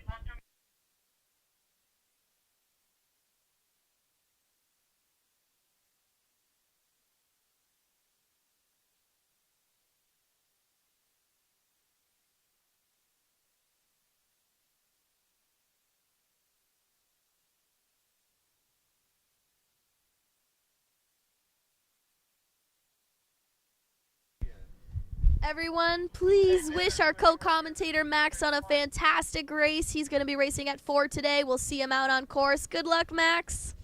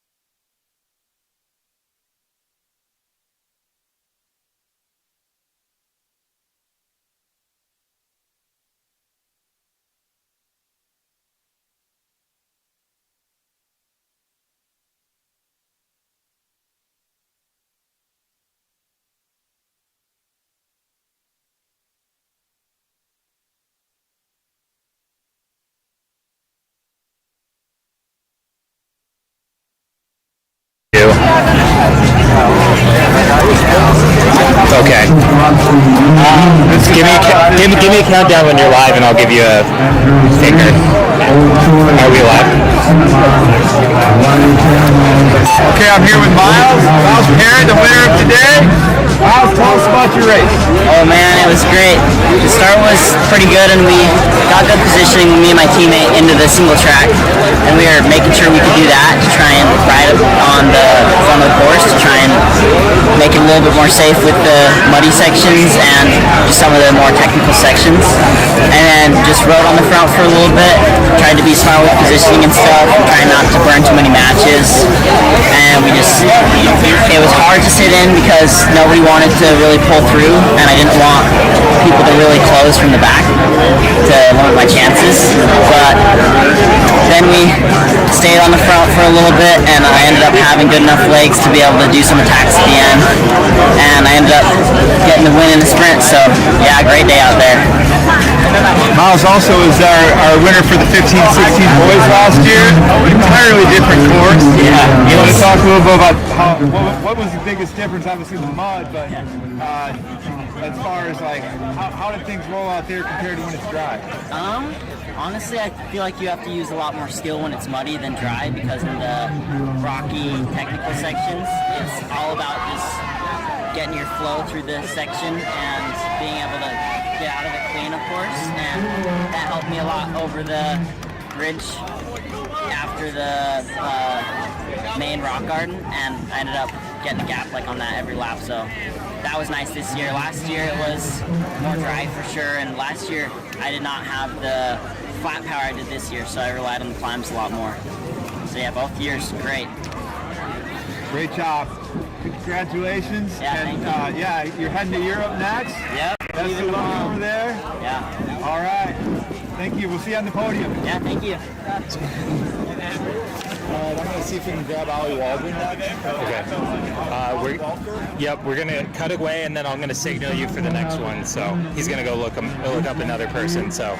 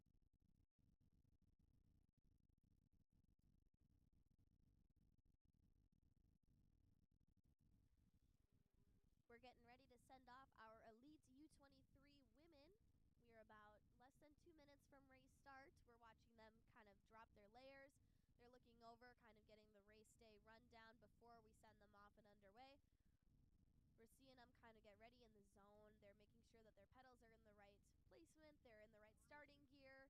See Pink Helmet checking her starting gear, and she doesn't like it, so she's going to quick change through real quick. Amazing. Seeing some specialized S-Work spikes, some truck super calibers. We are 1 minute away from start. They've got their eyes up. They're locked in and ready to go. Elbows are out. They've got 1 foot down on the ground.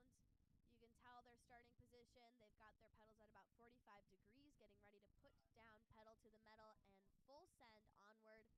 I'm back with Kevin here as my co-commentator. Kevin, do you have any predictions about this race? What do you think is going to happen? We've got some strong athletes on this front line. Well, based on yesterday's short track, Hoskins and Bradbury I would expect to see on the front. I don't believe Lily Boucher raced yesterday, so she's a bit of an unknown. And then there are a couple new entrants from Wisconsin who did not race yesterday.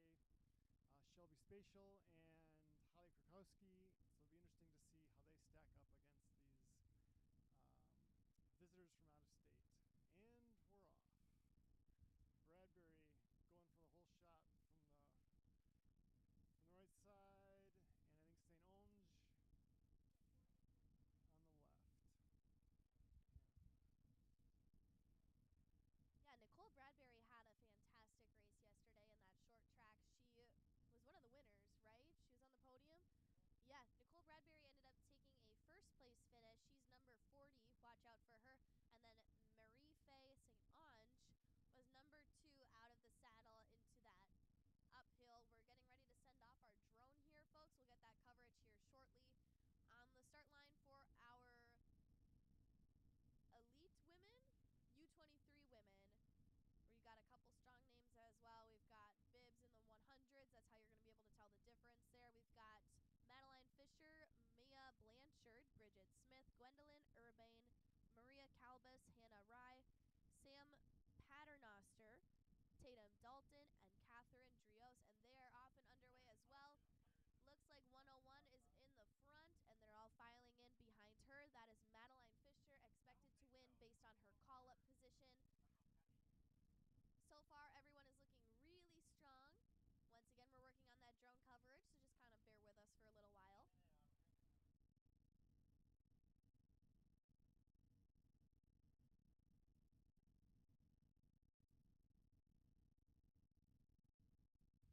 And they are moving the tape on that start line, getting ready to send these athletes on a couple laps. Once again, they're doing 4 laps out there today. The first lap is a little bit shorter than the others, and then they get longer. The full lap is about 4.7 miles, just under 5. The course is allegedly tacking up. Not super certain how it's holding up in that single track. The start line is getting really, really muddy. It's getting very slippery. If you're not on that far right line when you're coming through to the finish start line, it gets really gnarly. We've seen a lot of slip-ups there today. That is one spot to keep your eye on where they're crossing right now. Other than that, going through that mud pit, the right line has stayed pretty consistent as the line to choose going forward.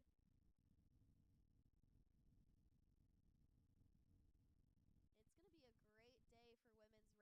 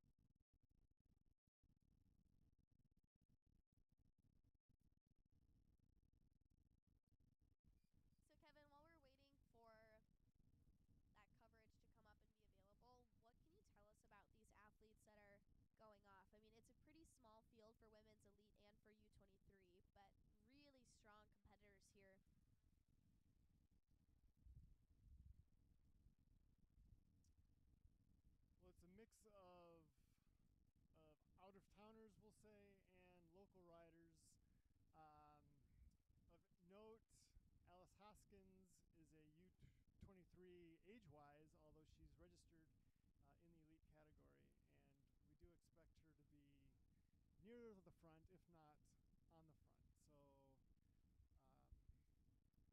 So I believe she's out of Virginia.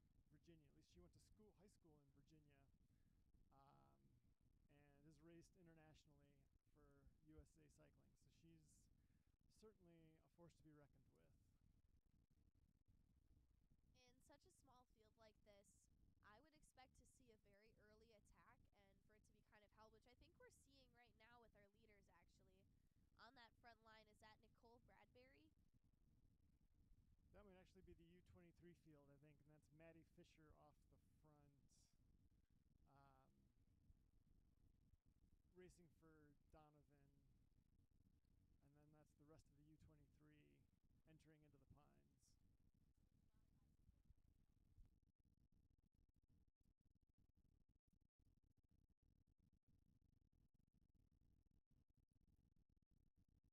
So U23, we just saw they are in the Pines right now. You can look down below at that bottom left screen and you can give a big round of applause from your home for that podium. Congratulations, ladies, on a spectacular race. Those are our 17 to 18-year-old juniors racking up some incredible UCI points there. All of them getting onto that top block for a great photo. Once again, demonstrating the great camaraderie that mountain biking brings. And that is, again, one of our U23ers. Should be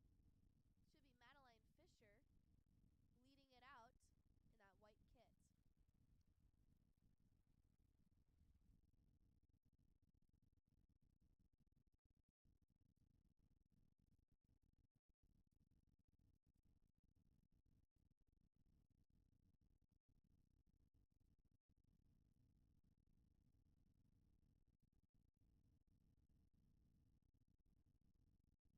out in that white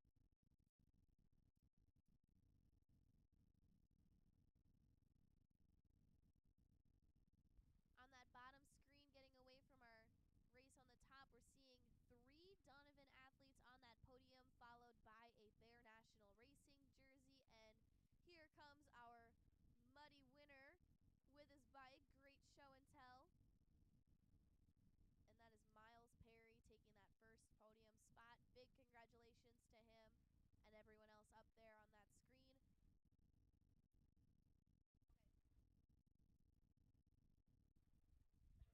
All right, so caught up to the elites.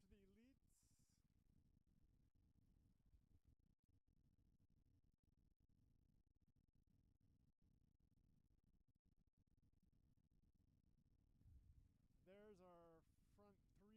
Looks like, I believe that's Hoskins on the front, Bradbury in second, and then Bailey McSpadden in third. Just going over the jump line. Yep, Hoskins, Bradbury, and McSpadden. It's the same order, the same front 3 that we had in the short track yesterday. Yeah, they did a really good job yesterday in that short track. I'm guessing we're going to see them stick together quite a while for this heat. We've already seen a little bit of some distance put between Bradbury and McSpadden there as her and Hoskins break away. But I do not think McSpadden is going to let that slide. She's going to get right back up on their tail as they go back into some single track. For now, as they go through these kind of wider passing zones and uphills and they navigate these, longer sections of trail, they're going to be sticking right within eyesight so they can see each other. They want to catch up. It's kind of that mental aspect of it all. We've got a chasing group of about 6 or 7 that has got quite a gap between, chasing group of 5. That's got quite a gap between them and McSpadden. Do you know who's in that chasing group that we should look out for? Right now it's a pretty good race for 4th place. We do not know. We don't know yet. We're going to get those results to you as soon as they come through that finish start line. We'll kind of have an order for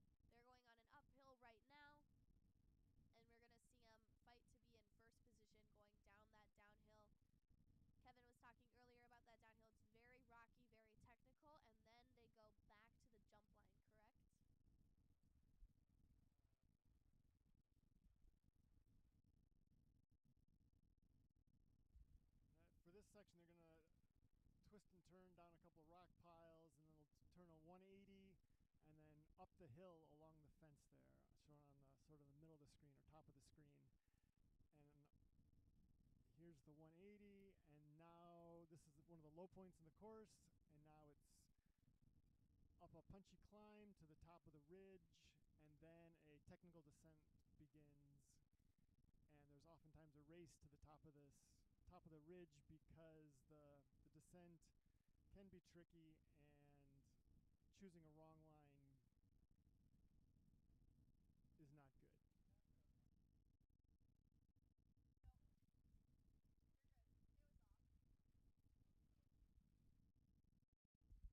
All right, so now they're sprinting to the top of the ridge and about to start a technical descent with many rock drops. And looks like McSpadden is having a little more trouble over the first couple than Hoskins and Bradbury, but they're about through the technical section, and then they will, I think there's one more rock in about 100 meters, and then over the truck flyover and into the field section. McSpadden ended up catching back up to Bradbury's tail. Hoskins and Bradbury are leading it out. She was right up there before that punchy hill climb, and it looks like they've lost her on the technical. I would guess that McSpadden is a super strong athlete on those straight sections where she can kind of get aerodynamic and lock in, really drive those watts out. But it looks like Hoskins and Bradbury are super technically advanced. Look at how much of a gap that they've put on McSpadden just going down that downhill. Here they come up over that truck flyaway bridge.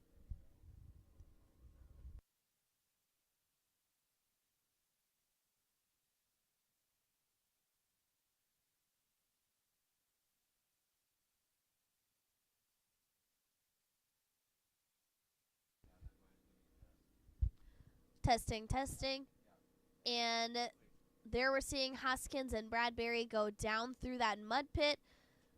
Really great line work here. McSpadden can see them. She's trying to reel them in. They're about to go back into that flyover forest.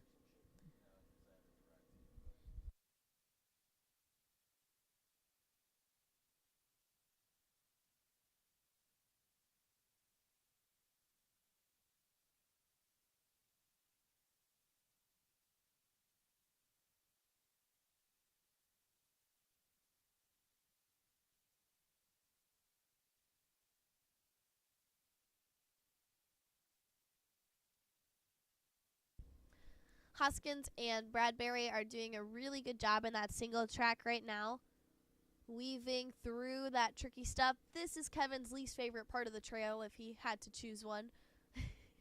Looks pretty fun to me, but it's okay. I'll take your word for it, Kevin. But this is a longer section of single track. It looks like 3/4 of a mile maybe. It's a little bit longer than the other sections. They're in there quite a while before they come back out again, out of the single track. There's a couple A-line, B-line options, I believe, that are in these woods. And the Agnews made great use of their land. Huge thank you to them for hosting this event, and big thank you to all of our sponsors here. We've got Trek Bikes in the infield.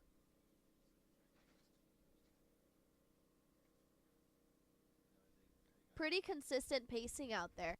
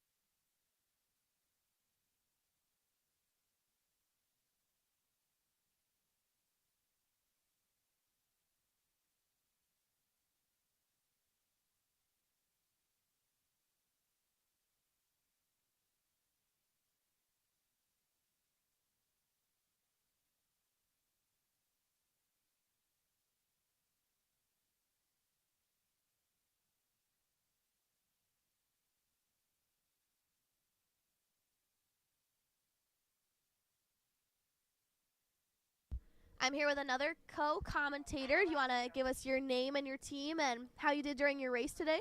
I'm Oliver Welker. I'm on Bear National Team, and I got second today in the XCL. And it's a good race out there. A little bit muddy, but nice and fun, and we're grooving. Congratulations on a second place finish. He's going to be here co-commenting with me for a little while today. What would you say your favorite section of the trail was? Ooh, I'd have to say right after you come off the short track on the back end of the course, there's some nice flow through the pine trees, and it's super nice and flowy and really fast, and you get to really put some power down and get off the front a little bit.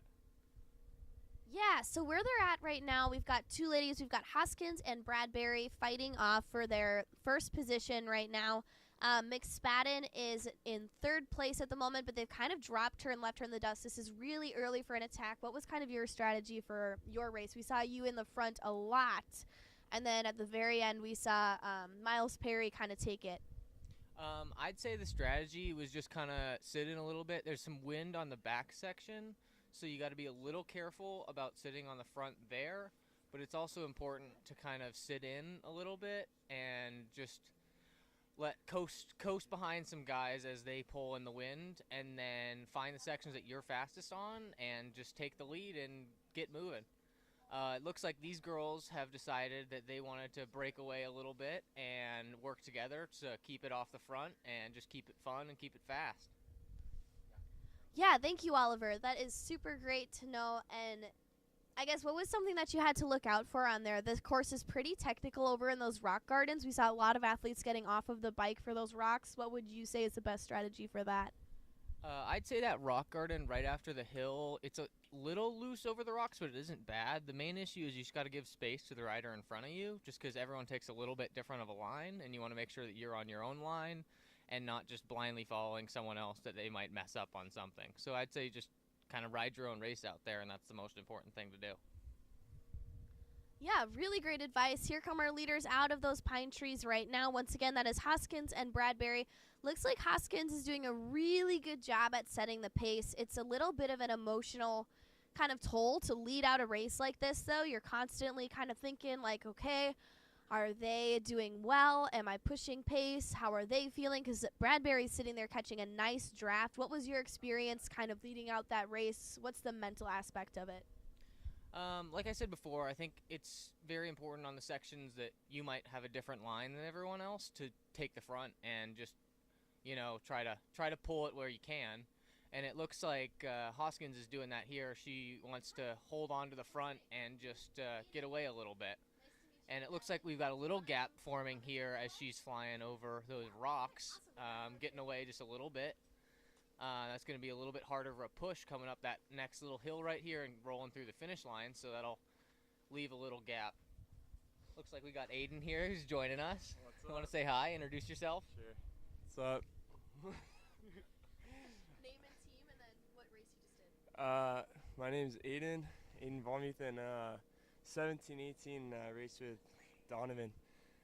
And yeah, How'd you do? I got third. It was a good race against OJ and Miles. Big congratulations on that third place. We saw quite a few Donovan athletes on that podium block. How did that feel to have all of your teammates there? It felt awesome. We do a lot of hard work, and it's just good to see it all come together. All right, so right now we're seeing Hoskins and Bradbury fighting for that first place position right now. This is really early in the race to kind of set an attack, but the women's field is so small. It's also so easy to kind of make your move really early on and maintain it. How was that different in the males field? Because you were on that podium. How did you notice the attacks kind of? What was the strategy going into that? I think that I don't know what your opinion on this is, but we were really, it was on the back section of the course. We were kind of feeling out what was going to happen, and every once in a while on one of the straights or the hills, one of us would put in a little digger and just see what we could do to the rest of the field. But for the first 2 or 3 laps of the race, we stayed together mostly. What is your opinion on that?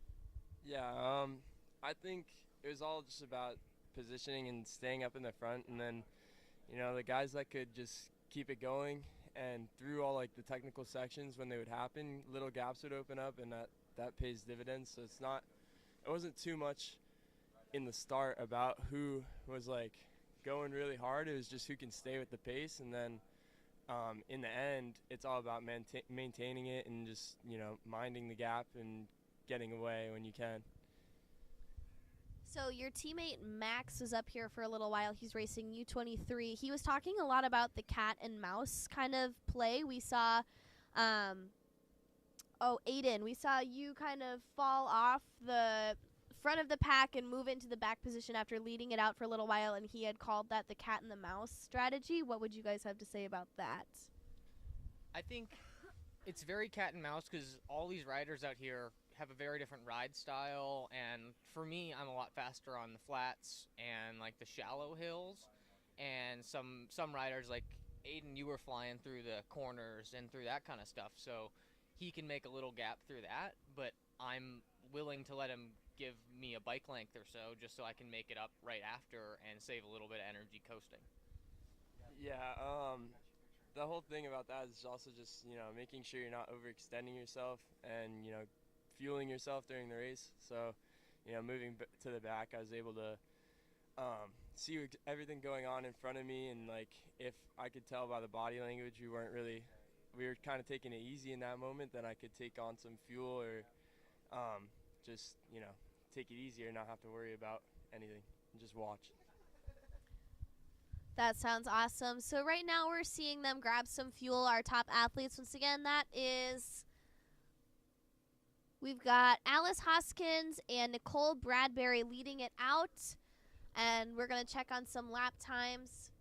What would you say your favorite part of the course was and least favorite? My favorite part of the course is probably like those corners in the trees, just because like you can find a good rhythm through there and just, make it super smooth. And then my least favorite, I would say probably the rock garden right before, or the rock garden up and down right before the finish, just because like, it really matters, everything really matters right there. And it's just like a little awkward. So yeah, that's what I think. What do you think, OJ? I think I previously said the exact same thing without you here. That was very much my interpretation of the course, and it's just good.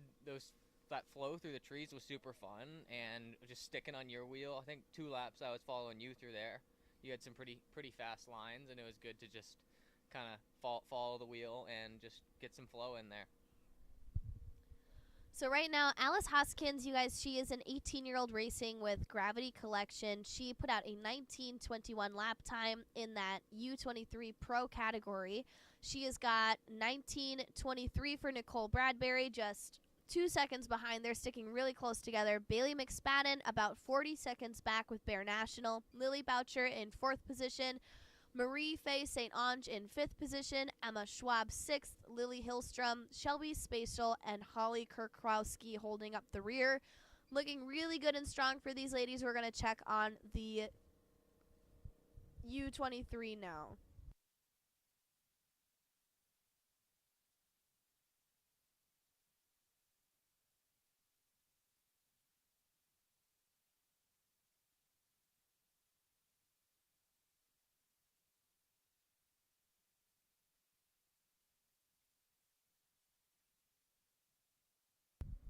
Looks like Alice is trying to push it through the trees, maybe put a little gap in. Looks like we got like a bike length or 2 coming in, and just trying to push the pace a little bit, get some pressure on there just to make sure we staying off the front.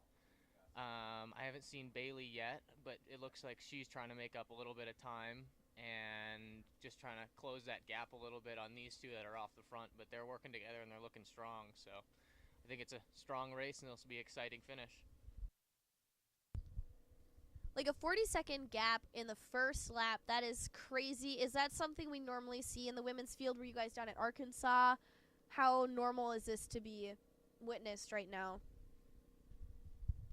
I think the women's field really tries to get off strong and just create separation pretty early. The men's field, at least for our 17-18 race, seems to be a little bit more clumped together at the starts. But these guys really know where they're at and have a little bit more race experience under the legs, so they kind of know exactly where they're going to end up a little bit. I mean, it's always going to come down to a little bit of attack at the end, but they separate pretty early and just try to keep it hard the whole race. We're seeing a little bit of an A-line, B-line route there that you can take. Looks like they both secured the A-line. Looking really strong out there. For the U23 women, we see Madeline Fisher, Sam Patterstroner, Maya Blanchard, Hannah Rye, Catherine DeRossi, Tatum Dalton, Mira Calbass, Bridget Smith, and Gwendolyn Urbane, all completing their first lap. Looks like Madeline Fisher has got quite a gap, and she is racing it by herself at this time. Sam Patterstroner with a 20:37, about 30 seconds or so behind, in front of Maya Blanchard. So everyone in that U23 right now seems to be racing on their own for that podium position. You guys are normally pretty used to staying in a big group. You have a huge field, 117, 120 kids, correct? If you are starting in that back of the pack, what would be your strategy to get forward? I think especially here, we have this long straight right off of the start line, and maybe finding an outside line that you can just get right by a bunch of the field. I know I slid a little bit off the start and ended up probably around 30th off the line and just stuck on the far inside and just made up probably 10 and ended up top 10 into the single track. So it was super good to, know where you want to burn some matches and make up those spots so you might be down a little bit. Yeah, I agree with that a lot because I started today in the 4th row, so I think it also matters where you pick where you want to start and kind of have a little bit of a plan. And so I just saw that the left side was looking a little drier in the start, but I knew that I'd get pinched up at the top. So it's all about, like what Ollie said, just knowing where is smart to put down the power so you can get ahead and you're not just, wasting energy. So starting back in the 4th row, was that a little bit intimidating, or did you feel pretty confident from the get-go? That's kind of a big jump. I felt pretty confident starting back there just because, like, last season and this season, that's just been the gist. And I've got a little experience with cross doing that, and I don't think it matters about where you start so much. Just if you're focused on where you're going to finish, you're going to make it there. Well, you grabbed some big points today, so you might not be there anymore. What'd you grab, 50, 60 points? Yeah, 60 points today. So I don't know. You're going to move up a little bit. Maybe first row now. Yeah. A little advantage? Yeah, we'll see what it is. I don't know for sure, but that's definitely been a goal, so I'm happy I can make it come together because it's definitely like a match or two that you're burning, and if you're in the front row, you don't really have to worry about it. So. Now, Oliver, you're used to starting in the front row then? You're pretty typically up there normally? What does a normal kind of race look for you so far this season? Last season I was kind of back in 4th row, like Aiden, but this season I got a little more points early on in Puerto Rico, and so I've been first or second row for most of this season. But my specialty is short track, so I end up I like being on the front for the starts of those ones. But the XCOs, you just got to move up when you can, and even if you get not so good of a start, you just gotta remember that you can make it up there and just keep pushing until you make it. What year of racing for you? This is my 2nd year racing like international mountain bikes. I started pretty young, just riding and racing mountain bikes a little, but my main specialty was definitely cyclocross, so I've been doing that since I was about 7. What about you, Ollie? I actually come from more of a other sport background. I used to wrestle, and so maybe some of my power on the short tracks comes from a different perspective, I guess. I used to run track and wrestle, but I've only been riding really for probably 4 years now, so I mean, I guess a little bit new to it compared to you starting at like 7, but I've fell in love with the sport and been trying to get out here and do more of it, so it's been great. Only 4 years on a mountain bike is super impressive to be racing at this level. That's super great for both of you. Congratulations on today. That's awesome. We're seeing a huge gap in this field. It's looking pretty safe for Hoskins and Bradbury. What would you say about Bradbury staying in the back behind Hoskins? Would you say that's smart to kind of draft this long? Would you feel a little bit annoyed that someone's on your tail that long? So it looks like they're pulling through the tailwind section right now. So for Alice, I mean, this is not a super big deal to be on the front here, but it looks like she keeps being able to make a gap through the trees and through the corners. And so this is probably an advantage for her to just stay, but also catching that draft can also be pretty helpful sometimes. So it just, part of it's a mindset thing. If you're really used to running the front and that's where you feel comfortable, that's probably the best way to go. But if you want to sit in that wheel and just follow the line and just kind of get ready to attack at the end, then that works too. It's all a personal preference thing, in my opinion. Do you have any? Yeah, I think for this, being on the back, there's really, I mean, for the both of them, it's just the two of them. So if anything, I feel like being on the back is probably better, just because if she wanted to make the move, she just gets to watch her opponent the whole time and then decide when's best for her. And also being on the front, you know that you don't have to get caught behind any mistake that the other rider could make. So honestly, there's pros and cons to both. If you guys could place any position that was not on the top 5 podium blocks, what would be your ideal spot to roll in? Or like your favorite position that's like not on the podium, like. I don't know, like, I feel like rolling, like, in some races you have to conserve energy a little bit, and especially for our field, because it's so big, we have qualifiers for short tracks and stuff, and I feel like for me, I really don't mind rolling in second row off the qualifier for the final, and coming in probably like 8th or something in the qualifier, because it's a lot better to conserve your energy a little bit and just roll through. I mean, I know Aiden won the qualifier and the actual race, so I can't really. But I mean, your cyclocross skills really helped you out there yesterday in the mud, and you were a little piggy out there. Yeah. I think, I don't know. I think I like to roll around 5th to 6th wheel majority of the race, because especially when it's like a washing machine like it was yesterday in qualies, it's like, you're either in the front or you're in the back, and I think that's why for the qualifiers I just kind of wanted to see if I went at a certain point in the race, if I could do that in the finals. So I wanted to test it out for qualies, and also I just wanted to make sure I qualified, and I didn't want to keep getting pushed around, so I just I wanted to go. I think that was super smart on your end, because I feel like I was trying to sit in my normal like 5th or 6th wheel, and I just kept taking a little mud bath and sliding around, which you looked super comfortable on the front out there, and I was super impressed with the cyclocross skills out there. I don't quite have the same mudder abilities, so it was super impressive to see you just tearing through it out there. And I know if you look at the girls right now, they're rolling through that mud section. Looks like both of them made it through there clean, and it looks like Alice is breaking off the front just a little bit through there. Maybe, like I said earlier, she's really getting away through those corners, and that might be the advantage of her holding the front here. Yeah, 100%. So yesterday when you guys were racing in that mud pit, because that right here we're seeing on the left screen, like it was crazy, and there was a lot of people that ended up just doing full 180s when they were going through that mosh of mud. What was your guys' strategy? I saw the right line looked really good, but I heard there was a huge rut towards the end of the day. So how did you guys navigate that?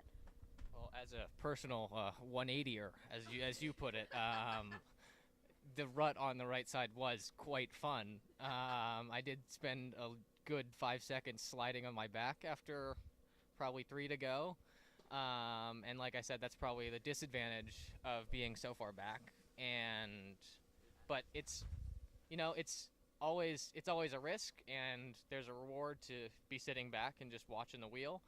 But there's always a risk that someone's going to make a mistake, or you're going to make a mistake and take a little fun slide.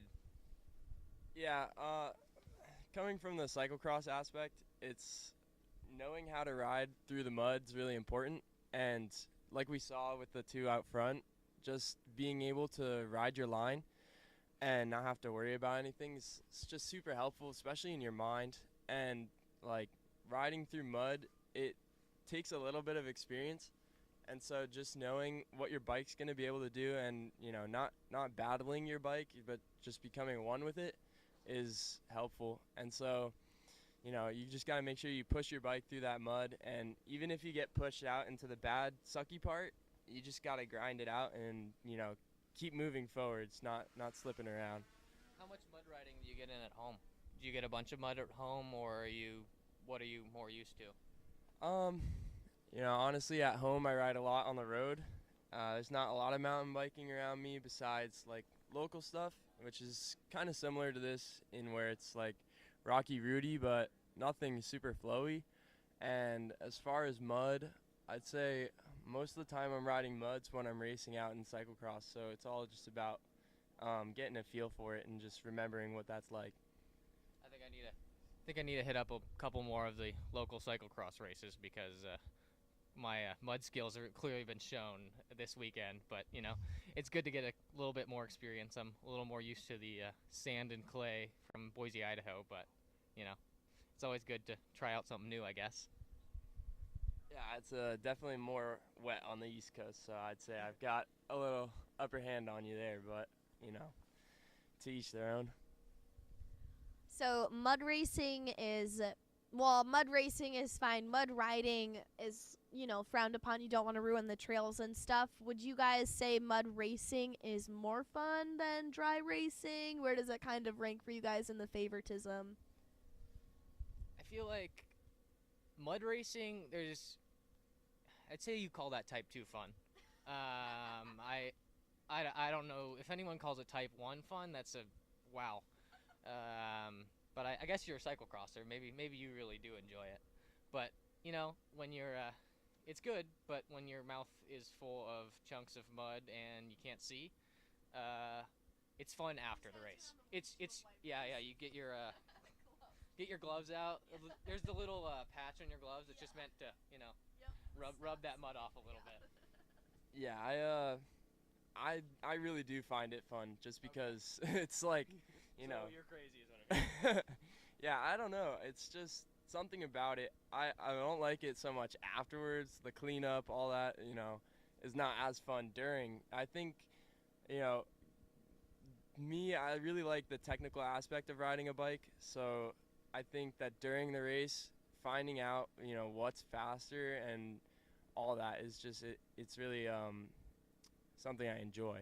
So you're more into the technical strategies of racing. How was the A-line, B-line differences? Did you take any of the B-lines? What was kind of the move there? Yeah, I took a couple of the B-lines early in the race. I had a bit of ground to make up. So that one feature where you come in after a little bit of the single track in the woods, and then there's either the straight line through those rocks, or you kind of take it wide around. Me and my teammate that also I do a cross with, we just both sprinted around everybody. We were able to make up like 5 spots there.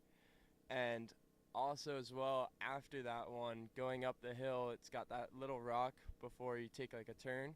I took the beeline there, and I was able to just put a little more power out and get like a spot or two. So Sounds like we had very similar experiences there. I think I did the exact same thing right in front of you. There's 3 beelines on the backside, and I took all 3 of them, and all of them made up at least a position. I think the first one I made up probably 3 because there was a little bobble by someone in that rock garden. But, it's a little risk reward, and you just gotta, see if you got a big bunch of riders riding that A-line, it's a little technical, you might have a little bobble in there, and it's probably worth it to see if you can try to make up a place or 2 on that beeline. Yeah, 100%. That is definitely really good advice. What would you guys say is kind of the spot to push and kind of the spot to take a rest outside of, obviously resting when you can in the single track and pushing on those straight sections? Where was kind of the best place to take a breather and advance? I think the best place to attack right before these little trees that they're coming in through right now, there's a nice hill and then a good flat right after it. I know I took the front there coming into the on the last lap, and then you lead into this little rock garden that they're about to pull right into. And that's super important, what they're coming out of right now. And it's super important to take the lead through there, especially on the last lap, because you get a little advantage and you're coming into that sprint first. And the sprint's super muddy, so it's good to be leading it. Yeah, I agree with that a lot because it's just there's a couple of spots here on the course where it's just a straight and it's just power, and then there's a technical feature afterwards. So when you're redlined or you're just at your max, riding through there it'll make or break the race, and that's what happened in our race. So I think we could look forward to maybe seeing something like that in this race too. Well, in our race, Miles led into that up that hill, and he made it into the rock garden first. But totally like you're saying, when you're redlined, you could tell all three of us were kind of bobbling a little bit through there. All three of us kind of took it probably a good 5 seconds slower than all the other laps, just because you're hurting so hard, you're hurting so much, and your heart rate's so high that it's super hard to concentrate and be just as ready as you are all the other laps. You're good. So Miles Perry would, we saw him for a couple of the laps. He would kind of break away and try really hard to lead after that big mud pit before going back into that single track in that woods, I think over that way. What was kind of your guys' thought processes watching that he was kind of breaking away? He had quite a gap for a little while, and then you all reeled him back in. Was that kind of that you can see him, you want to catch him mindset? How did you guys mentally navigate? Well, I think both the times he broke away was probably my fault. I was the one coming in right behind him. And it's the whole thing I was talking about earlier. Everyone has a different line, and he had a very different line coming into that rock garden than I did. And so he would pull his brakes right before the rock garden, and my line needed a little bit more speed coming into it. And so I'd take a little bobble coming up over it just because I needed to give him a bit more space. But if I gave him a bit more space, then it's hard because someone might pass you coming into it. So it's all a little risk, and he's a little guy, so he's going up that hill pretty quick. So it's, there's always a risk reward there. Yeah, I agree with Ollie because, watching from third wheel for a little bit, I could tell, he wanted to get away, but I didn't think, I thought we could all benefit if we stayed together. So, if it was coming to the point where he was getting away, I knew I could catch back up in the corners, and just letting off the brakes, you can just make up a second here and there, and I knew Ollie was good for it in the straights and everything, so I wasn't too worried about him getting away from us. That's awesome. Yeah, across that line we've seen for the pro UCI women, Alice Hoskins continuing to lead it out, not really taking turns with Nicole Bradbury right now, but I'm guessing we're going to see some flip-flop in there as we go throughout this race. They've just completed lap 2, and they're going onward in the course. Once again, Alice Hoskins, Nicole Bradbury, Marie-Faye St. Ange, Bailey McSpadden, Lily Boucher, Shelby Spatial, Emma Schwab, Lucy Hillstrom, and Holly Krosky are all on course right now, looking really strong. Yeah, I would say right now for Alice, this would be a good time to kind of let the other rider go ahead, because she's been pulling at the front for a really long time, and I feel like, me personally, I'd want to see what it's like for the other rider, like if they're able to keep the pace or not, and just look at the body language and see, like, am I really just strong enough to pull away from this rider, or are they just, taking my draft? Well, I think Alice, if you look through, we'll probably see it soon, but she was pulling away right through the trees coming up here. But I think this whole long straight's got a bit of a headwind on it, so it might have been good for her coming through that feed to just, maybe check her shoe a little bit and get back, just to, let the other rider pull through just through that straight section, then she can take the lead through the downhill again if she wants. Yeah, so way back when I used to race, the women's field was pretty communicative. Like, we would always kind of converse and talk about who wanted to take the lead when. Like, we would oftentimes take turns pulling. Is that a thing that happens for you guys, or are you often, like, in that red zone, no talking? So I'd say there's very limited communication in our races. Normally the communication involves yelling at each other. but you know, it's different kinds of communication, I guess. Like, that's my line. Yeah, I would say it's a little. We do it a little bit subconsciously. Like, I think I knew that through the corners, I could get us a little bit of a gap between the two that were forming behind us. And so I knew that if I wanted us to stay away, if I just got to the front there and pulled us around, and then hope that, you know, Miles would go on the hills and Ollie would take it through the straights, we would all benefit from our own skill sets. Yeah, you talked about how you watch the body language a ton. What does kind of an in-paint body language look like different from someone who's maybe rightfully in the front, someone you would want to stay behind? So I'd say a lot of times if you're looking down at your front wheel, that is not a good, like, you got to be looking ahead at the trail in front of you. And I know all three of us were doing it through that downhill on that last lap. I was looking at Miles in front of me, and we were all just kind of looking straight at our front tires, just trying to make it through. And it was definitely tough, but it was good to, you know, clear on through there. But, you know, you got to look and watch. I know when I was when we were starting the race and I was sitting probably in 10th, I was looking at a rider in front of me who was bobbling just a little bit and looking down. And you know you got to get right by that right then, just before you get stuck when someone bobbles and there's a mistake. Yeah, I look a lot for what Ollie was saying, the head, but also the shoulders, just the rocking of the body. You can kind of just tell when someone's at their limit, and especially when you're trying to move up through the field, like knowing if that person's going to also try to move up or if they're kind of comfortable with where they're at. So just watching your opponent and knowing that, you know, maybe they're not feeling as fresh as you are is an important thing to know. Yeah, so you guys were in that pack of three for a lot of the race. Were any of you trying to break away and make an attack? We saw, I think we saw you try to break away a couple times and not quite hold it. What was kind of the strategy there? Yeah, I think for that, I was more focused on making sure that I secured a top 3 finish, but those two behind us, I know that I know them from racing, that they're not going to give up. So if we had slowed down or continued to slow down the way we were going, they were just going to pull back to us, and that could risk, you know, losing the top 3 spots. So I think when I was going to the front, I was more focused on making sure we were keeping up our pace, and in a section where I knew I wasn't going to overextend myself, like those corners, just the lines that I was feeling like I feel like I could take a second or two from the guys behind us, because all they're focused on is getting up to us, and if they see we're pulling away, that's just harder for them mentally. Well, and I know I frustrated you guys a little bit, because I'm perfectly fine letting the other guys catch up to us, because I normally like pulling it to a sprint.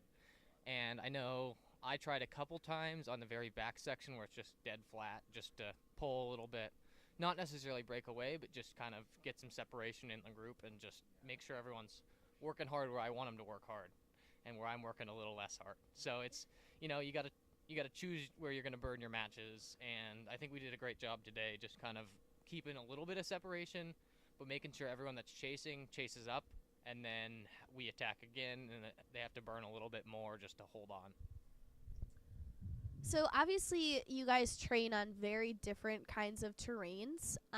What would be your recommended training plan for someone to succeed on this kind of a course where it's a lot of flats, some really punchy inclines? On the short track, Ben was saying that like 30-second intervals would be ideal for kind of a training plan for that. But what was your guys' kind of 2 cents? What do you think really helped you today? I think it's super important to like hold on to your strengths and know where it's going to work. Like I know Miles was super good on those 2 hills on the backside, and that's where he was making and breaking his race, and just trying to stay in front of us coming into that downhill where he would make a gap there just because he knows he can hold that and he can hold his line through the downhill. So it's important for him there, but I feel like it's good here is a very punchy course. There's a lot of, like, you'll come through the corner and everyone starts pedaling hard, so it's important to have a little bit of a punch. But I'd say probably the most important was probably like doing some maybe 30-30s and stuff, just to make sure you can still recover right after and keeping that quick recovery up, just so you can attack and then relax a little bit and keep it moving. Yeah, I agree with that, but I think also it's like the anaerobic repeatability from those 30-30s specifically that is what keeps us there at the front, because it's just, who can go at the max for the longest amount of time. But also, I think that for me, I think just making sure you're doing all of it and, following your plan and just doing what your coach is telling you, having trust in your process, that's the most important thing you can do. 100%. It's definitely really good to kind of think ahead and practice and just have faith in the system, like your coach is telling you to do something for a reason. What would you guys change differently if you could do anything different today? I definitely had a bit more in me at the end. I should have pulled through and made sure I held the gap off of that, because I know Miles is quite a bit lighter than I am, and I'm digging into that mud quite a bit more on the sprint. And so I should have pulled away from him earlier on just to make sure I had a gap, and that's what cost me the race. I've normally got the sprint, but through the mud I couldn't stand. If I stand up, I'm gonna slide out, and it's important to know that, and that was like my little mistake in the race that cost me quite a bit. So yeah. I think I had a plan coming into the race where I was gonna, of course try to make it to the front of the race, but then once I get there, I was kind of just gonna see what the competition was like, and then I wanted to make a move on the back. They're coming into it right now. After this part, they're gonna do a climb and then rock garden, and then there's another big climb before an even heavier, like, rock features. That's where I wanted to make a move, because I knew that was kind of the defying feature of the race. But I think just the effort from yesterday and the effort from getting to the front today, and then just not feeling fully confident in the ability to get away here, I think I was better off just following and waiting till the end. But then again, when every time I felt like, I wanted to make a move, either somebody else was making the move or it just didn't feel right. And then I remember the last time I knew if I wanted to win the race, I was going to have to be first wheel coming into out of the twisty-turny single track. Yeah, and then that big uphill. I knew I was going to have to be first wheel there before the rocks and into the finish. But I just, I started to cramp up a little in my leg, and it just didn't feel right. And I don't know, I think these guys that I'm racing, they're strong. We're all strong, and we all want to win. So it's all about the determination and just trying not to give up. Well, I know you out there were strong. What line did you take through the finish? Because I know I was in the middle, and Miles took that right line through that. There's like a little ditch there, but I guess it was a little bit smoother underneath all the mud, and I got a little stuck in there. Did you take my line, or did you follow Miles through there? I was actually kind of going right in between you two, and then that it just closed on me, and I just didn't have any more sprint. But I definitely. Oh, looks like we got an attack. Yeah, attacked by that is Bradbury. Bradbury here. So she's jumped out into the lead and absolutely. Oh, yeah. looks So like we got a little she bobble did coming through here. So probably tired from sitting on the front that whole time, and this is where Bradbury is trying to make her move, and this is that same move that Miles made in our race, trying to get a little gap here, and we'll see if they're going to be able to close this on. She's going to be able to close this on Bradbury, because she's just really flying off the front through this downhill here. Yeah, this is exactly where I was talking about, where I wanted to make a move here, and I think it's really important that she was, watching her competitor this whole time, and I think that she felt confident in her ability to get away, so that's what she did.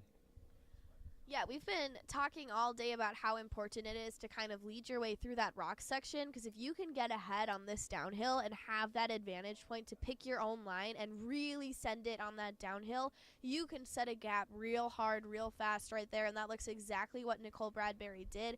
She has got like 10 seconds on Alice Hoskins right now, and she is not even looking back. She's been setting cruise control right now all through that mud section, and she's going to go back into that flyover forest. Alice Hoskins is not even in our drone site right now.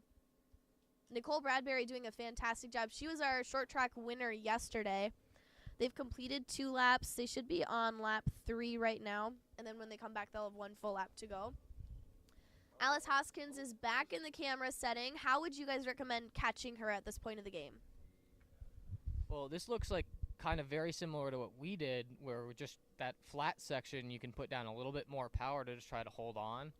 And Alice Hoskins, if she can pull off what we did, it would be smart of her to just try to catch up through these trees, because she looked a little bit faster earlier on in the race through the nice sharp corners. So if she can make up time on those, she's saving a little bit of energy and just trying to recover from this little attack that Bradbury has done off the front. Yeah, I think just, positive affirmations in your head as well. Just telling yourself, like, I could get there, like, and then just a steady pace and making sure you're not, making mistakes that are going to cost you a lot. And just maintaining a nice, steady move. Always the person on the front, I feel, has a little more pressure to stay away, because if the person behind can see them, they, like, once they see that person, it's just like, oh, I'm gonna get you. But out of sight, out of mind is a common thing we hear in cycling. So if she gets away, then it's a different story. I feel like once you break that probably 15-second gap point, it's a lot harder to close that, just because they're through all these corners. They're probably a full corner or 2 ahead of you, and that's just so much harder when you can't see that line. You can't make up that time that you really need to. And this looks like about the gap that in our race Miles had on us, and it was okay for us all to just push through these little corners here and make it up. And so that might happen with Alice Hoskins, but it looks like she's gaining a little bit ever since that downhill. But we'll see how this plays out, and they're pushing this hard this whole time. So, nice fun race. Yeah, we can definitely see Nicole Bradbury is really digging deep, trying to keep that distance between her and Alice Hoskins. We're seeing Alice really work to try and close that gap. It's that I can see you mindset definitely happening a little bit here. She's getting closer and closer on every corner. I'd say it's closed down to about a 4 or 5 second gap now, especially on these little inclines. We're going to see an uphill after this section, right? Okay. How was that single track in the woods? Was that holding up okay? And then also, what do you guys think of the fact that Alice Hoskins is 18 years old and Nicole Bradbury is 21? That's kind of a big age gap for this kind of a division right now. Yeah, that sounds like the young gun's moving up, and it looks like she has closed that gap down to 2 bike lengths, and she is going to hold on for this hill. And we'll see if we get a counterattack coming on up the hill just to try to get onto that front again, because she is moving through those corners, and she might want to lead through the pine trees again. And it looks like they're hitting that hill right now, and they are attacking hard. Bradbury's trying to get away, and the Alice Hoskins young gun is really holding on up that hill. Yeah, I think right now for Bradbury, it's like, wow, she caught me. That's not good. And, Now she's probably going to try to take a chill pill. Yeah, maybe she'll try to take it a little easy, try to recover, and then we'll see if she tries it again later in the race. I think it'd be good right now for Hoskins to really sit in and kind of recover just a little bit through these corners where she knows she can hold on. And then maybe when they come through, just get a little breakaway as they're rolling through this. Is it last lap to go on the next one? Yes. All right, so when they come through, it'll be last lap to go. So that might be the time where you want to make that move, because, Bradbury's tired after that attack that she got off the front there a little bit. So it might be worth an attack. I imagine, we saw Alice Hoskins. She does not like to be in second place. She led for the majority of the race so far. So I'm going to guess that she's going to jump back into that first position.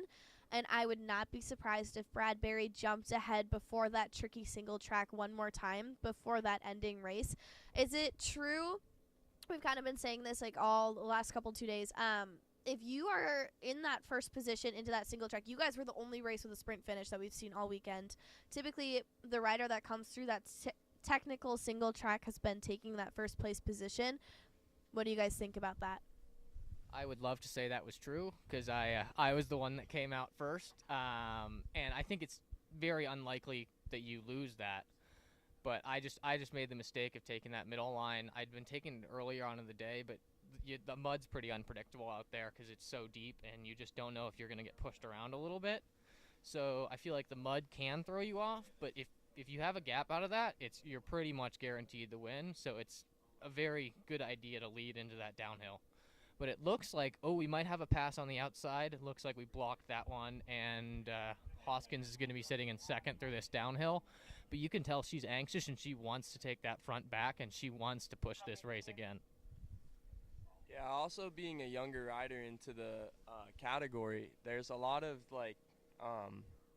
it's just a different kind of mindset. I feel like as you get older and you progress through the age group, you get a little more comfortable. But being fresh into the age group, you're really anxious, like Ollie said, and you just kind of have this extra snap, extra fire in you.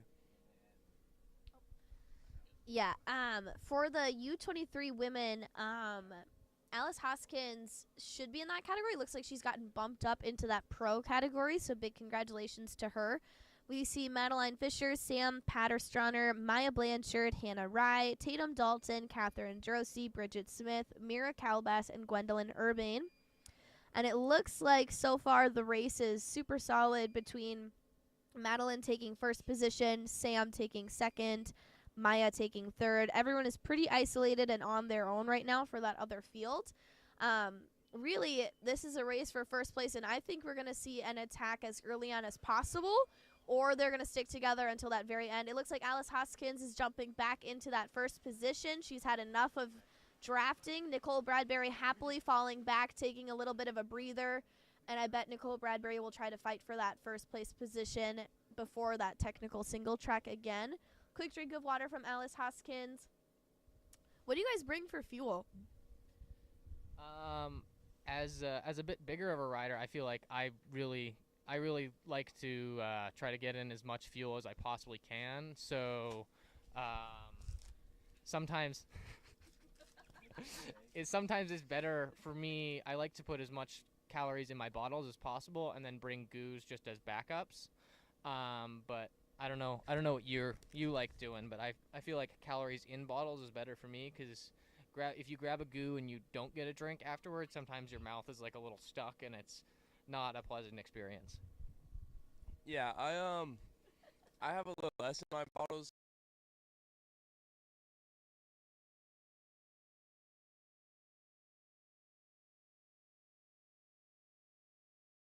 Usually in a hotter race, not like today, but I was still doing it just as measured. But yeah, but I really, I love to eat, so I think fueling is all about one, making sure you're getting and a little bobble here by Alice, and a takeover by Bradbury here.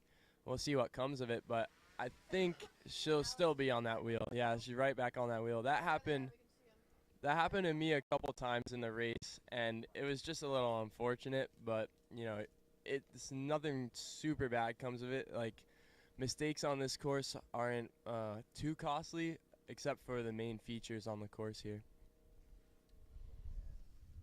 We'll see what they're rolling in here through. They're going to have that long straight, and I know that Alice has been leading through that every lap, but we'll see if she decides to let Bradbury take it through there, or really wants to make it onto the front again, because we've seen that she can make that gap through the downhill. So if she wants to go early, or if she wants to wait for that hill maybe to make her a little attack there. Yeah, you guys, you can't see us right now, but we're sharing Cliff Notes and Cliff Bars at this time. It looks like Bradbury is back out in front. Alice Hoskins taking a little bit of a breather. I think that Bradbury is looking really strong through those technical parts of the trail, but Hoskins is a little spitfire from what I'm seeing. What would you guys say is kind of the better of the two for this kind of a course? I would say on this course, you need both. You need both, because although there is a good amount of technical features, there's long straights and long power sections in between.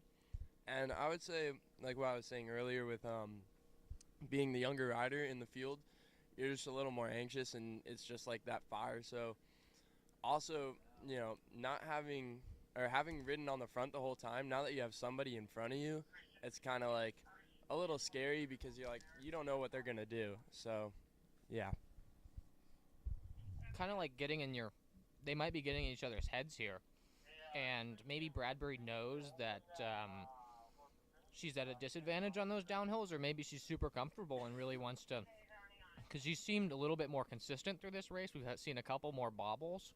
But you know, it's anyone's race at this point, and they're both looking strong, and they're way off the front. So this is anyone's race, and that hill might take anyone anywhere. So for those of our audience that are listening that don't know what a bobble is, can you guys explain that? I feel like anyone can have their own little definition of that, but I feel like a bobble is when not a big mistake, but just when maybe your front tire slides a little bit, or you slide out on the back tire.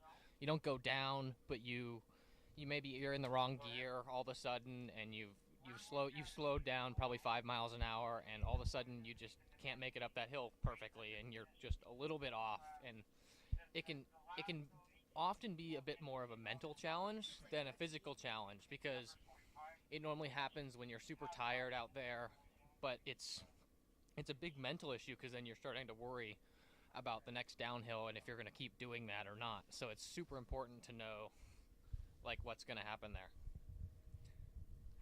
Yeah, and just here on the screen, I see we have Maddie Fisher, one of my teammates here, just finished the race. I think she's taking the U23 win here, and yeah, so great to see. And now we've got a lot of our riders coming through the finish here. You could just see like the pain this course brings, especially with the mud. But back to the bobble, you know, it could just be anything. And for me today, it was a lot of just unclipping. I also haven't been putting enough time on my mountain bike in between races, and I think it was just, you know, I got a little more comfortable as the race went on. But yeah, a bobble's a bobble. Madeline Fisher, big congratulations from Donovan Racing. She's 18 years old, on course for 1 hour and 5 minutes. Sam Pattistronner taking a second position for Broken Spoke Racing. Huge congrats to her as well. We're seeing a little bit of a hiccup in that mud patch at that finish line. That is where we've seen a lot of riders go down. It is super technical.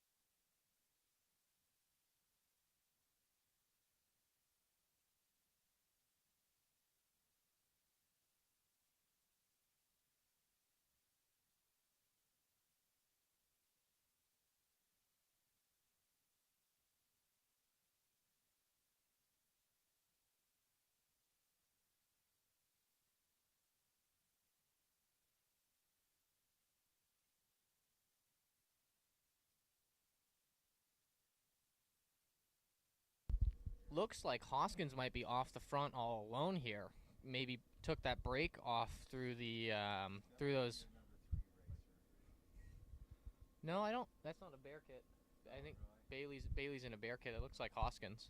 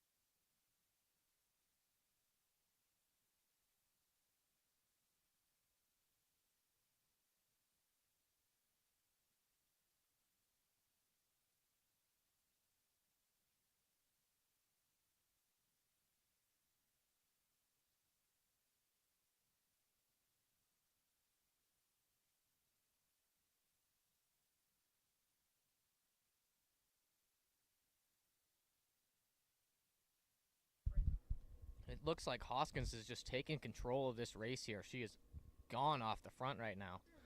We cannot see Bradbury right now. Maybe something bobble happened. That's number 3. Oh no, look down there. They're together. Oh. They're together. Oh, never mind. Looks like they're together back over here. We just missed it just a little bit. We're doing our best over here, folks. It looks like Bradbury is back in the lead. She's up and out of the saddle. She's really fighting right now. I believe that this is going to be their final lap. And we're back to that drone coverage. We're going to see them. They're going to be fighting to get in front for that single track. They're coming down a couple rock drops, and then I believe they go to the jump line.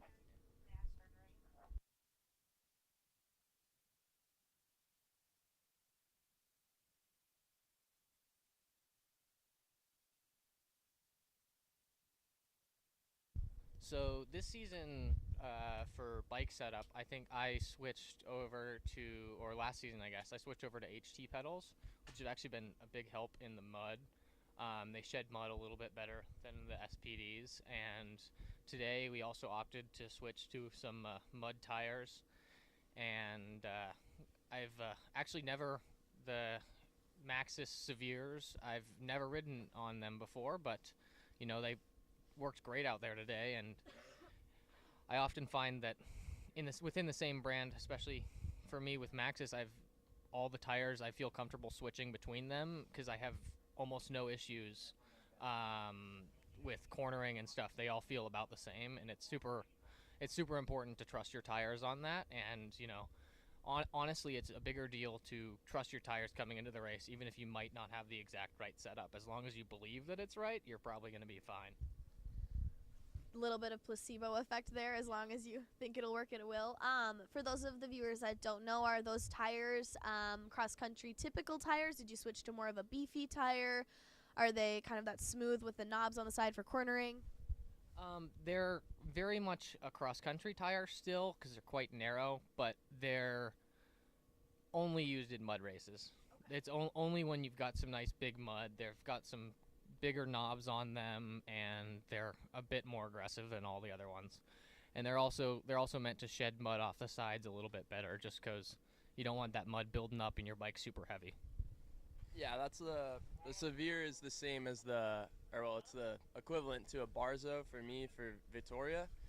But today I was just riding the Mezcals, which are a little more similar to the Recon Race. Yeah. And then yesterday I was on the Peyote, which is kind of similar to the Aspen. And I think not only is having a beefier tire good in the mud, but also just like for me, knowing how to ride in the mud, I was able to just get away with less tire. And less tire means less rolling resistance, so you're not working as hard, and all that stuff just adds up eventually. But yeah, having the right tire, and more importantly the right tire pressure, because different tire pressures can totally change the way your tires act on the course. And here we see Bradbury putting a dig on Alice here, and this is kind of a really big feature in the course, so we'll see what happens to this. And they're going to come down through this, and this is going to be that one hill where we saw Bradbury go off on the last lap, and we're going to see if she can do it again, or if Alice Hoskins can hold that on for that downhill. Yeah, so it's been super crucial so far in the racing that we've been seeing to kind of have the lead on that hill, because then you get to be first into that gnarly single track. We're seeing Hoskins get right back on Bradbury's tail. She does not want to let up, and they're going to start to dig. It doesn't look like they're pushing as hard as they were prior. Hoskins making an attack here. Bradbury does not want to let her by, but she was not picking up the pace initially. Bradbury holds her lead. Very impressive work. Hoskins getting lost. Bradbury has got some punch in her. She's really good at pushing on these sections, but this is a crucial part of the race course. We're getting into those rock gardens, and then I believe they're at the finish, or do they go back into the woods again at some point? Oh, and a foot down by Hoskins. That is lethal. She must be cramping.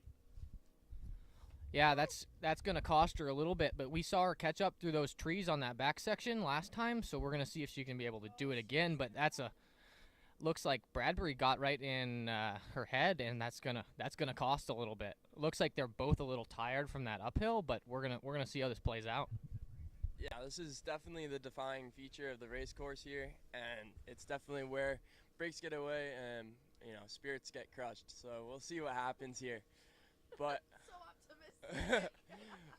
but I'm hopeful to see this race come to a sprint because they've been working so hard together and against each other, and it'll be cool to see what happens. I know through that section I had a couple bobbles there every once in a while. I know I went shoulder into a tree one lap, but it happens, and it looks like we're catching up here a little bit over this flyover, but it's a waste of energy here a little bit, just trying to bridge that gap that was opened up when she bobbled a little bit on the hill. But we're gonna see how this ends up. Here we are rolling through the mud here. Yeah, so they've got about a mile of the course left at this time, and so pushing through in this mud section, really working to close that gap, get back on her tail for the single track before she's out of sight, out of mind, like we talked about earlier. This is going to be really important going forward. And it looks like Hoskins is somehow able to close that gap again. You got to give it to the girl for not quitting. She does not give up, and we're really impressed by that performance so far. Yeah, it looks like we're catching up here a little bit as they roll through the mud and the trees. But looks like we have a bobble here from Bradbury, and they are back together as they're rolling through the trees here, and it is anybody's race here. We're gonna see as they come up onto the hill and watch how this plays out. But little bobble there, looks like they're getting in each other's heads as they fight through this. Yeah, here's where in our race we were taking a little bit of a chiller here because it's kind of just like a nice flowy section. You get into a rhythm, and so I think it would be smart for Bradbury not to give up the position, but not to overextend herself in this part because we're about to get into a pretty serious part of the course before the finish. So right now they're kind of slowing that pace, trying to catch their breath a little bit. They're dropping back down to a zone 4. Probably not going to zone 3 or anything, but they're working at it, and they're going to get back into that faster pace soon on that straight section. Well, I know once you get caught here on this last lap, it's super important to kind of relax a little bit and let both of you go a little bit easier. You can try to counterattack, but sometimes it's super important to go a little bit easier and just prepare yourself because there's going to be an attack. Everyone wants to go somewhere, so it's important to, maybe back it down just a little bit and get ready for that. And, if you're not prepared for it, that's going to be the end of your race. So it's important to be ready. Yeah, definitely. Let's see. I don't see them here on the screen, but I can only imagine what they're going through and what they're thinking in their heads right now. Not trying to settle for second, and they both want to win really badly. So we'll see when we get to see them again and see what happens. Yeah, they've both been fighting really hard for that first place position. Hoskins has fallen off the back 2 times now and somehow managed to catch back up both times. Super impressive work. But Bradbury is really punchy. She's not giving up. We're super proud of her performance so far, and it is definitely going to be a race for first place still. It seems like everyone else is pretty established, but we've got our camera set up at the finish line. They've still got some more single track to go before we see them again. About how much of the course is left before we see them at the finish line? I think we're running pretty close to the finish here. They probably have got 4 or 5 minutes tops coming in, so they're gonna be close to the finish here, and it's anyone's battle.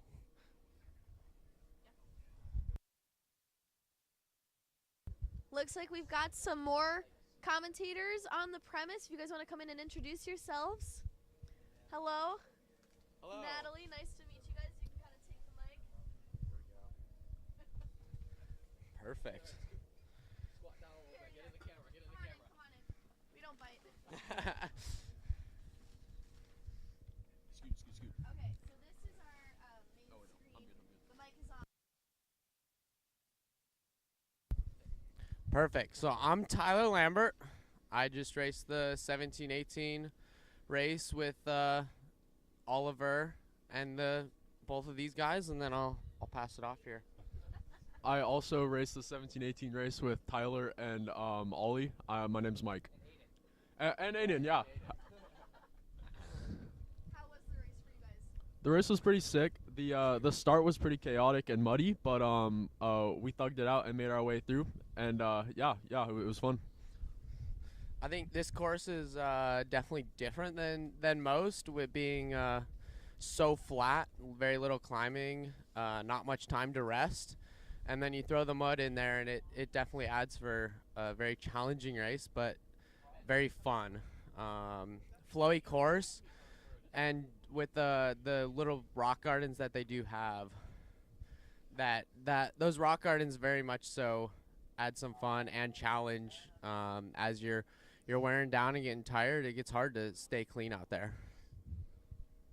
Do you want to get the finish line on the main screen? So you guys, your race went pretty well, I'm assuming. You're here with us right now. That's awesome. What was your favorite part of the course? What kind of was maybe not your favorite? What do you think you could improve on?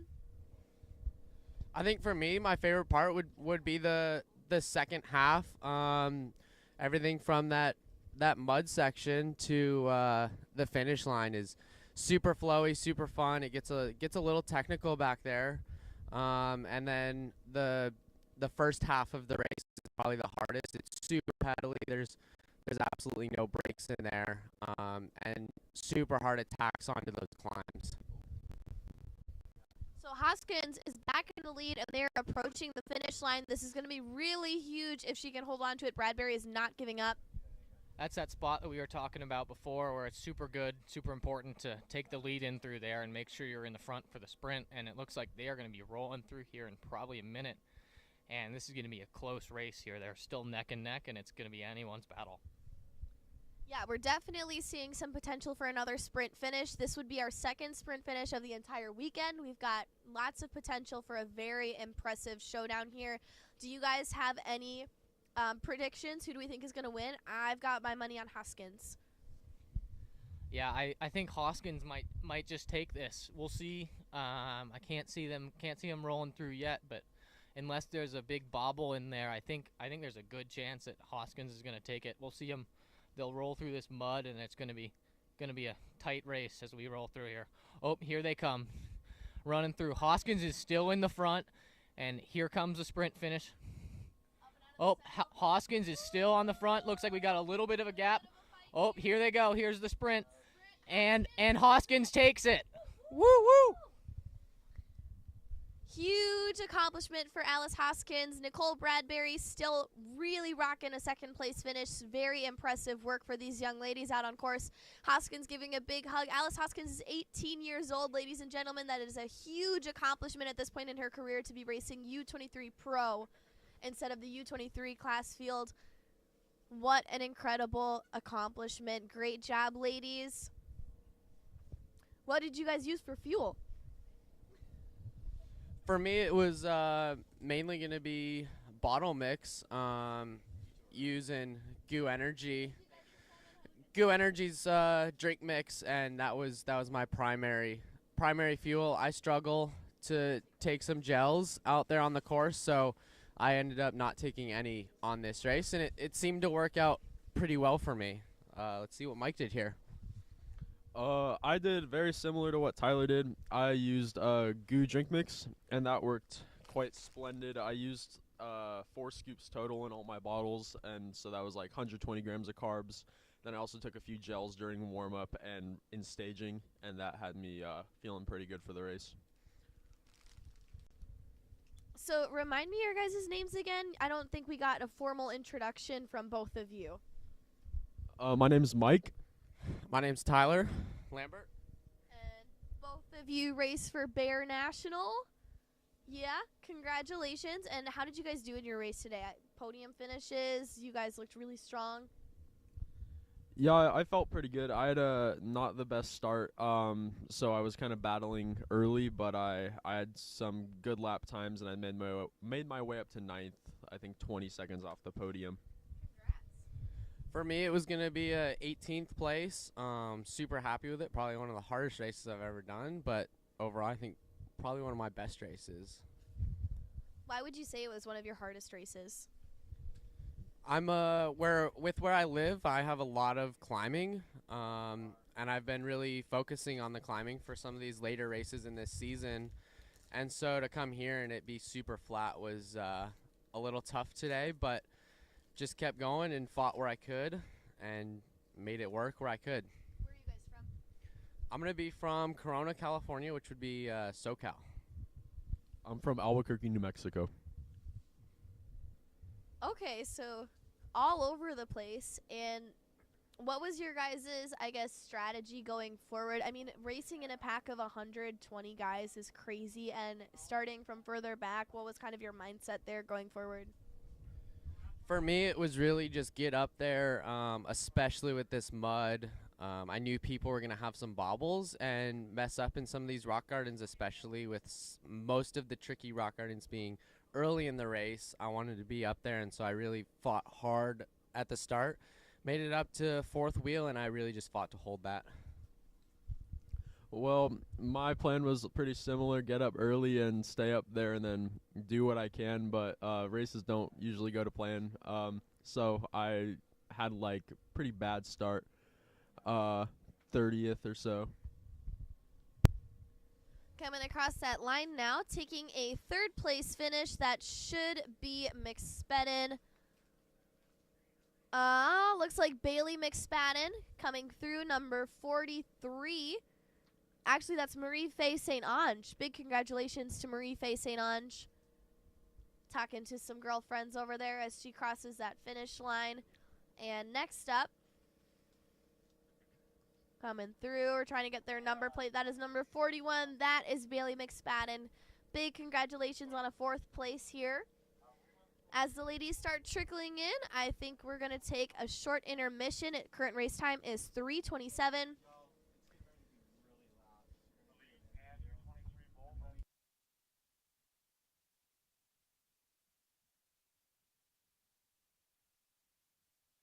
No, Jed's gonna give me a signal and I'll do that. Okay, we're here with the winner, Alice Hoskins. Alice, tell us about your race. How'd it go out there? It was super fun. I'm not usually a fan of flat courses. I told you this yesterday, but I loved it. It made it a super exciting race. It was me and Nicole who got second, and we were just kind of going back and forth, battling the whole time. And like, she attacked. I was leading for a couple laps, and then she attacked. I was not going to because I was like a little scared to be leading, but yeah. So it was like a really lively race, which I'm not even used to. So it made it super fun. Went by fast. Really good course. Looking at you, obviously it was pretty muddy out there. How did that play into it? Yeah. So it was really easy to make a mistake, and you know, my first race in a white jersey. I wasn't scared of messing it up, but there's this section over here, and that was a really good place to make up time. If you just it would like kind of whip you out of place, but if you just kept pedaling as fast as you could and just like, I could try to keep my upper body loose, and you just have to really think about that because it's hard to really relax your upper body sometimes when you're like going crazy hard, so that really helped. Do you have any cyclocross background? I raced cyclocross when I was like 15 a few years ago. Sure. I was not a fan of it, but I think it is definitely the same concept. It's like going through a sand pit, it's just like you gotta like, keep pedaling. Yeah, just keep pedaling. Well, yeah. You did great out there. Thank you so much for making the trip. Thank you for making the course. I loved it. Yes. Yes. All right. Sweet.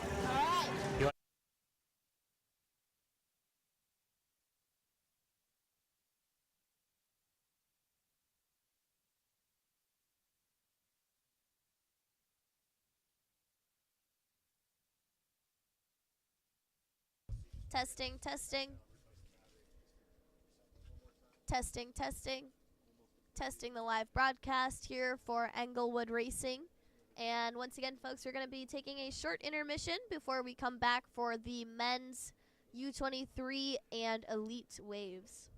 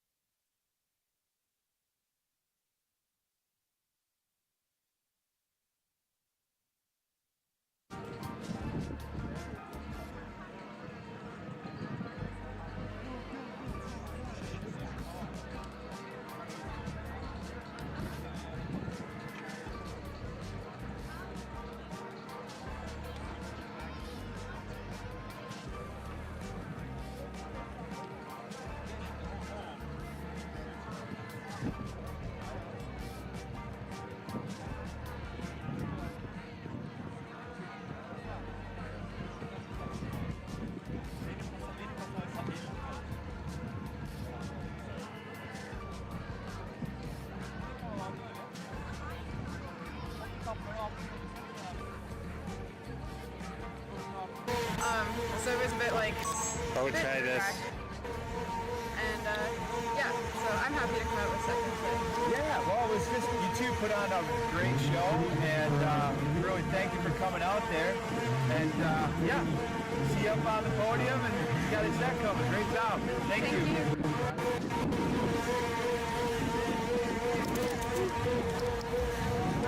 They're literally just, they're like, let's, yeah, they're like, let's.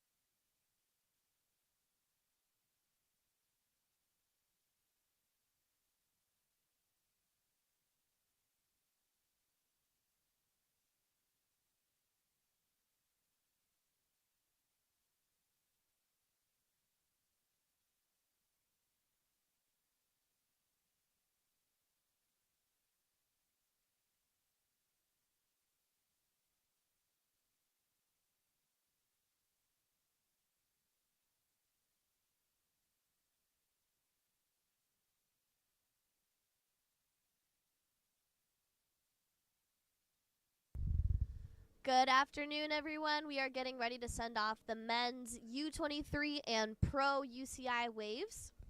I'm here with Mike and Tyler, and they're so excited to be my co-commentators. Oliver is going to be coming back. He is a returning commentator. We talked a little bit about this before we got on the mic, but we've got some really strong names in this field, and we've got a lot of athletes that these boys are super excited to witness race today. Tell us a little bit about who maybe some inspirations are or some really cool people to keep an eye on. So I'll start with the U23 race, which will be the second wave. I think they're starting a minute behind our pros here. But I'm thinking for the U23s, we should be watching for Raulito Gutierrez. I think we're getting a start list here soon, so I can see the full list. But as of right now, of who I know is racing, it's going to be Raulito Gutierrez is one to watch for. The pro race is looking to be pretty stacked. I mean, you can see on the start line all the riders. I think ones to watch are probably Caleb Schwartz, who won the short track yesterday, as well as Carson Hampton, who's a ex-Bear National Team rider. He's an absolute powerhouse, so this course will probably suit him pretty well. As well as Lasse and Nico Konechny, and Robbie Day is also a rider to watch. Just a thought that I have here is for Carson. He's definitely a tall guy, super tall. And, you know, for me, I'd be a little worried that with that height on a course that's so fast and flat, especially with a bit of a breeze today, how do you think, Mike, that might play into his strategy? I don't know. I think he's going to have to get pretty aero if he wants to drop some people, but hopefully they don't make him pull a whole lot. He's kind of definitely the biggest rider out there, most power, but if he can play it smart and not pull too many wheels around, he should be in good position. All right, Oliver's just joining us. We're talking about the guys on the front wave here. Who are some big names to look out for? Who do we think is going to kind of dominate this field? Maybe a potential inspiration?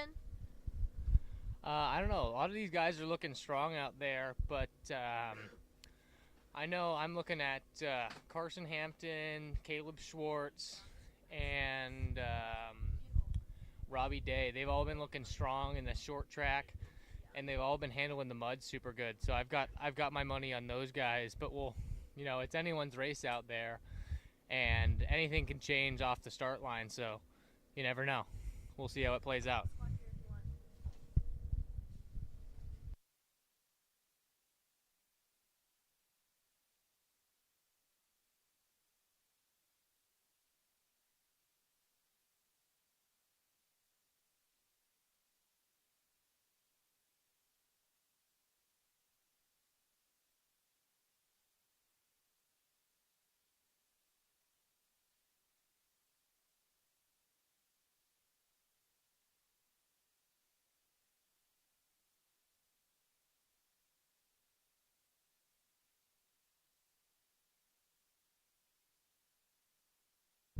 So on that front line, everyone's making sure that they're in the right starting gear. They're making sure that they're locked in the zone. You want your pedals at about that 45-degree angle for optimal starting kind of pressure. What's your guys' favorite starting gear? Mine is fourth from the bottom. I feel like it definitely changes based on what chainring you got on. I know with the new SRAM transmission, it's got that gear with the little red on it. I like the red gear. I don't know why, but it feels right to me, I guess. I went a little lower here though, because I had a bigger chainring on, and we'll see when they go off the line. It's super muddy, and you're just spinning wheels, so it's important to kind of stay in control there. So I took it a little more careful off the start, and we'll see if any of these guys slip when they're going off. But they should be pretty clean. They're all the older boys, so they've raced in the mud before, so they should be used to it and a little more prepared. So we'll see how it goes. What's your favorite starting gear? For me, it really depends on the course. Here I want to say I was like four down from the easiest, especially with the mud. Just have an easier gear to get going, and then from there, especially with the new transmission. Again, coming back to it, being able to shift under some load really helps. So I found even on a dry race, a normal race, I can start a bit easier to help with that initial punch, and then shift under plenty of power and have no worries. Yeah, I usually like to start in a pretty high gear, especially if I'm towards the front, because if you get in that high gear and are able to get one pedal stroke in and you're in a higher gear than, let's say, the guy next to you, then you can gain more ground in that first pedal stroke. Here it's pretty complicated though. You can see right where that announcer or the UCI director is walking. That's all just thick mud, about like 1 or 2 inches deep. So it's pretty tough. Yeah, further to the left of the course was super muddy at the start of the day, and we've just kind of been watching that mud spread far right. I think the far right side of the course, just like from camera viewpoint, is definitely the best side to start on, but did any of you guys start in that mud patch at all? So being an 8th call-up on the front row, I didn't have any pick on where I wanted to go. I had the last spot for the front row, and so I got dead center in that mud puddle, or mud pile, I should say. It's not a bad spot, but you definitely need to keep that into consideration. It ended up working out for me. Took it a little slower, and then once I hit the grass, because as you can see from the camera view again, there on the left side, the grass starts a little cleaner a little sooner. But looks like they're about to start here. And there they go. That's going to be our pro race.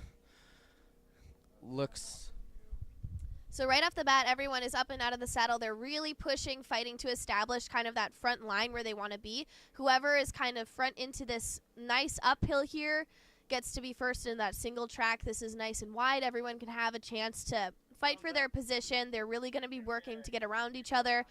We talked earlier a little bit about communication, but specifically at the start of the race, what's kind of the goal? Like, what are you guys looking for to get around people?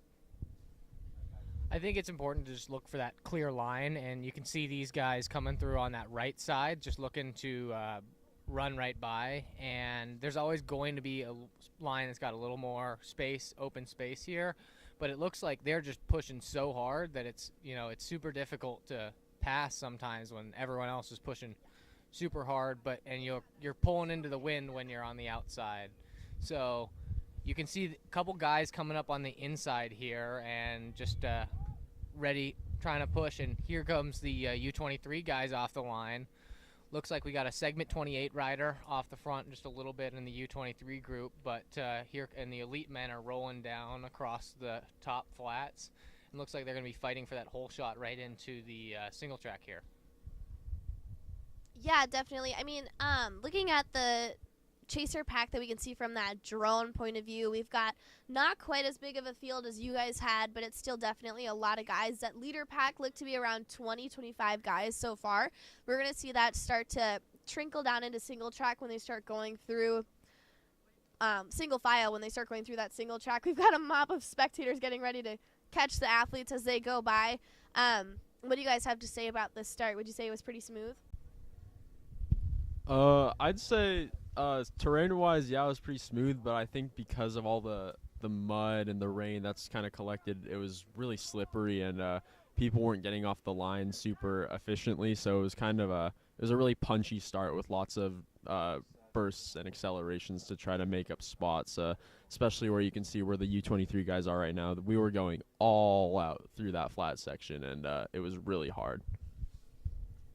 Yeah, a lot of the races yesterday, especially for that short track, we were seeing quite a bit of hustle for that first half a mile. Of course, everyone was up out of the saddle, elbows pumping, just absolutely grinding to get through that spot. Once they get through the single track, going around these corners, what's kind of the best strategy for anyone who's just joining the viewing?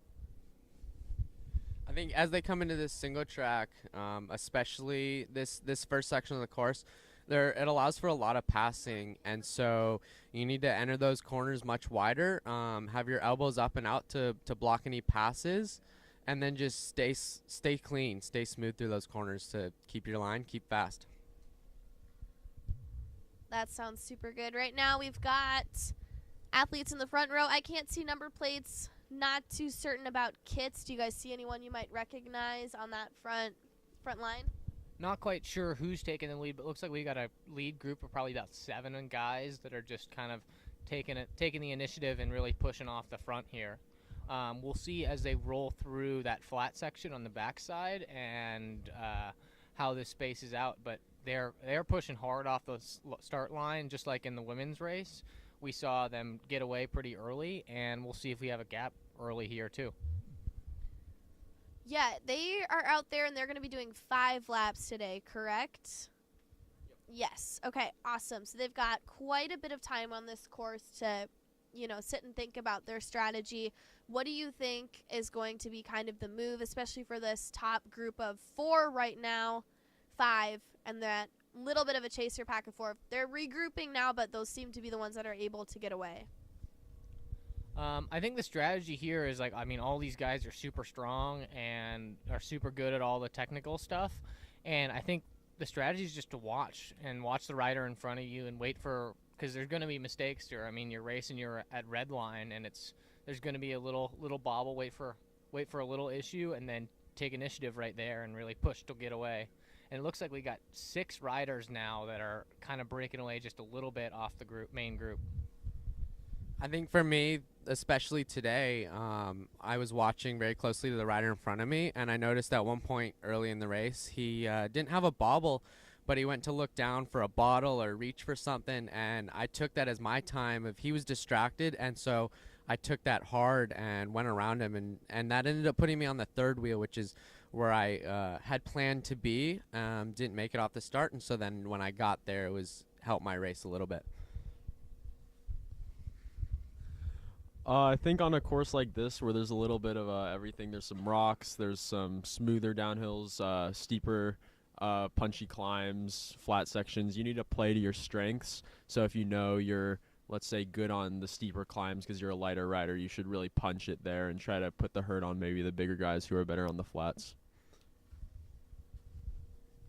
Yeah, very well said. And we can see them kind of snaking their way through the single track right now. Right now, I believe that's a downhill or maybe just a flat section. Okay, it's just a flat section, so we're going to start to see a little bit of movement here. P4 trying to move into P3, P6 trying to move into P5. They're really working on trying to advance when they can. You can kind of see that pull line off to the left. Those are people that are trying to advance forward. It's really going to trickle down once we get to that bottleneck, and they want to be as far up as they can going into that single track, because then we're going to see them go around to the jump line. Did any of you whip a fishtail or anything going over the jump line? I didn't. In fact, trying to stay with the pedaling a little bit, I even pedaled in the air. Whether it helped me or not when I came back down, I don't know. Looks like here our winner of yesterday's short track just took the lead into that downhill, though, so that puts him set up very well to have a clean line through there, lead the race. If he makes a mistake, everyone else makes the same mistake, but then he's not affected by anybody else. It also looks like we have some of the favorited Lasse Konechny out there in P4, and looks like Carson's in third as well. Yeah, it looks like Carson's kind of sitting in, letting looks like Caleb up in the front do most of the work, which if I were Carson, that's a smart decision. I think Carson's definitely one to watch here. Yeah, it looks like these boys just, we're seeing little gaps come off on these through the corners, just the guys that are more comfortable, just no breaks through the corners and just pushing it all the way. But they're still pretty close together, and we got some people a little anxious trying to get passes wherever they can, which is, super important to make sure you don't lose positions and constantly make up a little bit and save some energy. But yeah, it looks like they're all pushing hard, and we've got most of the riders in this group still to, honestly, at this point. We've got some big names. Caleb Swartz has been having a pretty good weekend, and Lasse Konechny had a really good race yesterday. The boys know Carson Hampton, so that's encouraging. Would you guys say he's been having a good season? What can you say about our top 4 athletes here?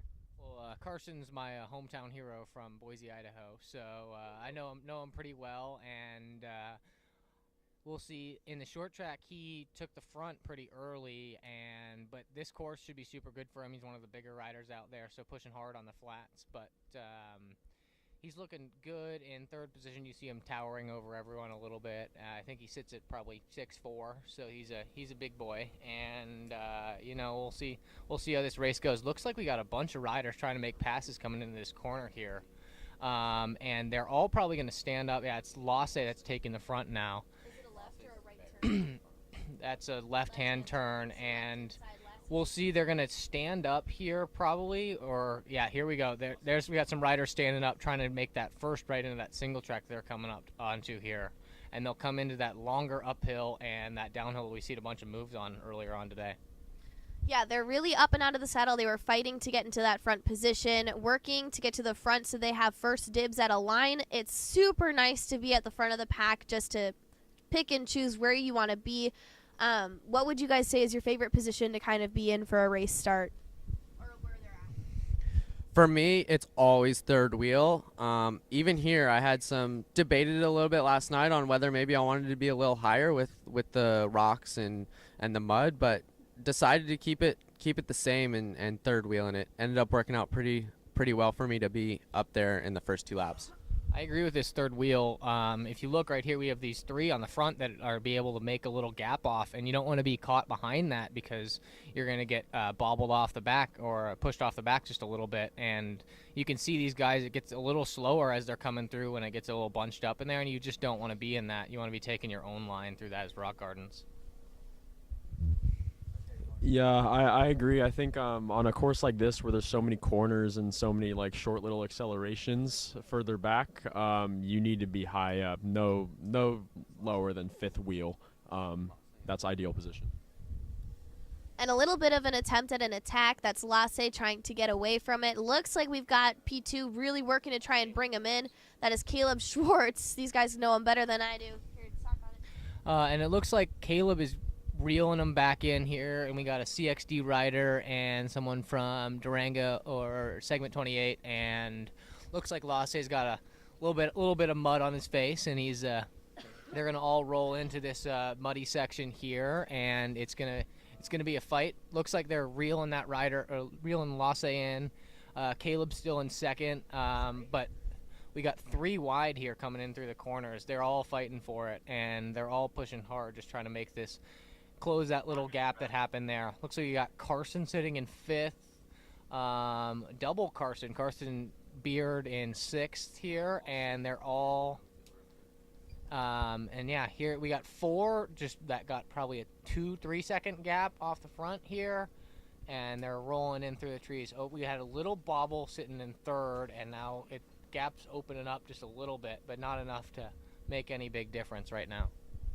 Definitely some strategy trying to break away right now. He probably knew there was no way he would be able to hold that kind of an attack, especially this early on, and especially for where they were at in the terrain. But it is nice to kind of grab everyone, give them motivation to kind of pull them forward through the course. Now we have a pretty defined leader group of 4 with a 5th and 6th and 7th hanging on off the back. This was good to kind of establish some dominance on the course, I assume, and, continue, especially from a leader's point of view. And it's kind of smart for Lasse here to break away there, just because there's not really any wind through the trees here, and it's good because he just wants to take initiative and put some pressure on the rest of the field, because all these guys that are maybe didn't get great off the start and are sitting in like 7th wheel are getting yo-yoed a little bit as the riders in front of them go a little bit faster and are just pushing them to go a lot harder than they maybe want to this earlier on in the race. I think too, a big thing for these guys at this point, they may not realize it with it being so early. I know I didn't, but will start to realize it is how close this course is. It's hard to break away and get a good gap, and so with that, you have riders very close. So, as you can see on shot, it's only a good 30-second, 45-second gap to maybe 25th, which is the end of points for them. So they're definitely at risk of falling off of points for them. Yeah, I definitely think it's smart for Lasse to be leading through all this because, as I previously mentioned, it's lots of corners and through each of those corners, if you're caught behind someone who's slower, that's half a second each, and it just adds up. So you definitely want to be up in that lead group, and I think Lasse and Carson and Caleb, they're all in great position right now. I know my dad is watching at home right now, and he loves talking about the half a second on a corner that you can gain and how much it really does make a difference to kind of throw down your handlebars. And how do you guys kind of practice for that? Do you like riding on a little bit of a lip? I mean, there's probably some pretty defined corners out there right now. I think it's good to, when you're at home practicing, to just session some corners and make sure you're really comfortable with it. But when you're pre-riding the course, just, know what you're coming up onto and know what sections you're good on and what sections maybe you want to follow the wheel in front of you if they might be a little bit better than you, and just, trust what they're doing a little bit, because, all these guys have good experience and they're all strong and they're all used to this racing. So, it looks like we got a rider moving up on the right side here as they come into these corners. Maybe knows, that's Carson Hampton. He knows he's good on the corners on the downhill, so he wants to, get away a little bit and be able to push the downhill and maybe make some passes through here. But they're all looking strong, and looks like we have this lead group of probably 7 riders that's breaking away just a little bit more than we saw earlier on in the lap, and just trying to make some separation happen. And I mean, it's a long race, got 5 laps here, so we'll see how this plays out. How long have you guys been racing? For me, I've been racing now probably 5 years in mountain biking. I started with BMX and took a little break from that, but yeah, started racing BMX when I was super young, did that for about 5 years as well. I started riding during COVID when I was about 12, and so I've been racing for about 4.5 years now on mountain bikes. You guys from any sort of like high school association, or is it strictly kind of this youth development team? I was raised on the NICA program in Idaho. We've got actually a pretty strong league, got a bunch of strong riders coming out of it, and so it's important for, looks like we got a pass from at segment 28 that's on the front now, but we still got this same group of a couple guys on the front, and Ivan Sippy looks like is taking the lead now, and you'll see them all. They look super comfortable through this. Looks like that's Lasse still in second and Caleb Schwartz in third as they roll up this hill and coming into the finish of their first lap. But yeah, like I was saying, NICA for a lot of kids, me included, is like a big program for us to get started with racing, and I assume both of you guys started on NICA as well, or at least did some NICA during your career. But yeah, NICA's been a big part of me getting into cycling. I think for me, yeah, NICA is where I started. Still race to this day. Had a local race, 2-3 weeks ago. But yeah, it gets harder as you get up here in the ranks and really have to focus on your training a little more and the strategy of how many races you want to do in a season. But NICA's definitely the best way to get started.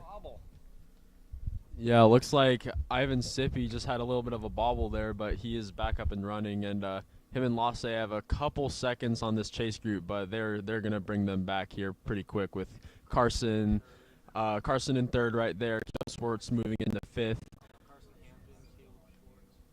Caleb Schwartz chasing there right now, and group of 6 it looks like off the front.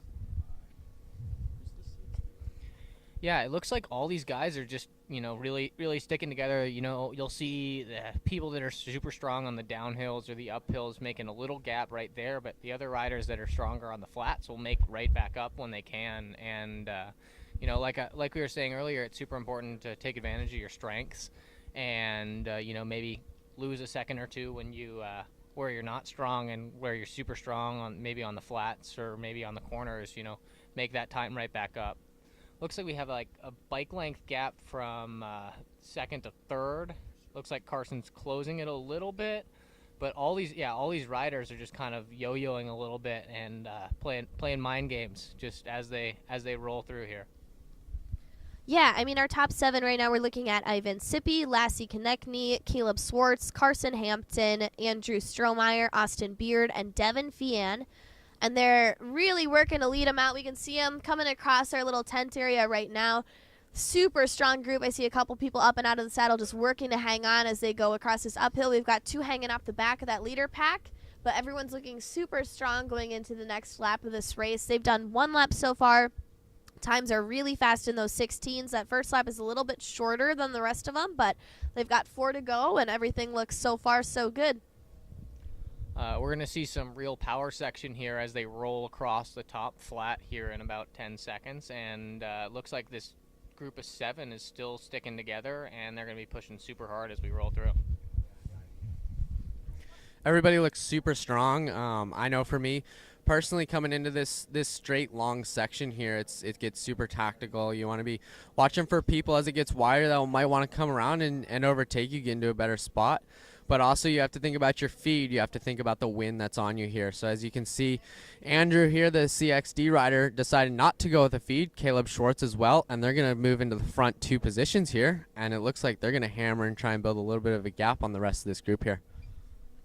Yeah, Andrew Strohmeyer there for CXD Trek off the front, absolutely ripping it. It looks like the group has connected back a bit, though. Just a few minutes ago, it was a group of 6. Now it's looking like a group of 9 with Nico Konechny off the back trying to hold on. Yeah, is pace slowing down a little bit? Are they kind of settling into a groove? What's happening there? I think right now they're probably trying to set a hard pace, not really attacking it all, but definitely cementing a lead group off the front to try to really get that top 10 cemented. I think we should start seeing maybe a little bit later on in this lap individual riders just trying to throw attacks just to try to break away just a little bit more than everyone else. But you know, we'll see how it goes as we get a little bit farther into this race. But this little lead group is really still pushing it hard, and yeah, here they come on through. I think that, yeah, it looks like we still got that CXD rider on the front with Caleb Schwartz close behind. And it looks like we've dropped off a couple riders. We're down to 7 again. Maybe those guys will bridge right back on. But as they're coming into the trees here, yeah, there we got one more. I think that's Lasse Konechny on the back that's trying to hang on. But yeah, all these boys are fighting hard, and just like we said earlier, trying to keep a pace to, you know, cement a good lead group off the front. Yeah, 100%. I mean, they're working really hard. Cadence is looking super strong. I'm not seeing too many heads down right now. We were talking about that body language earlier, what to kind of look for when you're making an attack. What do you kind of look for when you want to get around someone? You're kind of looking at body language. There's not a whole lot of communication there. So how do you tell if someone's getting tired? I think if they're really using their upper body to put watts into the bike, that's a pretty sure sign that they're getting tired. If their upper body, if their body is staying still and their legs are doing most of the work, then I think that's looking like they're pretty strong. But if they're head bobbing, their upper body is like moving up and down on the bike, then they're getting tired, and that's when you should attack them. Yeah, I mean, in this level of racing, do you guys still call out, like, on your right, on your left? Like, how is it important to kind of navigate advances on the trail at this kind of level? I feel like sometimes you want the rider in front of you not to know where you are, because sometimes you'll get a rider pushing out trying to not let you pass, especially in the 17-18 fields. A lot of us get a little anxious, and there's a lot of fighting because people just really don't want to let you pass and really want to hold their lines. So sometimes it's important, but you know, if you know a rider super well, especially like teammates, when I'm passing Mike here, I just yell out. Or when he's passing me, like when I was on the ground in the short track and he's coming by me, he said he was yelling at me to get back up and keep pushing it. So you know, as teammates and good buddies out there, we're always, you know, yelling at each other just to let you know that we're passing. But you know, sometimes you really got to sneak up on a rider, especially like towards the end of a race, just to make sure you can get by them before a sprint finish or something like that. Yeah, anything to add? No, he got most of it. I think try to be nice to people out there. I mean, it's at the end of the day, it's just a bike race. You don't want to, you know, run anyone into the barriers or anything like that. So just, you know, be nice. If someone's faster than you, you know, let them pass. Yeah, 100%. I mean, do you guys ever let your hubs kind of spin to scare them a little bit? Is that anything that you guys ever think about? I feel like if you got a rider behind you that's way better on the downhill than you, you'll be hearing the hub spin and you'll know that they're probably getting ready to pass you at some point. So that's like a good indicator. You hope that's not going to happen, but I'm sure some of these guys up on the front are hearing people that are just able to coast right through the corners because they're so used to it. I know Caleb Schwartz is kind of home course for him, so I bet he might have a little advantage to the corners and just rolling down through there as he is a little more used to this kind of terrain than maybe some of the other guys. But yeah, it looks like we still got this little lead group here. Is that Andrew Schromeyer and Caleb Schwartz on the front still, and looks like we're breaking down to only 6 riders. They're pushing hard. We've got Andrew Schromeyer, Caleb Schwartz, Austin Beard, Carson Hampton, Ivan Sippy, and Lasse. And so they're all rolling through. They got a little uphill hill here. We'll see if anyone takes a feed. This one's a little hard to grab a feed because everyone's pushing super hard up this hill. But we'll see as they go through the downhill, and they got some jumps and a little bit more technical sections. Looks like we got Robbie Day, who's connected back onto the group, and Devin Fian. Yeah, it's super important to kind of, be able to pick your line here, as we've been saying. What are they typically looking for? Like, which line is the best when they're going through this? We've got a pretty established trail, but if you're trying to pass, I mean, what's kind of the move there? I think for the most part, it's just one line, kind of whatever has the flattest rocks, because when conditions are a little slippery like this, you don't want to be on slanted rocks. You'll slide down them. So, yeah, but I think for the people in lower positions in the race, you might want to pass kind of out in the grass. I know today I did that a few times, and it made me up a few spots early on, and that was helpful.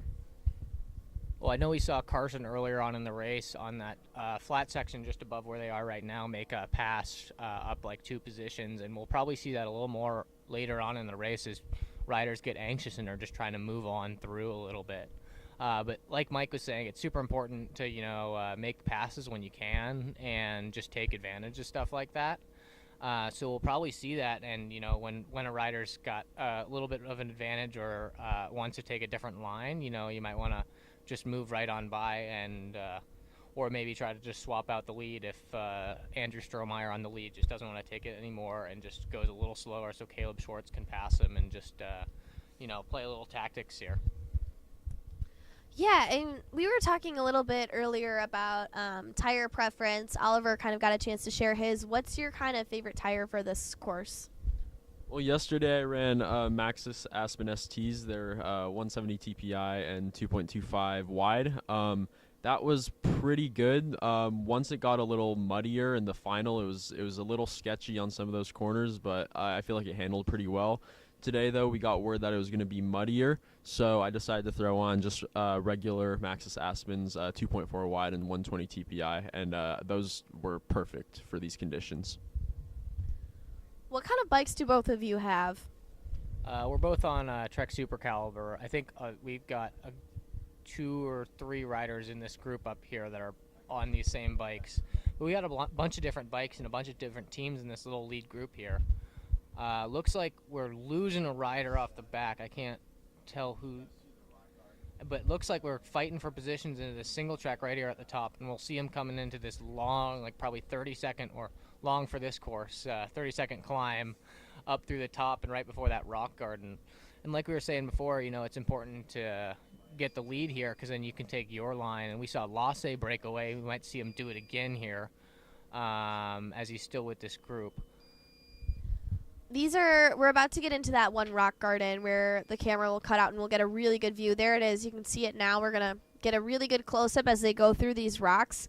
One thing to look out for as it gets really congested, this is a big field. They're going to be slowing down. You're kind of right on the other athlete's tail. It gets a little bit tricky to navigate these rock sections, so you'll often see riders kind of jump off and run it. When you're in a group that's that congested, it makes sense. Like, you're not losing a placement. However, for these pros, when you're at the top of this line, they know what they're doing. They know how to ride it, and one hiccup there can really cost you a ton of time. How did you guys navigate the rock section today? Honestly, the rock section here, you just gotta kind of point it straight and make it through it. You gotta, as long as you're not slowing down too much, you can stay through pretty smooth. We saw these guys, the lead riders that are coming through the fastest as they sprint up that hill are, really moving through it the best, as they don't have to slow down in front or with riders in front of them.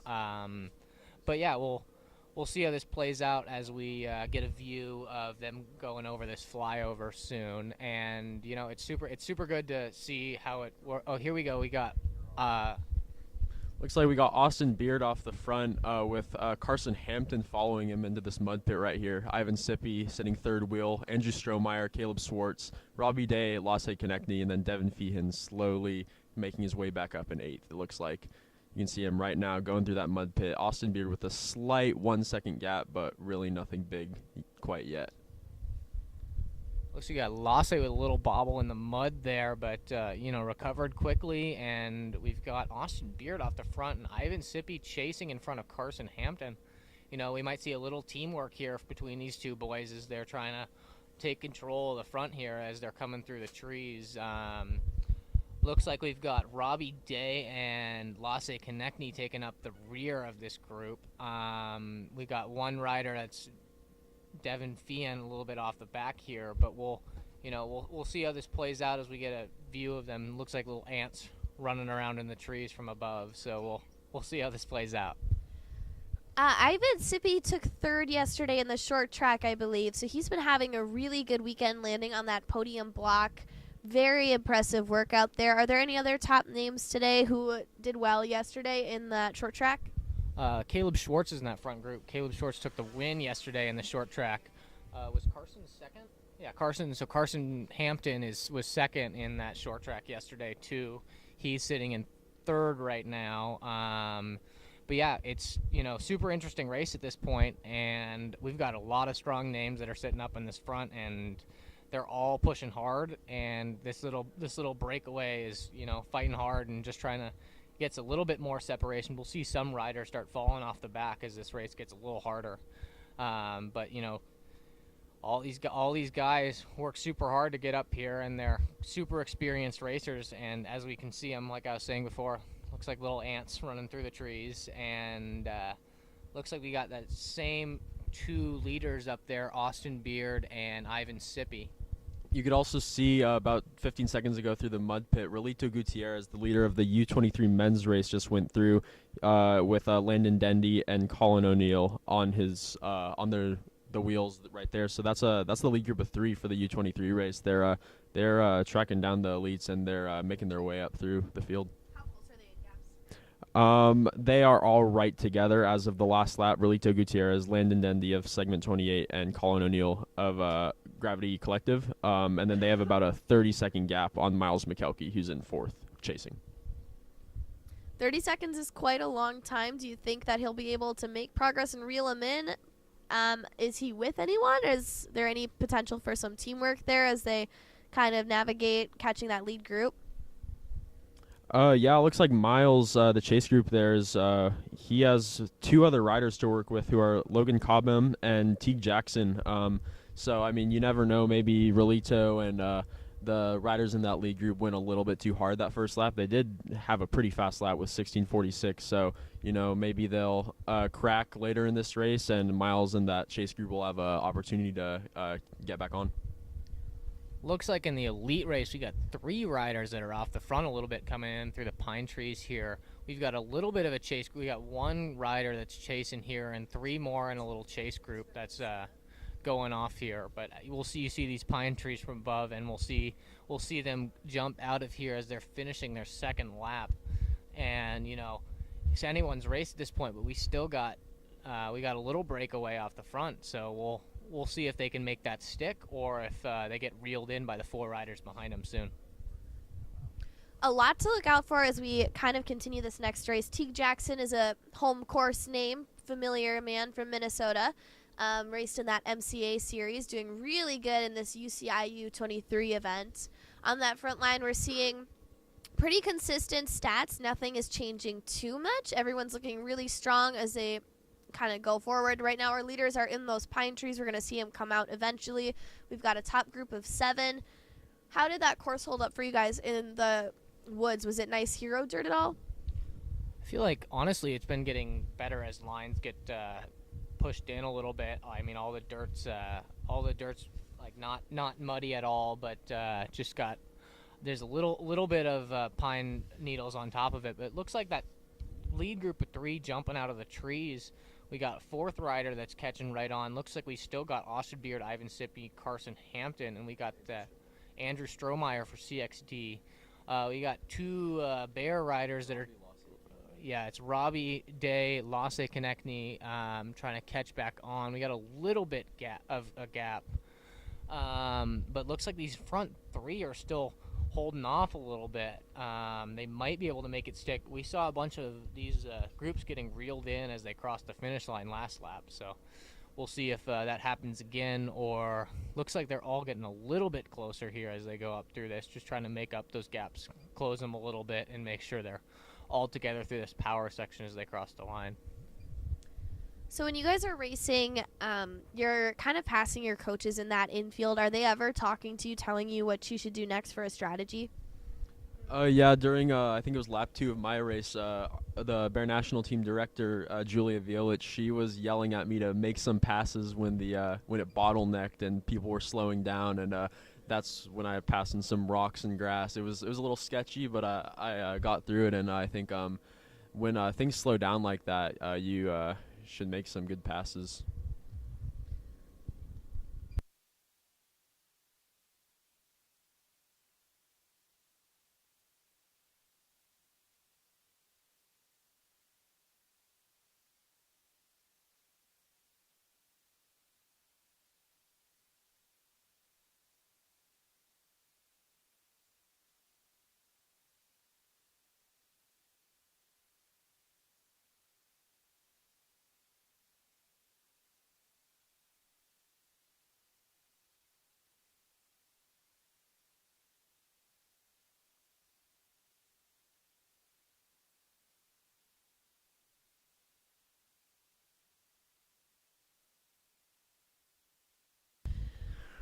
We're having some blanket technicalities, but we're working through it, everyone. Our top group of 7 is still staying really strong. So far, everyone's sticking together. We're seeing, a lot of teamwork, a little bit of flip-flopping in that first position, taking turns pulling. It's a little bit strategic there.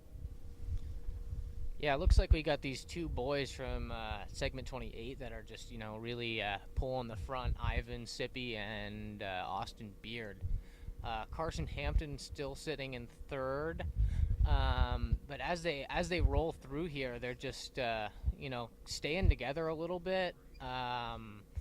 But we'll see again. Last lap we saw him bunch up just a little bit as they come through this feed zone on the top section, and we saw an attack go through from Caleb Schwartz. Looks like the segment 28 rider is trying to get off the front. We see some drinking, maybe trying to get in front to grab a feed before anyone attacks through the feed zone. These guys are all a little anxious. Maybe if you still have a full bottle ready to go, it might be worth it to make a little attack. So we'll see how this plays out. So Oliver talks a lot about possible racer anxiety, being out there navigating the course with some of the fastest men nationally. Do you ever struggle with any race anxiety towards that?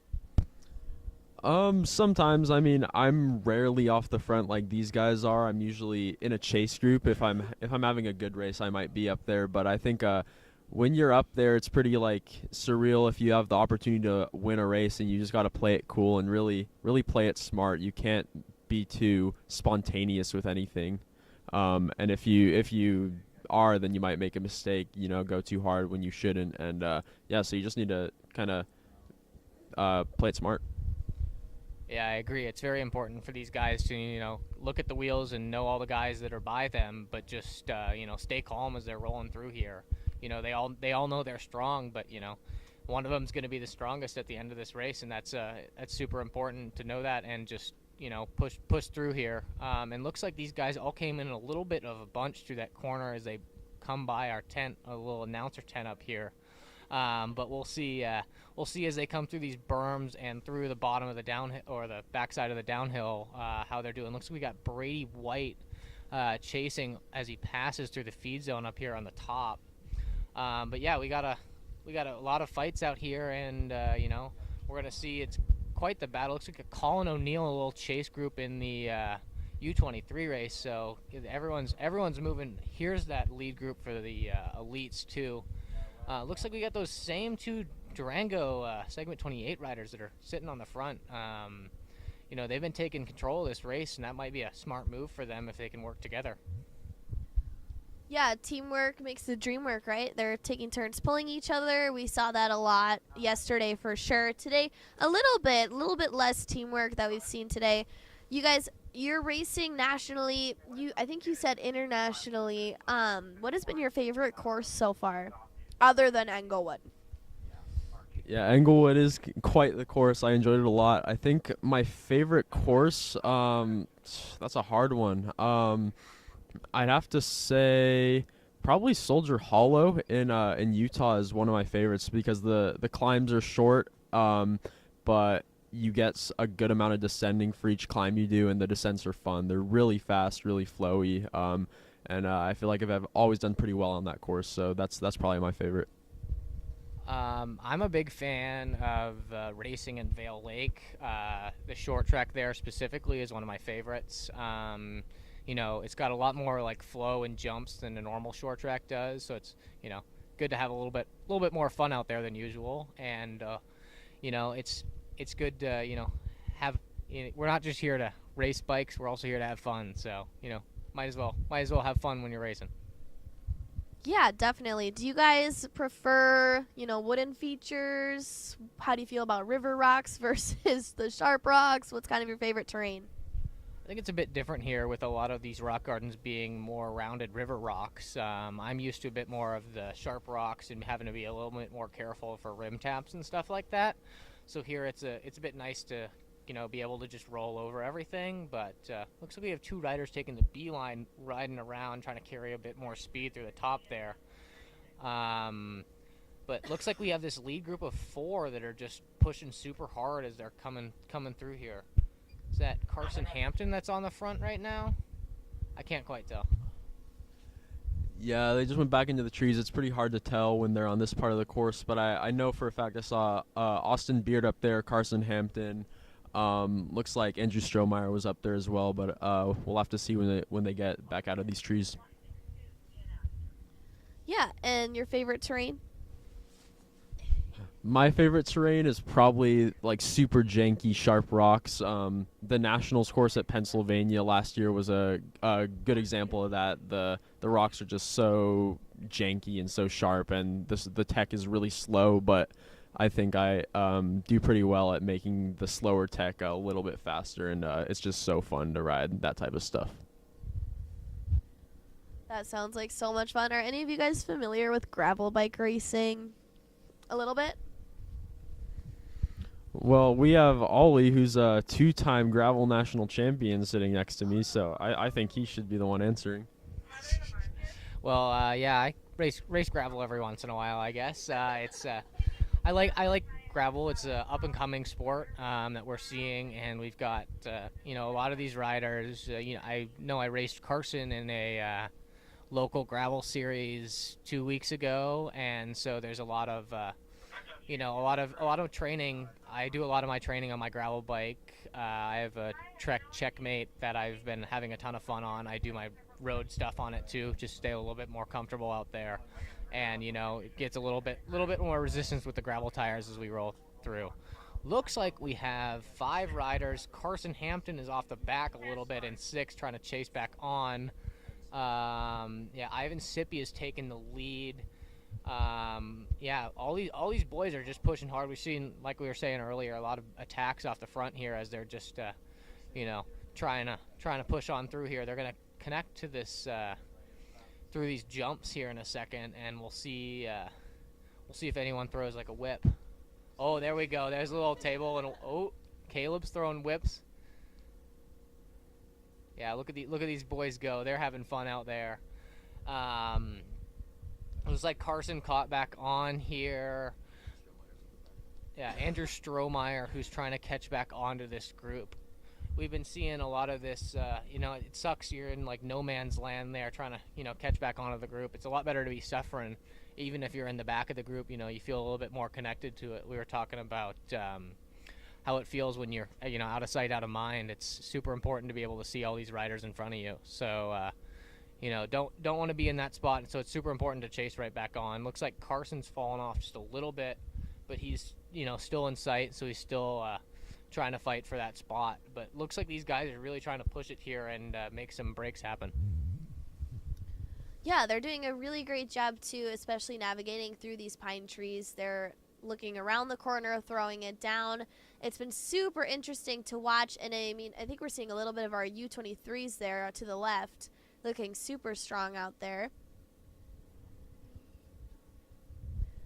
We're losing them in the pines, but that's okay. Our drone guy is a trained expert. Once again, big, huge thank you to Zilla Productions for coming out here and live streaming this process, and to Seth for flying the drone. Thank you, Seth. Would you like to say any words? Captain Seth would not like to say any words. But they're looping back around into that straight section. I think Oliver was talking about a tailwind here in this section, so it's going to be good for that tail to catch back up to that group and kind of connect himself back as they get ready to go up the hill and then back down into that single track, where it's crucial to be able to pick your line. I bet we're going to see some standing attack right here as we're rolling through. These segment 28 riders have been trying to, you know, push the pace on this stuff all race so far. So we'll see if they're, yeah, it looks like we have Austin Beard coming up on the inside trying to make an attack. Oh, and that's Lasse Konechny who's trying to take move a little bit forward. He's going to take the third wheel. Robbie Day in fourth there, and Carson still taking up the caboose of this little train we got here. And they're going to come up through this climb, and they're going to roll over into that rock garden we were talking about earlier. And it'll be a fight for whoever takes the first line. And looks like a lot of these guys are a little anxious. We saw Lasse go. We'll see if he's going to go here again on this hill. Yeah, this is the very bottom of this probably longest hill on the course, and this is where you can really put the hurt into some riders, and you can see they are absolutely charging, trying to make some gaps. You can see them cresting over the top right now. That's Ivan Sippy in the front. We got his teammate Austin Beard following, as well as Lasse third wheel, Lasse's teammate Robbie Day in fourth wheel. Fifth wheel we got Carson, and on the back now is Caleb Swartz. And they are now in this rock garden. They look to be all staying together pretty well through here. We'll see once they hit the flyover what we're looking at in terms of if anyone is able to make a little bit of a breakaway on through this downhill. But looks like they're all pretty close together here. Honestly, there's a little bit of a gap here between the two bear riders that are a little bit off, or it looks like Robbie Day has fallen a little bit, but like I said, like we were saying before, looks like everyone's been able to catch up a little bit through the mud as everyone slows down and tries to play it a little safer. So you can take a little bit of a risk through the mud and try to make up some spots and make up a little bit of time. But it looks like Ivan Sippy is, you know, moving off the front here. Yeah, it seems that right line is still being heavily favored through that single track. We were talking earlier about how yesterday some guys were getting whooped through that mud. We saw a couple 180s and, you know, witnessed some sliding on the backs. How did you do in that mud yesterday? I managed to keep it upright, actually. I never fell in the mud, although I did do a sick 180. My bike was facing the wrong direction for a solid second, but we got back on and got back to ripping. Yeah, Mike may or may not have passed me when I was sliding on my back in the mud, so, you know, but all in good fun, I guess. But yeah, it looks like we have 3 riders that are, you know, making a little breakaway here as they're coming through. There's a little like creek crossing right there as they're rolling over those rocks, and yeah, looks like Ivan Sippy's still got a little bit of a gap, maybe like 2 seconds off the front here. Austin Beard and is that Lasse that are just trying to close that up a little bit. And we've got a chase group of 3. They're trying to chase him right back down as, yeah, Robbie Day, Carson, and Caleb Schwartz. So yeah, they're pushing hard, and looks like that breakaway is still moving off a little bit.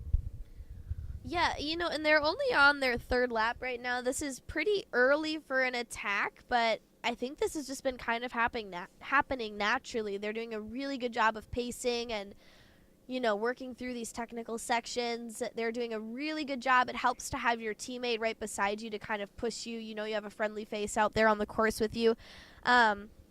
As it stands right now, Austin Beard, Ivan Sippy, Carson Hampton, Andrew Strohmeyer, Robbie Day, Lassie Konechny hanging out the back with Caleb Schwartz are leading it out for the UCI Pro Men.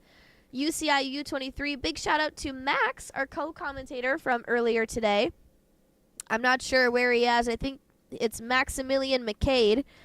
Great job to him. And we're seeing Colin O'Neill, Landon Dendy, Relito Gutierrez, and my MacBook just passed away, so we will have no more stats from that, but the boys have their phones, so we'll be good to go. Yeah, I think Ivan Sippy, who's just still got a good 2 seconds off the front here, is probably just trying to conserve a little energy as he comes through this hill. Like you're saying, it's a little early to break all the way off the front.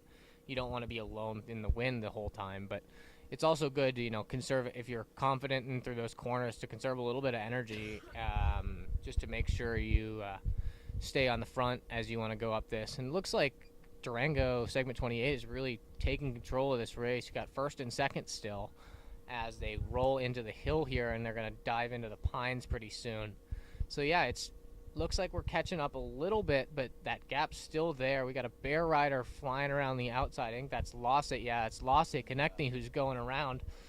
And yeah, we've got a group of 3 again on the front as they're rolling into the pines, coming into the end of their third lap. Yeah, it looks like there's a pretty solidly cemented group of 3 here with Ivan Sippy, Lasse Konechny, and Austin Beard, who is falling off the back there a bit, but I'm sure he'll catch back on through this this windy section with the berms and the pines. Yeah, so far so good. Everyone's been staying really consistent. In a 5-lap race, I guess when is the best time to kind of make your attack, to make your push towards that final standing?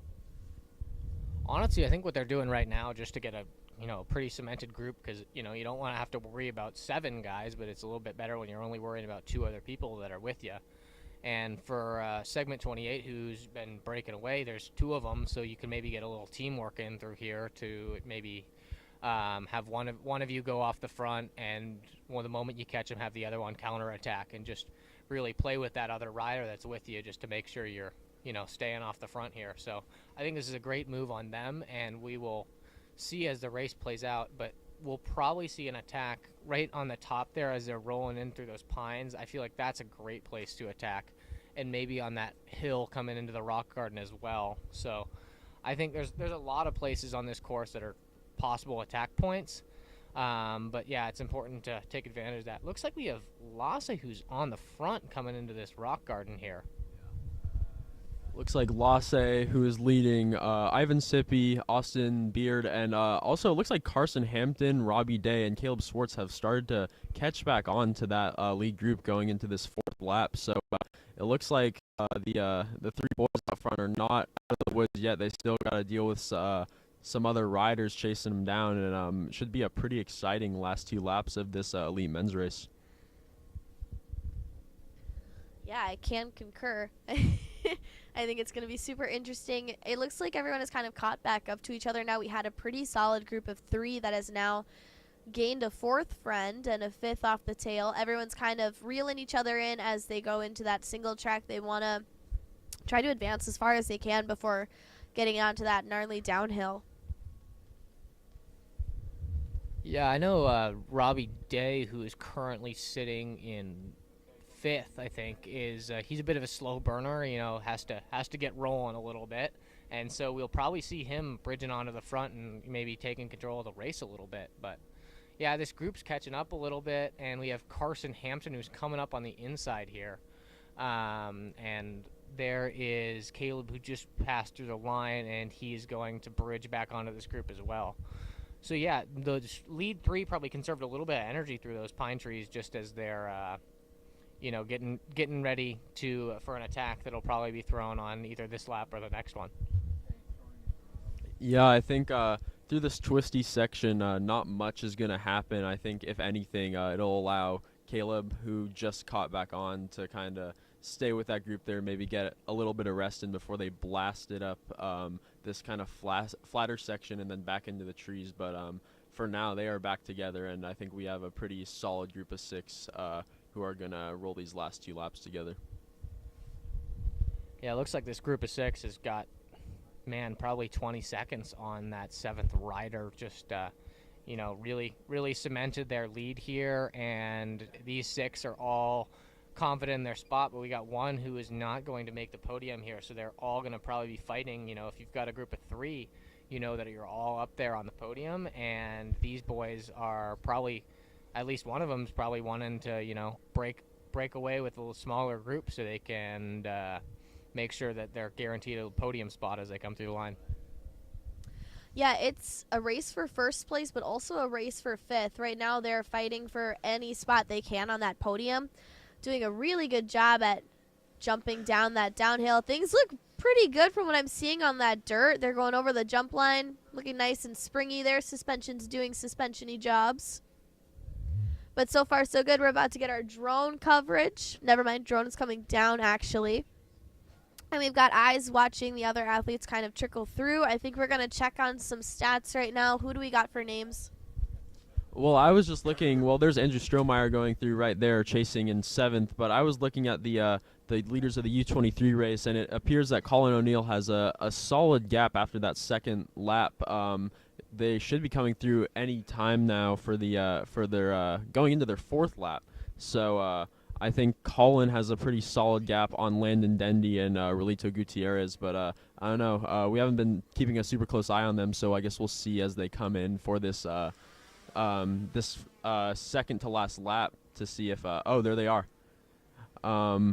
Is that them? I can't even tell. Yeah, that's Relito Gutierrez as well as Landon Dendy and Gabe Harrelson, who's in the elite men's race on his wheel. I haven't seen Colin go through yet. He may have already gone through, and I didn't catch him, though. Looks like these boys in the elite men's race are going to be fighting for positions as they come into the single track again. It'll get a little bit bunched up right as they come through this right-hand corner. We'll see if someone's going to... Nope, looks like they're letting Austin Beard take the front, as in previous laps. We've seen this happen as well. Maybe everyone, he's got a bit of a taller draft. Everyone wants the little bit better of a draft as they're rolling through. So we'll see if that's the strategy, or if he's just, the strongest one out there and been able to hold that line the whole time. Yeah, just to confirm, the under 23 race, Colin O'Neill has a solid 50 seconds on that chase of Relito Gutierrez and Landon Dendy, so he is solidly in the elite men's race now, and he is honestly not going to be too far off the leaders at this point. He is on a really good day right now, and we'll see if he can hold it through these last few laps. Yeah, Colin's a very strong rider, and we're seeing him show that out there today through this big push, as he's honestly catching a bunch of these guys in the pro men's field. Looks like we still got that group of 6 here. We have one rider, I think that's still Caleb Schwartz. It's just a tiny bit off the back, but that's probably just, maybe grabbing a drink or getting a little bit of recovery here. So, still any one of these guys race out there, and as they're coming through the corners in here, we will see as this progresses just a little bit what the results are. Ladies and gentlemen, our boy band is back. Unfortunately, they don't have a guitar, but they would love to give a shout out to one of their riders. Who do we want to give a big cheer to? We want to give a shout out to Calvin. Calvin. I don't know. Midwest Devo. Okay, Calvin for Midwest Devo. Great job. You've got a big fan base here. Once again, folks, if you guys want to come up and take a turn talking on the microphone, we'd love to do an interview and talk about how your race day went. So thank you, gentlemen. Come back with your guitar and sing another song. Bye, guys. As you can see, the elite men are still in the trees here. Pretty hard to tell what's going on, but I would bet that the group of 6, you can kind of see them there. Yeah, it looks like the group of 6 is still pretty cemented with going to be 2 segment 28 riders, 2 Bear National Team riders, and then Caleb Schwartz. And then Cliff Family Racing, Carson Hampton, the man. So we're going to see as they come through here. I know we saw last lap, we saw 2 riders taking that beeline. Maybe we'll see it again. Yeah, it looks like we have one. That's Carson Hampton who's opting for the beeline. Looks like he didn't gain or lose a position, but, carried a little bit more speed through that last corner. The A-line is faster, but you leave that beeline with a good amount more speed. So you might be able to conserve just a little bit of energy there as you're rolling through the next corner. Yeah, did you like the A-line or the B-line better? There were quite a few on that course. I think the one we just saw, I preferred the A-line there. You can kind of carry some good momentum over that one little rock step if you pump it correctly. But there was one time during my race where I took a beeline because there was so many riders ahead. So it was just like when there's rocks on that A-line and people are getting hung up, it's just better to take that beeline, play it safe. And I actually gained, I think, 3 or 4 positions from that. So you really have to play it by ear, and you can't really guarantee anything going to a decision like that.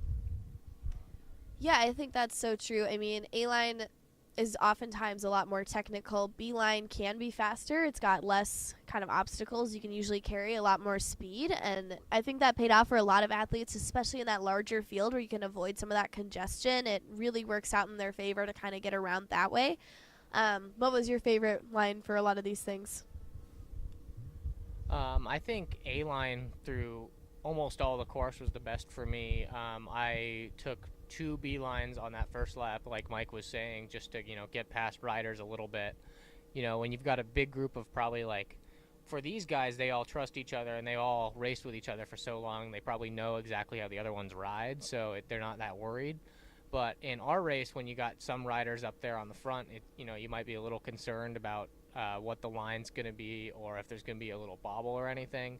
So it might be worth it. Like what I did, I took the B line and we had a bobble on the A line, and I made up 5 spots just because of that. So right now we can kind of see their cadence. They're doing really, really good up and out of that saddle. You can tell that they've been doing this for a long time. You can see they're not really looking at each other's legs that might, influence their rhythm. They've all got their own little motion, but they're looking at that back tire. They know what they have to do to kind of catch them, to reel them in, and we're seeing that fight to get into that, technical zone before those rock jumps. honestly, it looks like Austin Beard is taking control of this race just a little bit. He has just been, getting a little bit of a gap on a lot of these sections off the front. Looks like all these boys are a little tired. We don't see any tricks through there, but yeah, they all got good air, but we didn't see any whips like we saw last lap. So, they might be getting a little more serious here and getting ready to roll. We got Austin out of the saddle trying to put in a little bit more of a gap here. Something I just noticed is Caleb Swartz lost his glasses, but I bet that was on purpose.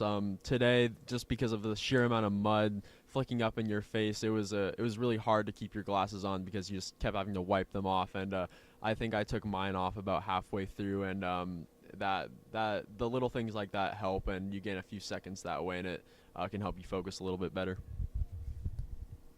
Yeah, I mean, sometimes, especially when you've got just so much stuff on your face, it can oftentimes just be a little bit overstimulating. You're covered in mud, now you have something stressing your vision, you're already, behind someone. There's a lot of different factors that go into some of that racer anxiety that Oliver's talking about. We're watching them come down a berm and back out into that single track. We're seeing them kind of go up a little hill right now. Yeah, I'm pretty excited to see what happens as they come through this more climby section of the course, because this lead group of 6, I bet, will break apart as they throw some attacks on those 2 hills, specifically the 30-second one before you crest over to the rock garden. Yeah, looks like Carson Hampton is making a move on the left. Second, maybe first wheel. Carson might be taking initiative going into these 2 climbs to try to make a move, make a gap. It's a left-hand corner, so it's in the right spot. Yeah, I know Carson likes taking his own line on the downhill. Following him in Boise, he's got his own unique riding style sometimes, and so he might want to make his own line decisions here. Looks like we've got a little bit of a mix-up here with riders just trying to take make up a position coming into that. Looks like we have Caleb Schwartz, who ended up in third here, Carson Hampton in the front, and Austin Beard in second. What are his riding tendencies down a hill? Like, why does he want to be up front? Carson Hampton is just, he's a bigger rider, and he can really just hammer through those rock gardens, and especially here, just if he comes through it super fast, he can just hold all that speed through the downhill. So it's super important for him to, just stay strong, and if he's leading through there, honestly, you might be able to see him to make up a little bit of a gap. But I mean, all these guys are super great through the downhill. Looks like we have Austin Beard trying to pass. Carson Hampton's going to stay on the front right now. It's really only one line. Yeah, Carson Hampton staying on the front. Yeah, look at that. It looks like he's making up a little bit through there, like I was saying before. Robbie Day is still taking up the rear right behind Lasse Konechny, but they should come through here, and they'll probably bunch up a little bit coming through the mud again. Watching him go over that rock garden, that was beautiful. They're lifting up their handlebars a little bit and kind of getting nice and light on that bike, and then they're pumping out of it. The technique that these men are capable of is really incredible to watch. They're always kind of pumping that bike whenever they can, trying to be as efficient as possible. You're nodding your head. What have you got to add? Yeah, I think everyone talks about like fitness and VO2 max and all that, but I think another really important thing, especially in mountain bike racing, is your ability to engage your core and your upper body, and it makes a world of difference if you can become more efficient both uphill and downhill by using all those small muscles. And especially late in a race like this, when people are getting really tired and maybe form is getting a little bit more sloppy, you can allow your maybe upper body or your core strength to carry you through some of those rockier sections. Yeah, it looks like Carson Hampton still got a little bit of a gap on front. We're seeing some other riders roll through these rocks, not quite as fast as that lead group, who's really pushing it. Looks like they've reeled Carson back in with the two segment 28 riders, but the other three in this group of 6 are a little bit off the back still and just trying to catch up those spots. But Carson saved just a little bit of energy, being able to coast a little bit more through that mud section and be able to stay comfortable on the front, but still lead. What was that? Looks like we had a tire just blow out right behind us coming through the feed zone, and completely blew out, and we got a nice jump scare in here.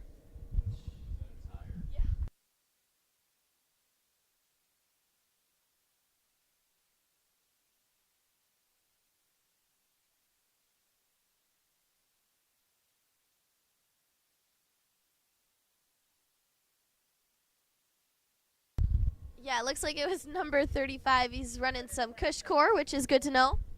Number 35, who just blew out his tire behind us, is Troy Chipka. Sad to hear, but I think, he's out here racing. He's having a good time, and obviously pushing those tires to the limit. So that's what matters. He's having a good time. We just had Ben Agnew, the director for this event, come over and say he should be using some Orange Seal. So if you haven't been motivated for Orange Seal yet, this is a great time to go and pick up a bottle. Thank you, Orange Seal, for sponsoring this event. We're super grateful. We're watching them kind of weave through that main course right now in the flyover farms. You can see our leaders. They're working really hard to try and drop people through this cornery section, and they're doing a really good job. Yeah, back there you could see some of the people off the back were hurting when Carson threw that attack, but it seems like through all these corners it's connected as it has over the past few laps. And there's now a group of 5 with Robbie Day of Bear National Team off the back chasing in 6th. In this heat, in prior heats, we've seen some really good sprinters in the women's field just on that nice straight section, and we've seen some really good defined technical riders. This is a pretty good mix of both of them. Is there anyone that we should keep an eye out for that's maybe better at technical opposed to that sprint that would have an advantage in the woods right now? I feel like all these boys are, pretty matched evenly in terms of technical abilities. I know Carson is a little bit bigger than some of these other riders, so in this flat sprint here, he might have a bit of an advantage. But honestly, it's really just going to depend on who can save the most energy on the rest of the course and come into the sprint as fresh as possible and be able to take that. Or maybe we'll see a breakaway coming in before that, which would, guarantee that coming through the line strong and taking the win. Yeah, definitely. I think there's a lot of truth to all of that. Any good known, well, I guess we know the sprinters. Is there any pros and cons to kind of, typical build in biking? I think we see a lot of variety in sizes here. I mean, lots of taller. Be nice to get a draft behind one of them. What's kind of the strategy for, the other men on the course? I mean, I think it varies course to course.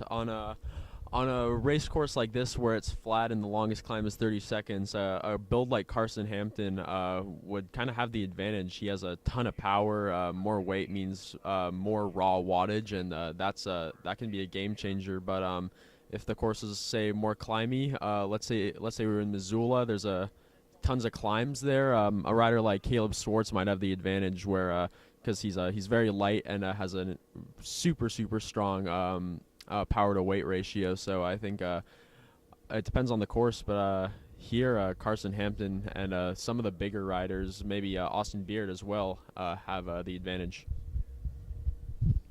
Yeah, I totally agree with that, but it still could be anyone's race here. You'll see up that hill, if you can really take advantage of being a smaller rider and take the front, that's a super big deal and could completely save your race. It looks like we have narrowed down to 5 riders only as they come into here. It looks like no pass attempts here, just kind of comfortable with where they are right now. Looks like Robbie Day is going to try to catch right back onto this group. We'll see if he can bridge that gap back onto the group of 5. But yeah, these 5 or 6 riders have really taken initiative. Yeah, they should be coming into their last lap here, and they've really taken initiative and gotten way off the front here. So they are moving and grooving. Moving and grooving is right. Our U23 athletes are getting off of course. Once they come through to that finish line, they will be done. Our pro athletes right now have got one last lap to go, and we're starting to see a little bit of a breakaway between our top 3 and our chaser 3.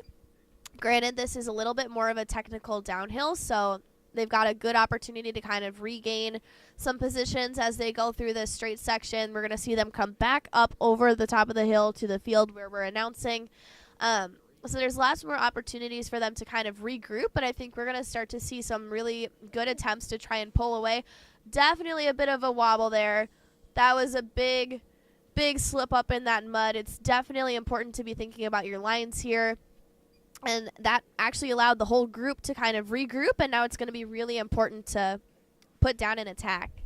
And I think it's going to be super important to watch that on the sprint, too. If these boys come through all out and you hit that big rut in there, you might go right over the bar. So it's super important to, make sure you know what line choice you want to have. So You may be surprised to hear that lap was actually 15 seconds slower than the previous second and third laps for the elite men. So even though the field is thinning down, they're not really going significantly faster. Actually, they're going slower. So, I mean, I think that goes to show how hard this pace is and how hard they're going. Yeah, it makes sense. I mean, they're kind of taking a breather. They set their cruise control. They're kind of feeling out the competition. Now that they're in that last lap, it's time to really lock in. They were able to kind of take a recovery break, and now they're going to really be fighting for their stance. It's a big group of 6, so again, they're fighting for first position as much as they're fighting for 5th. To be on that podium block is super important for these guys. To be sitting pretty comfortable in 3rd position, eligible for 1st is kind of where I would want to be personally. What about you guys? Yeah, I think that's a great spot to sit. As we've seen, this group of 3 has really been able to stay off the front, and then there's been the riders in 4th, 5th, and 6th have been yo-yoed a little bit and getting pushed off the back just a tad. So, like we said, it's super important to sit in the top 3 probably, and just be able to take advantage of that a little bit. Yeah, I think it's really hard on this course to get any separation at all. It's pretty rough. Oh yeah, it seems like U23 race. Let's see an update on that. I don't know if they've already came through already. No, they haven't, but they should be coming through any second. So keep an eye on that finish line because Colin O'Neill of Gravity or not, Gravity Collective, he should have a solid gap going into the finish line here. That's him. There he is. That's him. Colin O'Neill taking the win in the men's under 23 race here at Englewood Grass Farms. And looks like, is that Landon Dendy? No, that is a elite racer. I was about to say, if Landon Denny was able to close that 50-second gap on the last lap, that would be something. But looks like that rider has another lap to go. Yeah, but as we watch, there's Landon Dendy coming through now. Yeah, big congrats to him, and should see him saying hi to his fellow U23 rider. Looks like we have got Nico Konechny coming through the line here in the pro men's race, as he is just pushing super hard to try to, make up some time on that lead group a little bit.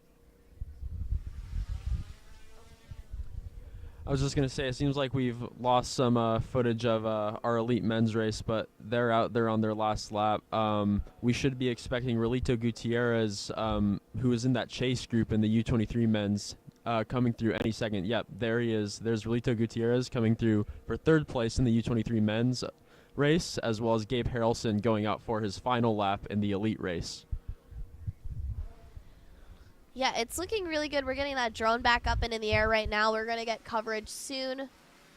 Looks like drone's coming back down, so maybe not. But right now, they're really working on that course. They're going through that single track. They're really trying to fight for a position. Once again, there's 6 fighting for first as well as 5th. Crucial point in the race to really navigate an attack. What would be your guys' strategy right now? I think either right up that super steep hill before the rock garden, or in that hill and that little flat section right before the pine trees has been the spots where the most attacks went through in our races and in previous races today. So I think that might be the best spot for these guys to go through, because honestly, like we saw some bobbles over close to the finish line, the sprint finish is a little sketchy out there, and you might not want to risk it on that. So getting a little bit of a gap earlier on might be the best shot here. While we were talking, it looks like 4th and 5th place in the U23 men's race just came in. Miles McKelkey coming in 4th, and Logan Covham coming through in 5th. So congratulations to them. Yeah, big congrats. Lots of really strong athletes on course today. Give yourselves a big pat on the back. We're seeing a lot of camaraderie over at that finish line. Mountain biking is one of the best sports, you guys. There's always so much teamwork on the trail, off the trail. A lot of these athletes are friends outside of competing. I mean, we're watching it right now here with, we've got Mike and Oliver doing a really good job working together, but they are teammates, so they're fine. But out there on course, I think my strategy would kind of be to get in front of that single track right before the finish line. We've got that gnarly downhill, and it just seems like from racing before, anyone who's out in front there has really just managed to secure the win. Getting out in front in that single track has kind of been crucial, unless you're in that sprint finish from earlier today. But really good job to these gentlemen. Still trying to get that elite men's footage back up on the screen, but you might be able to see that they are about maybe a third of the way through their lap, and who knows what's going down in those trees, but I'm sure they're going all out trying to make gaps and trying to cement who's going to be the winner of this race. Yeah, I think we might be seeing that group of 3 that we saw break away a little bit earlier might be able to break away once again and just try to, get off the front a little bit and, narrow down the competition just a little bit as they come through and finish this lap. Yeah, do we think that they're going to be doing any of that cat-mouse kind of thing that we saw earlier today? Yeah, I think there's going to be a lot of attacks and counterattacks. One of them will go off the front just a little bit, and the moment they reel them in, another rider can just attack again just to catch the other person that just went off right when they're tired, and that's, super important strategy there, just to, get them when they're down just a little bit and make sure that you can get away with the least amount of energy possible. So, conserve energy a little bit and make sure you're keeping it strong out there. Yeah, I have to say in a final lap like this, a strategy cannot be any more important. I think all those elite men out front know that they're battling in the top 6, and one of those elite men will not end up on the podium. So they are not trying to wait around. Oh, here they come! Here they come! Looks like still 6 riders in the elite men, and it appears to be Austin Beard off the front pushing the pace. Lasse Konechny on his wheel, as well as Ivan Sippy. Sitting third wheel, but they are all connected, all 6 right in a row, and we'll see what happens on these few climbs. Looks like Lasse sitting in the back the other couple laps might have been conserving energy just a little bit to get up here on this last lap as they're, rolling through here. Looks like we have Robbie Day back in with the group here in second to last in that group. Austin Beard leading once again, Lasse Konechny, Ivan Sippy, Carson Hampton, Robbie Day, and Caleb Schwartz. They are all going super hard through here. Might see no stees through the jumps this time. They are definitely all deep in the red right now and really fighting for this. Looks like we have Austin Beard getting off the front here a little bit. CV might be able to make this attack stick. Yeah, he's looking super smooth as he goes through. You know what they say, smooth is fast. So this might be a great move for him. And looks like he's still being able to hold that. Yeah, I have to say, Austin Beard has looked super strong throughout this race. He's been up there at the front a few times, not even maybe trying to conserve energy. He's just on an insane day right now, maybe has some really good legs. So I think it's pretty exciting to see him off the front here, pushing the pace and making all these guys really work to follow his wheel. Yeah, I agree. He's been doing a really good job at, riding out at the front of the pack this whole time. And he doesn't even look like he's going for an attack. It just looks like he, upped the octave. He's going a little bit harder and making the other guys work for it. I think he's keeping them right where he wants them. And I think that'll be really crucial for his attack later in the game. But this is looking kind of just like a normal ride for him right now. We're to see as they roll into the hill here if these boys are going to be able to reel him back in. But it looks like that gap might be extending a little bit as he is, getting away from Lasse Konechny and Ivan Sippy. And it looks like Carson Hampton's trying to chase down just a little bit. There's Sippy going by. The 2 teammates now first and second. We'll see if they're able to, work this. But maybe there's Carson Hampton coming up on the inside like he did 2 laps ago. And, they're going to be coming into this hill. They should be able to reel him in on either this hill or the next one. But, with that, Austin Beard will be able to conserve maybe a little bit of energy here on this downhill, just taking it a little easier if he lets him catch him. Or he can just make this gap stick, possibly. We'll see. He's been doing a really good job. It doesn't really look like he's exerting too much more energy than what he's used to in like a zone 4, zone 5. He's doing a really good job at maintaining it, and I'm super impressed at it. Like, a pack of 4 of the top athletes in this field were not quite even able to reel him in, and he has, opened that gap a little bit. We're going to see him on a little bit of a climb here now, and this is a really good spot to kind of push and fight for your standing. To be in front of whatever comes next is really important, and this is one of those attack points that we were talking about earlier, one of the best spots to kind of establish your position. Yeah, you can tell they are pushing so hard, but I think Carson Hampton appears to be riding almost just as strong as Austin Beard, maybe putting in a second or 2 into him on that climb, and he has really brought that group of 4 back to Austin Beard off the front there. But I think Lasse Konechny of Bear National Team has dropped off the back. I think that shows how hard they are pushing, and Lasse is so strong. So I think it's it's an established 5 podium here, unless Lasse gets that second wind and maybe pulls back through this twisty single track.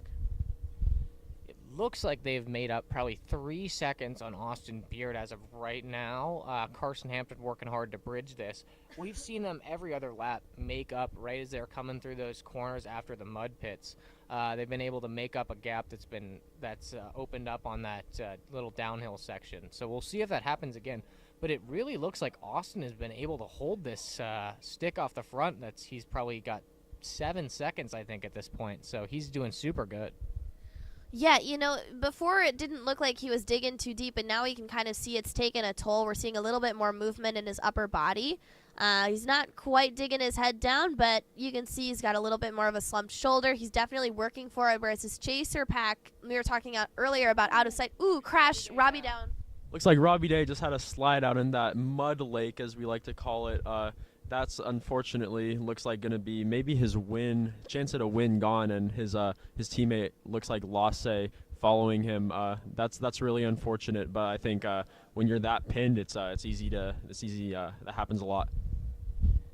Yeah, it really looks like Austin Beard is holding this off the front here, and his teammate Ivan Sippy is on the chase. So, you know, Durango Segment 28 is really taking control of this race like we've seen from the start. They were both leading for like laps 2 and 3, I think. So, you know, they've been able to take control and, you know, maybe gotten everyone else's heads here a little bit and just made sure they noticed the dominance, and now they're really letting it be shown. Yeah, definitely. And I mean, we did have an established 5 podium, but now with Robbie Day down off the back, we're going to see a little bit more of a fight for that 5th place. The race is back on for that 5th position. Don't forget, I mean, a crash like that, your adrenaline is pumping through your veins. You've got less than 2 miles left to kind of establish your position. That is a crazy spot to kind of fight for your win after that. What would you guys do if you were in his shoes? I found myself in that place yesterday in the short track, and I think it's important to just get back up, don't get in your head a little bit, and just fight for it. And I think, honestly, he's got a little bit of a gap on Lasse, and I think he's going to be able to hold that off, but we'll see. Looks like we have 3 riders on the front now. I think they might have been able to catch Austin Beard a little bit. But we're going to be able to see honestly, I think the race-winning attack will probably come on this hill, right, or the flat, right, as they come into the pine trees when we'll see them on the drone footage. So I think that's going to be the best spot for these guys to go. Yeah, they do have a few minutes here of racing left. A few deciding sections. There's one long, long for this course, 30 to 45 second section where you can absolutely drill it before hitting one of the final downhills. And it appears that Austin Beard is still off the front there, but Carson Hampton connecting back onto him, and that might be Caleb Swartz just a few seconds behind them in third wheel. Yeah, this is a really exciting finish, and I can't wait to see what happens. Yeah, as they roll over this flyover they're going to come to right here, we're going to see what the attack comes through on this hill. Here they are. There's the lead 2 coming up onto that, and here comes the attacks. Yeah, we've been seeing a lot of, attempts at pulls, especially from that District 28 team. Looks like we've got a pass happening right now. He secures it, takes the new lead, and he is not letting go. He's fighting really hard to kind of open it up. Who is that? We can't 100% tell, but I think it's Ivan Sippy, Austin Beard's teammate, cresting over that hill just before him. It's hard to tell. Oh, Caleb Swartz also going around Austin Beard there.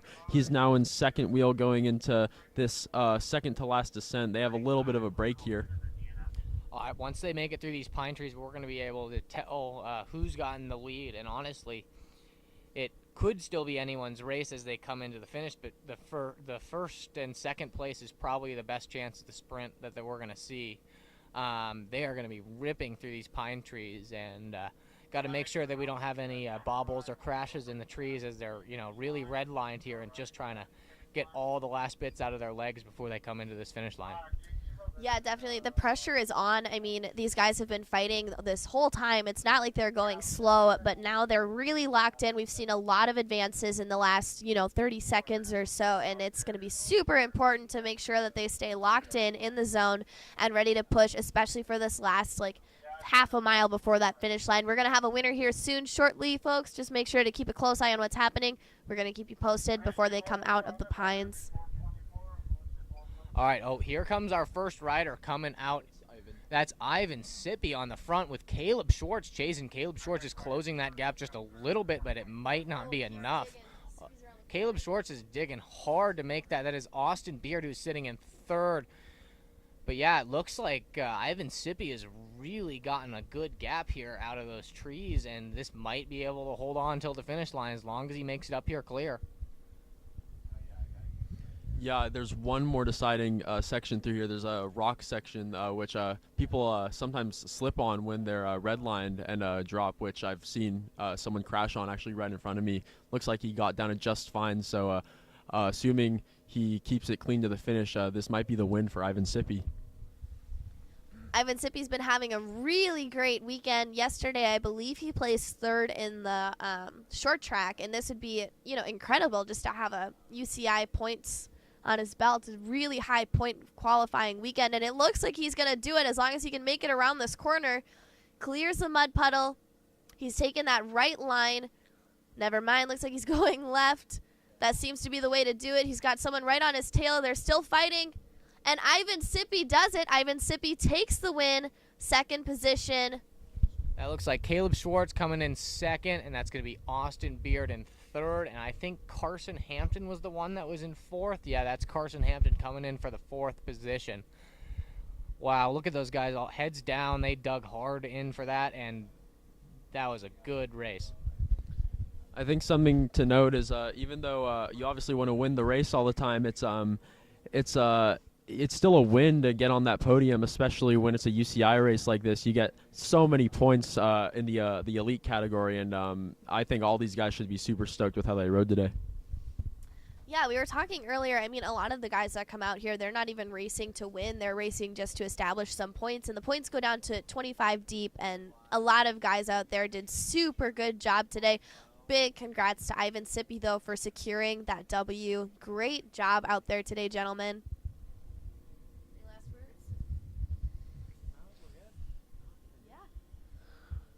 Awesome, folks. It's been super fun broadcasting for you this weekend. We're going to keep the live stream going, but we're going to opt out of the microphones. It's been fun. It's been real. Have a great rest of your weekend, and we appreciate you all for listening.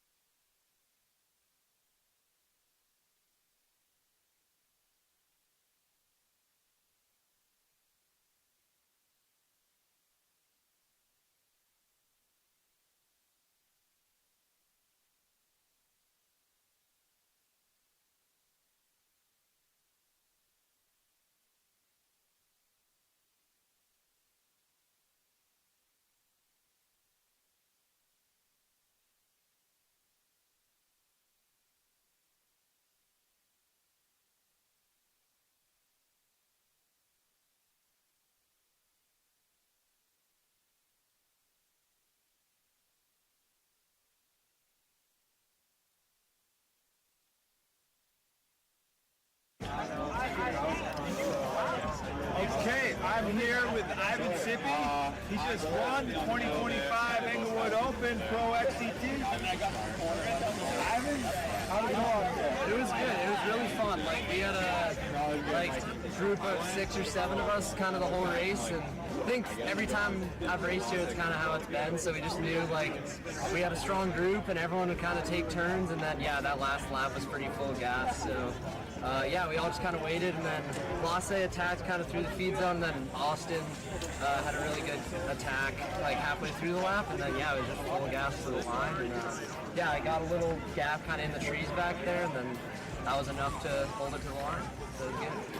So this was obviously the wettest version of the of this race you've ever done. Yep. How did that play into it? It was good. It wasn't like, it was honestly super fast, and like kind of about everybody's in like this low area over here. It was super fast. So like over there, it was, you were going so fast and everything. And then this kind of mud like right here before the finish line was scary because there was kind of a hole all the way across. I think multiple laps I would go in and I'd see a line that looked good, and my front wheel would just get swallowed, and I almost went over the bars a few times just going through the finish line.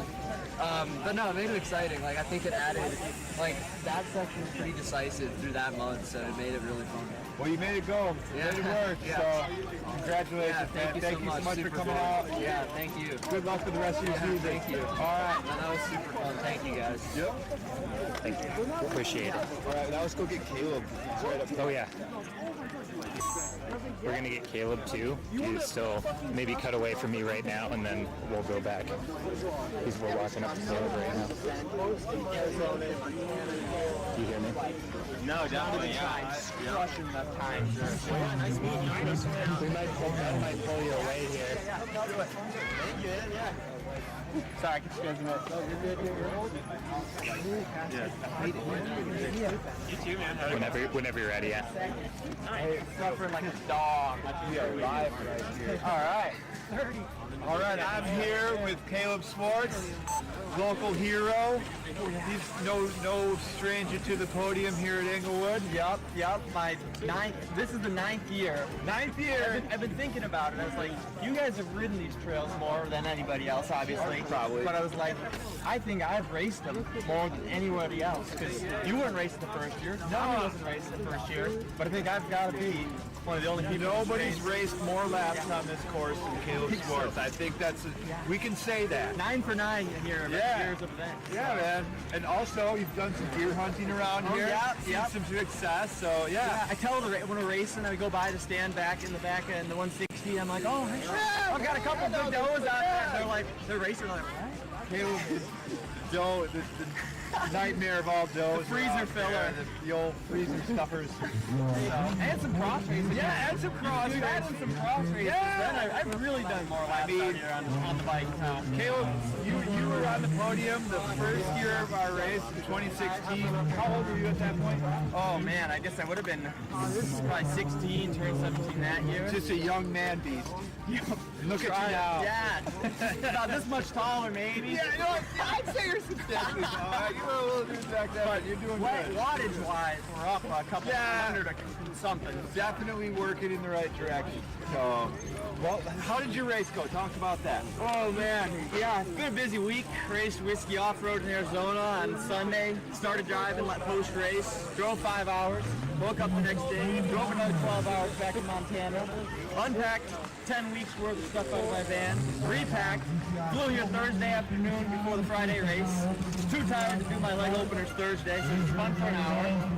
Showed up yesterday, did free ride. Hope to God I wasn't going to keel over dead. Won, and then today I was like, hopefully I can just squeak it through, like 1.5 more hours before I just go off a fatigue cliff.